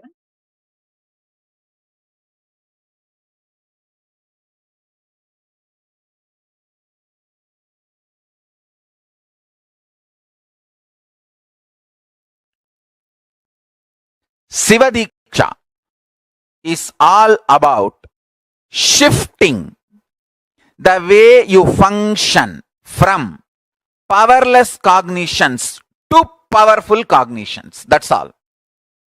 Shiva Diksha is the way to shift you from functioning from powerless cognition space to powerful cognition space. Listen carefully. Understand life. Listen carefully and understand life.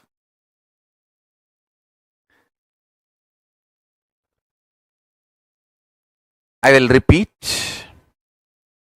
First,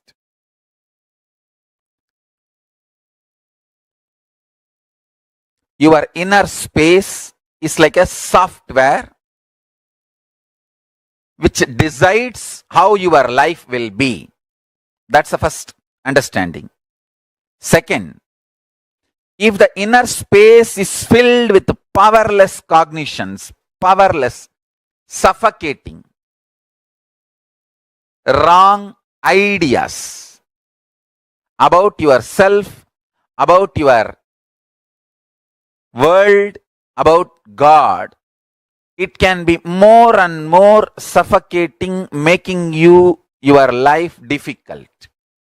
And if you can start building the content of your inner space, powerful, start functioning from powerful cognitions, truths, understandings about you, world and life, you can become enlightened, manifest powers and all possibilities. Now listen carefully.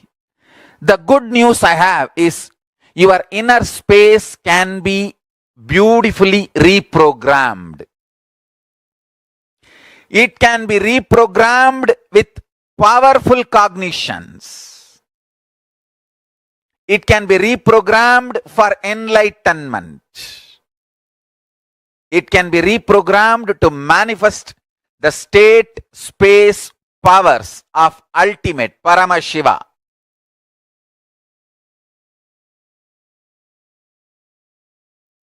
Let me define the word Shakti Pada and Shaktini Pada. I'll give you a simple definition, straightforward.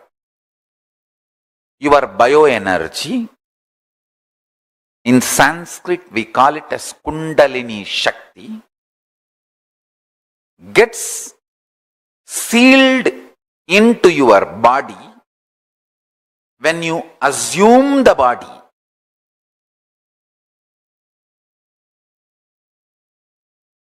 And that starts giving you the experience of you, prajna, individual existence. And from that, listen carefully, from that,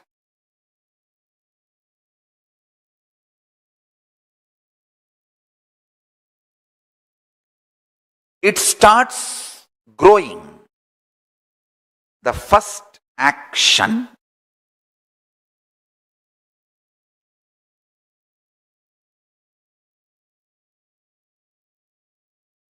Kundalini Shakti, your bioenergy, gets sealed in your body. If I have to visually describe, it is like a snake. joyfully, ecstatically resting in the Bodha of Parashiva. Parashiva Sugha Bodha. In that it is left inside your body when you assume the body. It just quietly, happily goes to Muladhara Chakra, root center, the root of the spine, and happily rests in the Paramashiva Bodha with the beautiful, sweet memories cherished. With the Paramashiva Bodha, she just rests. Between the age of 0 to 3, any time, the Naga Mani gets evolved in that snake. Listen carefully. The idea I exist wakes up in your bioenergy. Then it is called prajna. I am describing the whole sacred secret as it is. Maybe at some time catch up with the science I am revealing.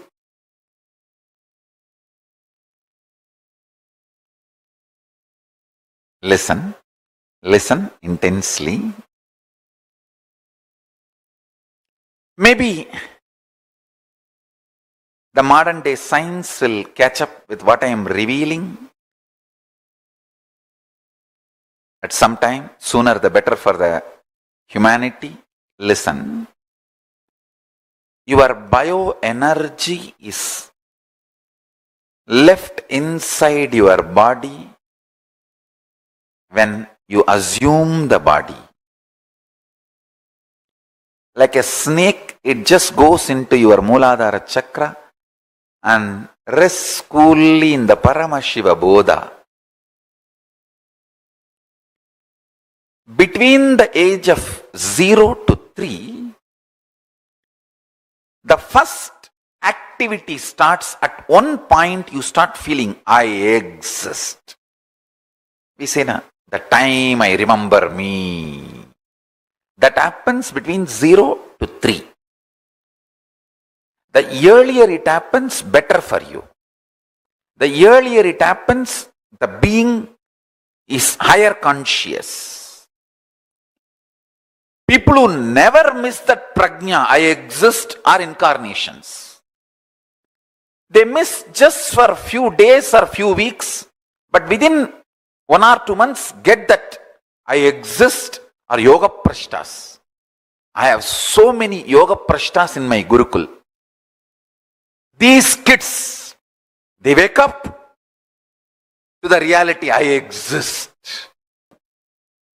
When you assume the body, the Kundalini is left in your body. The Kundalini is bioenergy.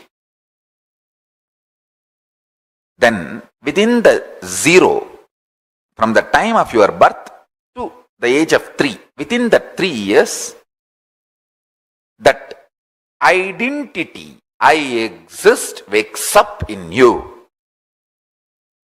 That is the Shikamani, Nagamani, develops on the forehead of your bioenergy Kundalini. Visualize your bioenergy as snake, and that idea you exist, that prajna, is the Nagamani. The golden diamond develops on your bioenergy snake's third eye, on that forehead. Now, when that starts, that is when your life starts.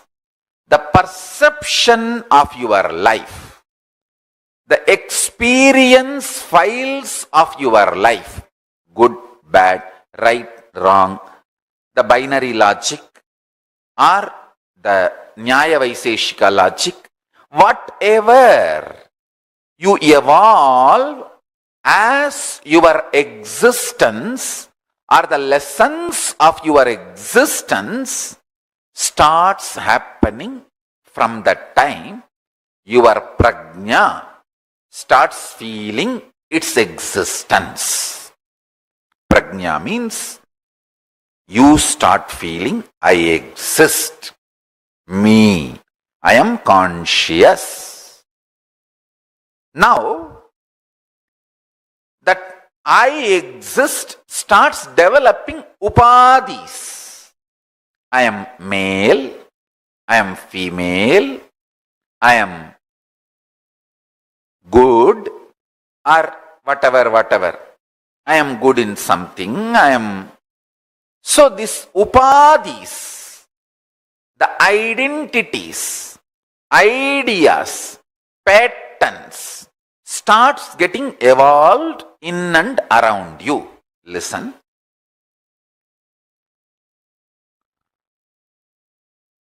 When you get the prajna matured, that happens by the age of 7. The prajna means that your existence getting matured at the age of 7. By the age of 7, that starts happening. That is the time you start developing your will. This is what I want.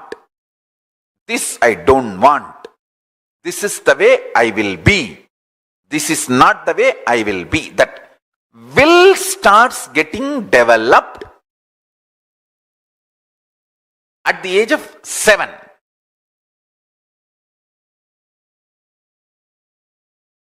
See, fundamentally you work with multiple fractured softwares. When you work with your dad, you have a separate software. When you work with your mom, you have a separate software.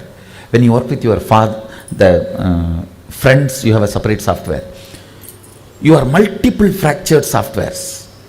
Now I am putting one software of oneness to do power manifestation.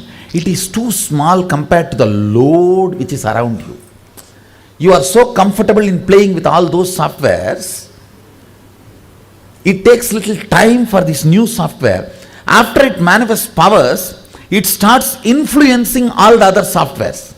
Then in few days, it makes all the other irrelevant, redundant. Then this overpowers and makes you, that oneness becomes your fundamental cognition where you park yourself.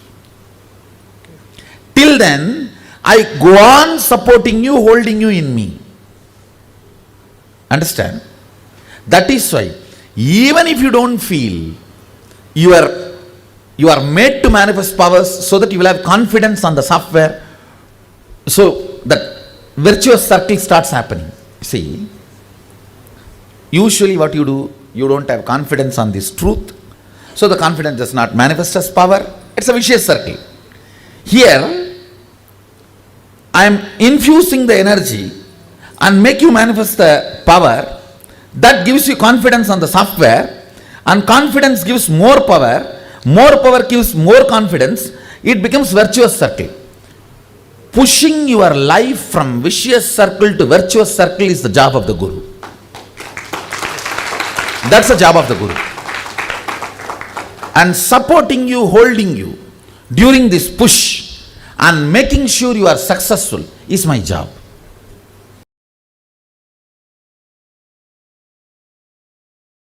Because Hinduism is built on intelligence. It is built on intelligence. Our first initiation into Hinduism for any child is not based on some beliefs. The Hindu baptizing methodology is not based on any beliefs. It just teaches you how to awaken your consciousness, intelligence. The first baptizing, Hindu baptizing initiation statement is Bhur Bhuva Suvaha Tat Saviturvarenyam Barho Devasya Dhimahi Diyoyona Prachodayat. I meditate on the highest intelligence which awakens my intelligence, I cognize the highest tejas, which awakens my intelligence.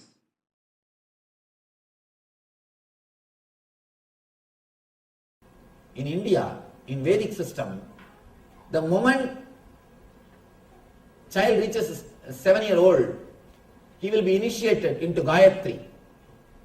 We should understand one important thing. Vedic religion, Sanatana Dharma is the only Dharma. Hinduism is the only Dharma where there is no baptism.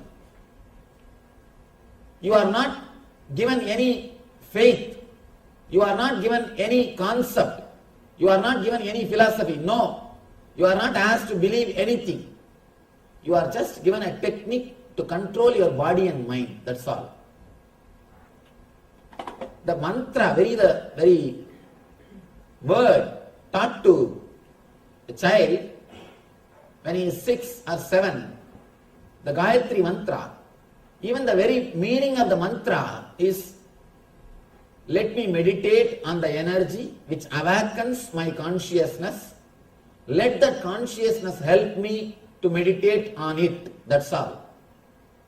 Om Tat Savidurvarenyam Barho Devasya Dhimahi Diyo Yona Prachodayat. Please be very clear. This mantra don't have any other meaning.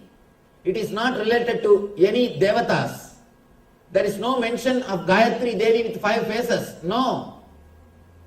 This mantra means, let me meditate on consciousness which awakens my intelligence. Let that consciousness help me to meditate on it. That's all. First thing our rishis wants us to do, our enlightened masters wants us to do is, first thing, bring your body and mind under your control. First, learn how to live with your body and mind. Gayatri mantra is owner's manual for body and mind. If you have a car, owner's manual is a basic need. Without owner's manual, if you start driving a car, it is whose mistake? It is your mistake. All the vehicles you can see, on the airbag there will be a small note. It may cause serious injury. Don't put kids in front. Kids below the 12 should not sit. And there are some serious important instructions, warnings. Same way, and there will be one more warning. Read owner's manual to know more about the airbag. Same way, the moment you enter into the body, around the age of 7 only, you start handling your body. Till the age of 7, you start living only in the instinct level. Only at the age of 7, your intellect starts working. You start making decisions. The moment you start making decisions, first thing you should know is how to bring body and mind under your control. That is the reason the Vedic masters, they teach us to awaken the intelligence, to awaken the consciousness. Before entering into the car, read owner's manual. Before entering into the body and mind, master your consciousness. Listen. Normally, when you get a password, mantra, you need to repeat it, master it through your practice. But if you receive the same mantra from an incarnation, he has already mastered it.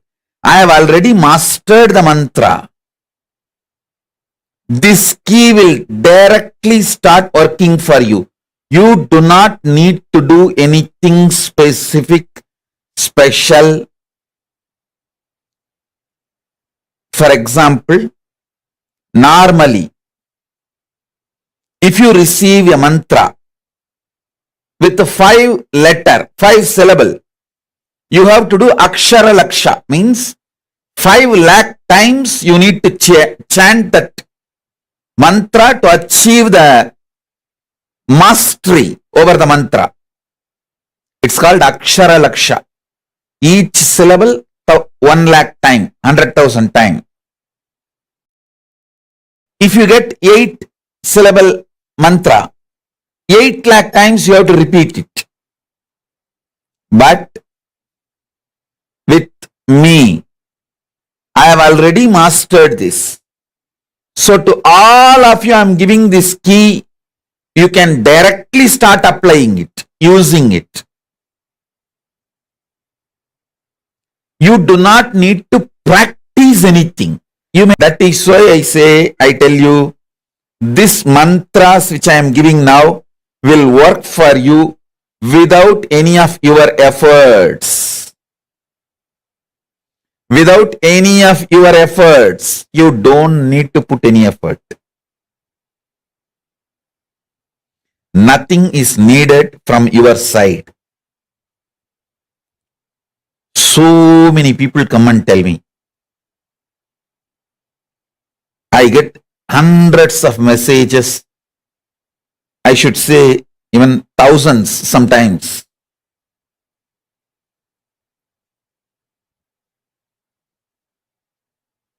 How once initiated this experience, so many powers, so many things manifesting. Listen. With other gurus, after initiation, when you start practicing, you are tested. With me, after you are tested only, you are even allowed to come near me. If you just Google Nithyananda, all the video comes up other than my satsang is a test for you. You have to cross all that huge distractions. And crossing all of that, if you reach me and finally choose me, then the whole treasure I have brought from Kailasa is for you. It's like how in the fairy tales or the stories, you have to cross 7 oceans, 7 mountains, 7 rivers, only then you can reach the treasure sitting inside the cave. Same way only, you have to cross all kinds of scandals, rumors, lies, brainwashing, diverting informations, everything. 7 hills, 7 oceans, 7 river. Only then you can reach me. But if you decide to reach me, then all the treasure I brought from Kailasa is here for you. If you choose me, that's enough. You don't need any other spiritual practice. You don't need any other spiritual practice.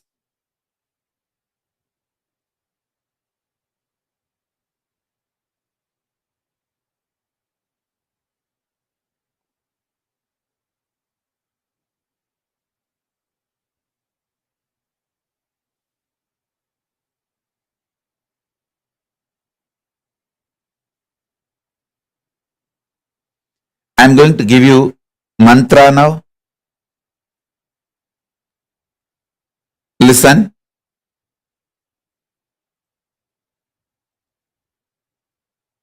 I'm going to give you 4 mantras. Gayatri mantra. Then Shiva Diksha, Shiva mantra. Gayatri mantra will open Brahmaloka for you. It will give you access to Parabrahman. Samaya Diksha, Shiva Diksha mantra will give you access to Paramashiva. And I will be giving you Mahavakya, which will give access to me directly. It means which will give access to all gods and all the lokas. So listen. You can use these keys anytime you want. Please listen. I am extremely responsible person. Whether it is some simple headache and physical problem or grave dangers and crisis, health crisis or business crisis or life crisis or accident, any crisis, use these mantras. I guarantee you I'll be there with you. I am the cosmic 911. I'll be there immediately to attend, protect, take care, do everything you need. Do not worry. I'll shower you with me. I'll fill you with me.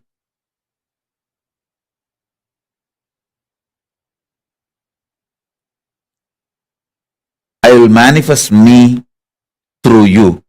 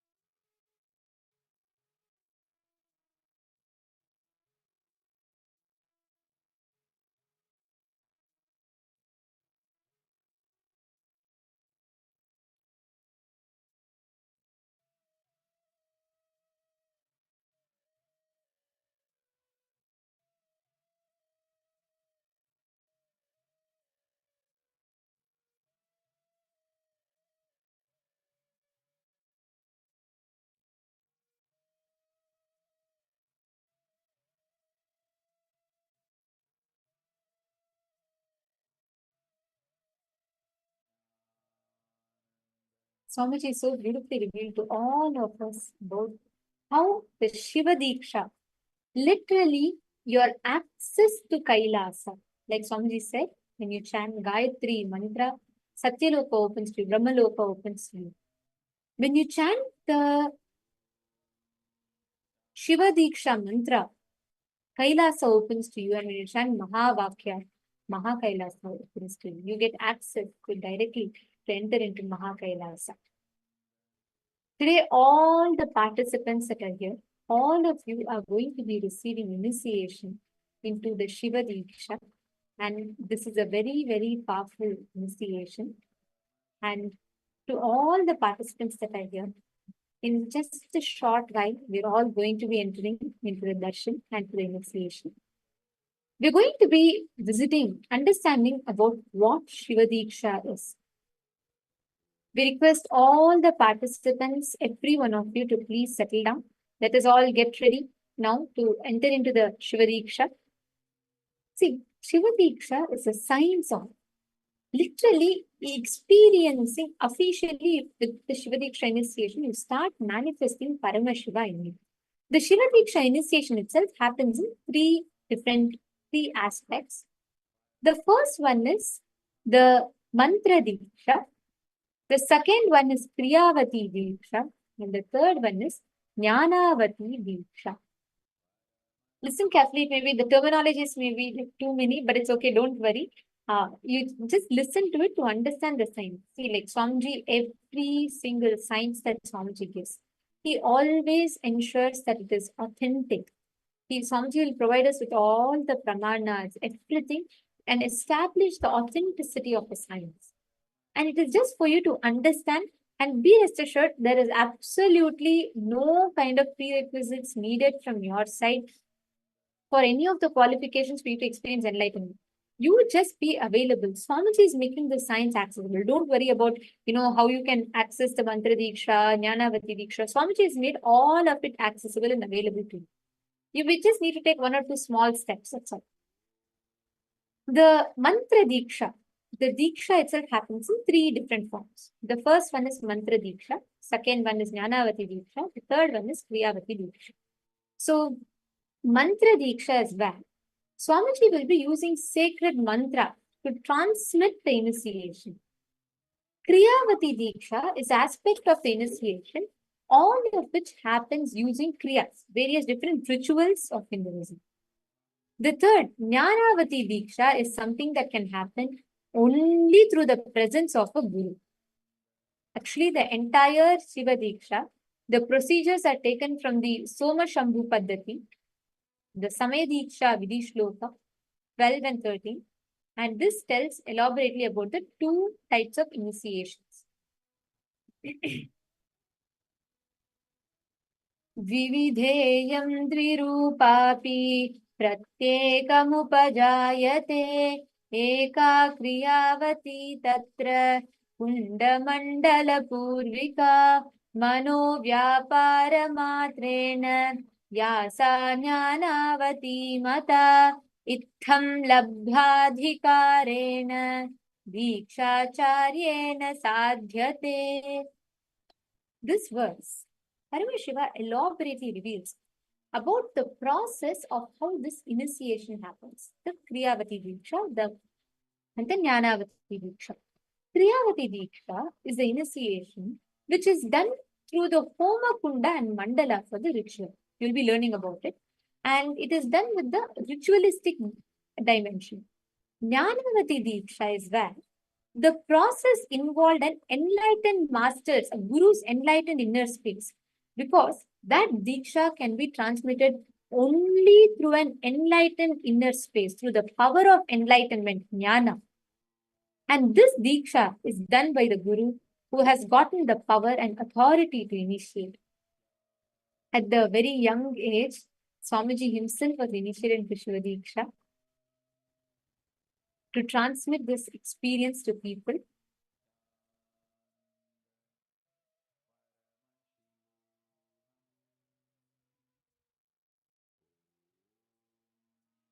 See, the Shiva Diksha is a very powerful initiation where not only you are receiving the initiation from Swamiji, you are also receiving the initiation to directly connect with Paramashiva when you leave your body. Understand? When you take Shiva Diksha, after that, whenever you leave your body, Yamadutas will not come. God of death will not come for you. Shiva Dutas will come. Paramashiva Dutas, directly you will have the Kailasa Loka. That is the first thing you need to know about Shiva Diksha. It is like your conscious blueprint that you carry. All of us carry a conscious blueprint. The whole idea of cognitions we have about ourselves. That conscious blueprint you carry, that gets transformed. That is why Shiva Diksha. Are all of us getting it so far? Swamiji received the Shiva Diksha from the 230th Guru Maha Sannidhanam of Kunde Mandala Adhinam in Kanchipuram, Srila Sri Jnana Prakasha Deshika Brahmacharya Swamigal. And this procedure is given clearly in Shoma Shambhu Paddhati, the Samaya Diksha Vidhi Patanam,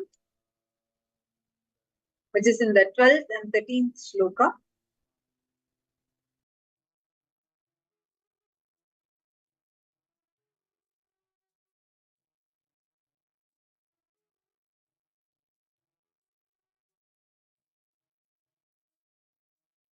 And we understood about this, how the Shiva Diksha happens, right? And for today's Shiva Diksha, I request all the participants to just gather some fresh flowers and settle down, and also get a magnetic compass just to see the directions. And your phone is fine. You just need to know where the directions are, and you'll be receiving the Shiva Diksha. And whoever is receiving this for the first time, you will be shown, we'll be projecting the Shiva Diksha Mandala, where it is going to be looking, it's called as a Sadashiva Mandala. This is the way how the Sadashiva Mandala will be looking. And you will be receiving the Shiva Diksha, and we'll first be offering the flower on one of these Shiva Lingas.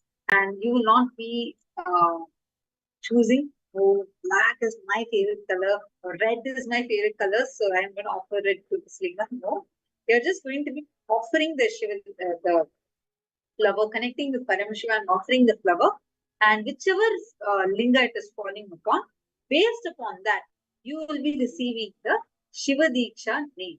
This is called as a Diksha name. This is different from the spiritual name you get from Swamiji. Now, the Sadashiva Mandala is representation of the 5 aspects of Bhagavan Sadashiva. You may wonder, 5 aspects, but I only see 4 lingas. There is also a center one, which is the Ishanya face. I'm going to be showing the Sadashiva Mandala once again. Take a closer look. I hope you all are able to see this. And this is the Sadashiva Mandala.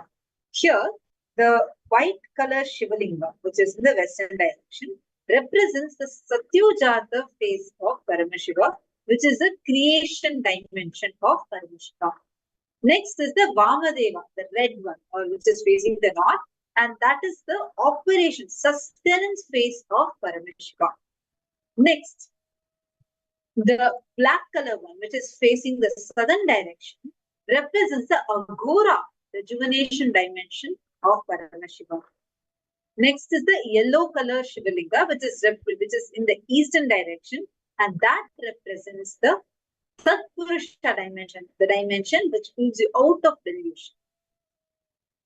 The last one, the one which is in the middle with all the 3 colors, is the concentric circles one. I hope all of you are able to see that. The middle color Shivalinga, the rings, the circle that you're seeing in the middle, that is the Ishana face of Paramashiva.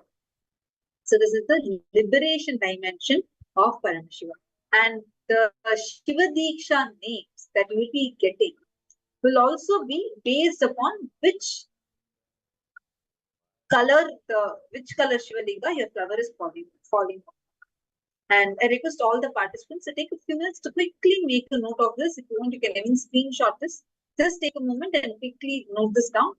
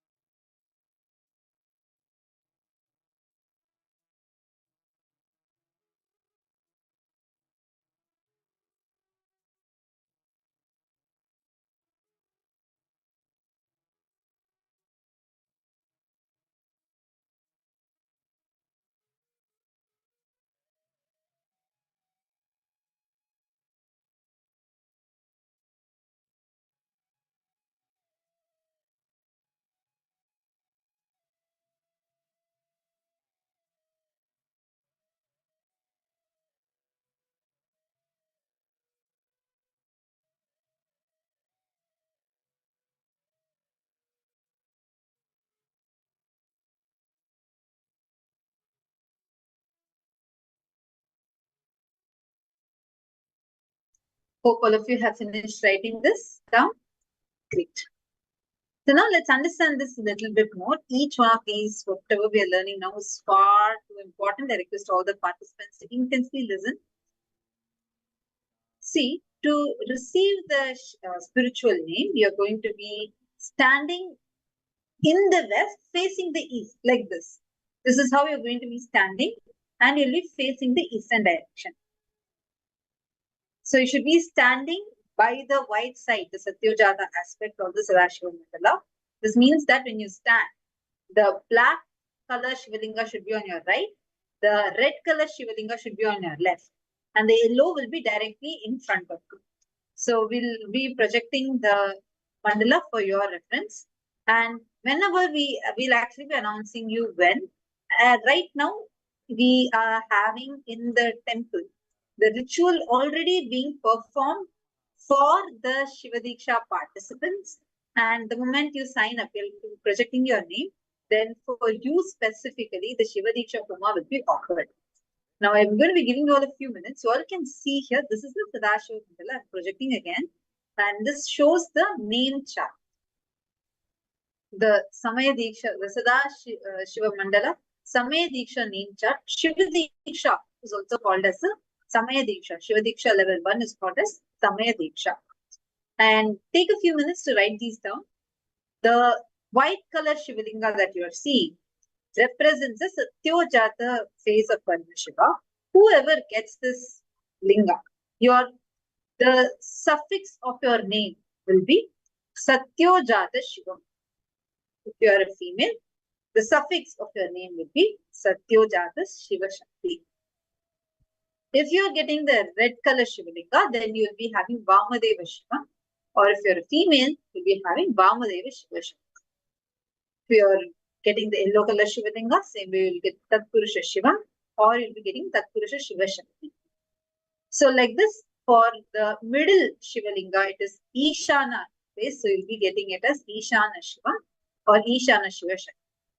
If you are getting the black color Shivalinga, your name will be Aghora Shiva or Aghora Shiva Shakti. See, I'm going to give all of you a quick example. Let us say that you are here and you have taken the Shiva Diksha, you will be offering the ritual. And let us say, I'm just giving you, for example, Mylin said, when you're offering and that flower is correctly going and falling in the white color phase. So your name will become Mylin Semor Satyojata Shiva Shakti. Are all of you getting?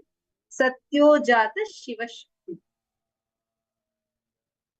So it will be the Shiva Shakti. This is for the females. Same way, if you are a male, then you'll be getting the suffix added to your name. Your name will not completely change. You'll only be receiving the Diksha name, which you will just add towards the end of your name. So your name will become Satyojata Shiva, Ishana Shiva, Aghora Shiva. So that particular, whatever is the linga it's falling upon, and after that, following that, you'll have the word Shivam added. Are all of us clear? I'm going to be projecting the mandala once again, so you all can quickly note it down. Same way, if you're a female, you'll have the Shivalinga on which it is falling, that name, along with Shiva Shakti. These three will be added to your name. Take a few minutes. I'm going to give you all a few minutes to quickly copy it down. Please take a few minutes and copy this down. This is too important.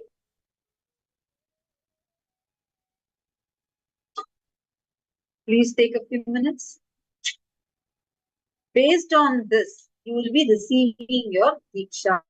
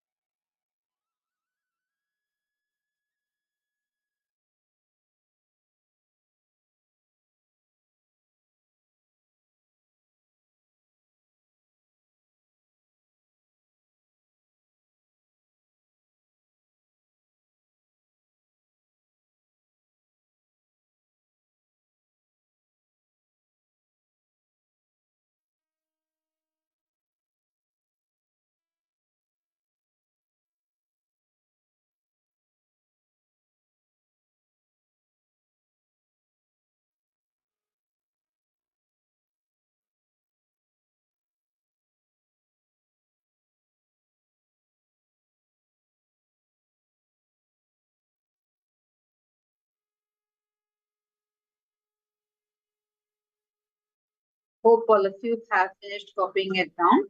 Now, let's understand it further.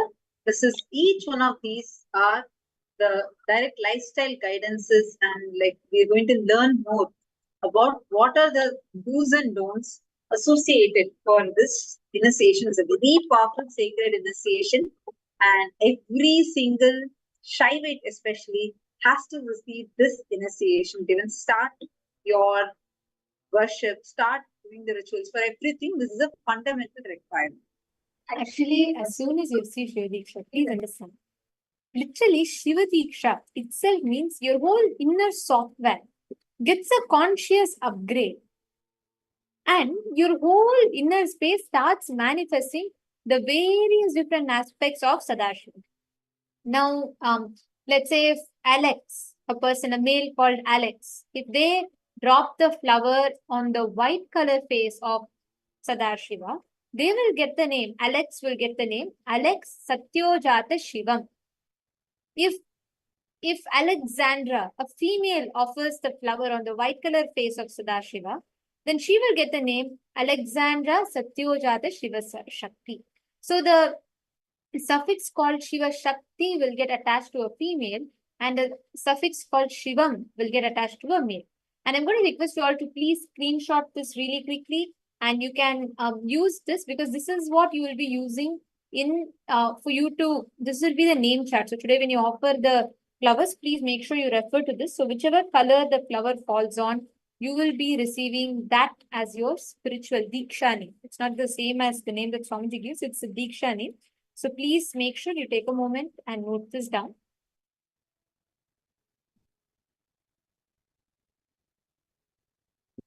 I request all the participants to quickly please go over this.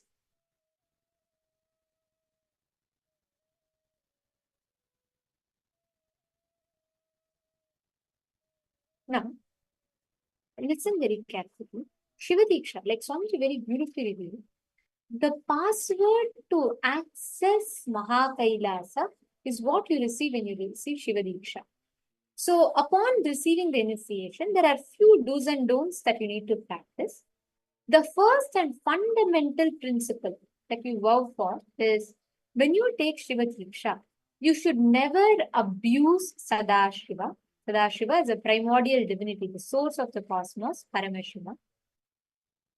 Never abuse the words of Paramashiva, the Vedas and Agamas, and never abuse the Guru who is giving you the Diksha. All of these are too important.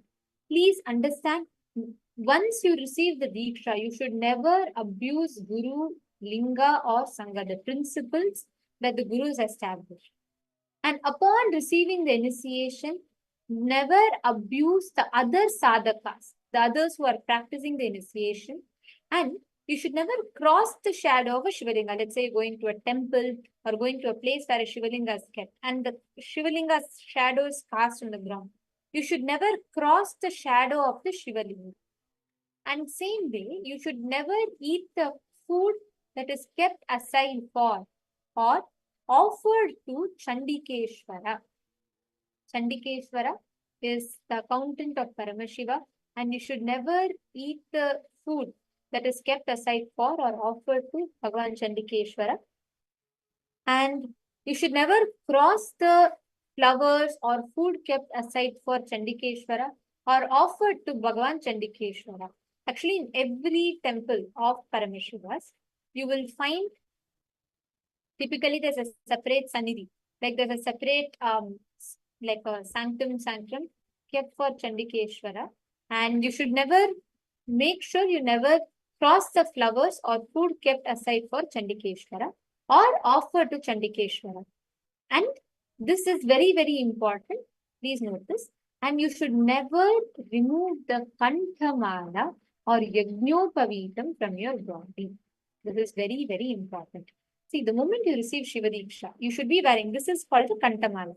And this Kantamala, literally it's like a battery bank, just to give an analogy, right? The moment you store, see, as soon as you receive Shiva Diksha, you're supposed to constantly chant the mantra. Swamiji initiates all of us into the mantra. You're supposed to chant it constantly. The Rudraksha, you will be wearing it exactly on the throat. In your throat, it's supposed to be sitting here, and you will be tying this Rudraksha on the throat region.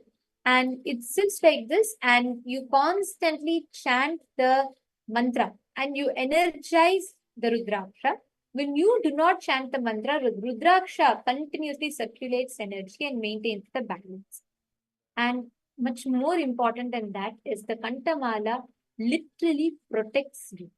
Kantamala, which has Swamiji, which is blessed by Swamiji, literally it protects you. It is a symbol for every initiated disciple to have a Kantamala. And please make sure that all of you wear the Kantamala. If you do not have one, in the Kailasa temples nearby in your place, you will be able to get a Kantamala. So please do receive a Kantamala as soon as you initiate it from your local temples. And please take a moment and wear the Kantamala. And you should never remove the Kantamala. During the Shiva Diksha, you will be receiving the Yajnopavitam, which you will be wearing for the male bodies. During the Vishesha Diksha, the female bodies will be receiving the Yajnopavitam. So for all of you that are here who are receiving the Shiva Diksha today, please head to this link.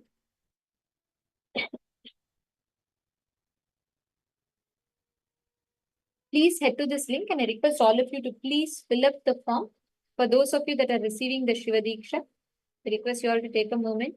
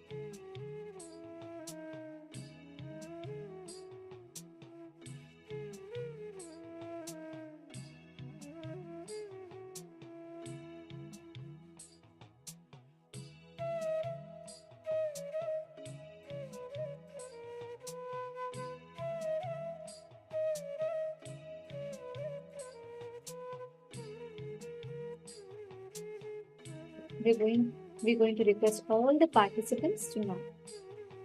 Please take a few minutes, and we're all going to be now doing the Kriyavati Diksha. Listen very carefully. Right now, all of us are going to be, we all learnt about the process, right? So now we are going to be taking a few minutes to offer the flower on the mandala. We will now be projecting the mandala for all of you. And we request all the participants here, every one of you, to take a few minutes. You're going to be standing facing, you should be facing the eastern direction, and you will keep the mandala just in front of you and make sure it is kept flat. And please drop a flower. See, you can bring any flower and you should drop the flower on the mandala. You can put it on your laptop screen, mobile screen, or iPad screen. The bigger, the better. You'll know which color exactly it is falling on. If it's phone, it might be too small. So project it on that, keep it flat, and drop the mandala on the flower. So once you drop the flower on the mandala, and once you drop the flower, in whichever color the flower falls on, that will become your spiritual name. So you can keep the mandala, and then you can go ahead and drop the flower on the mandala. And then once you drop whichever color the flower falls on, you can mark your name based on that. And then, as we had projected the name chart, you can take the names from that. I request all of you to please prepare, keep your mandalas ready. Keep the flowers ready. We will now be projecting the mandalas. I request all the participants to please take a few minutes. Any flower is okay. You can bring any flower, that's fine. Now, once you're all ready, we'll be projecting the mandala for all of you. This is part of the Kriyavati Diksha.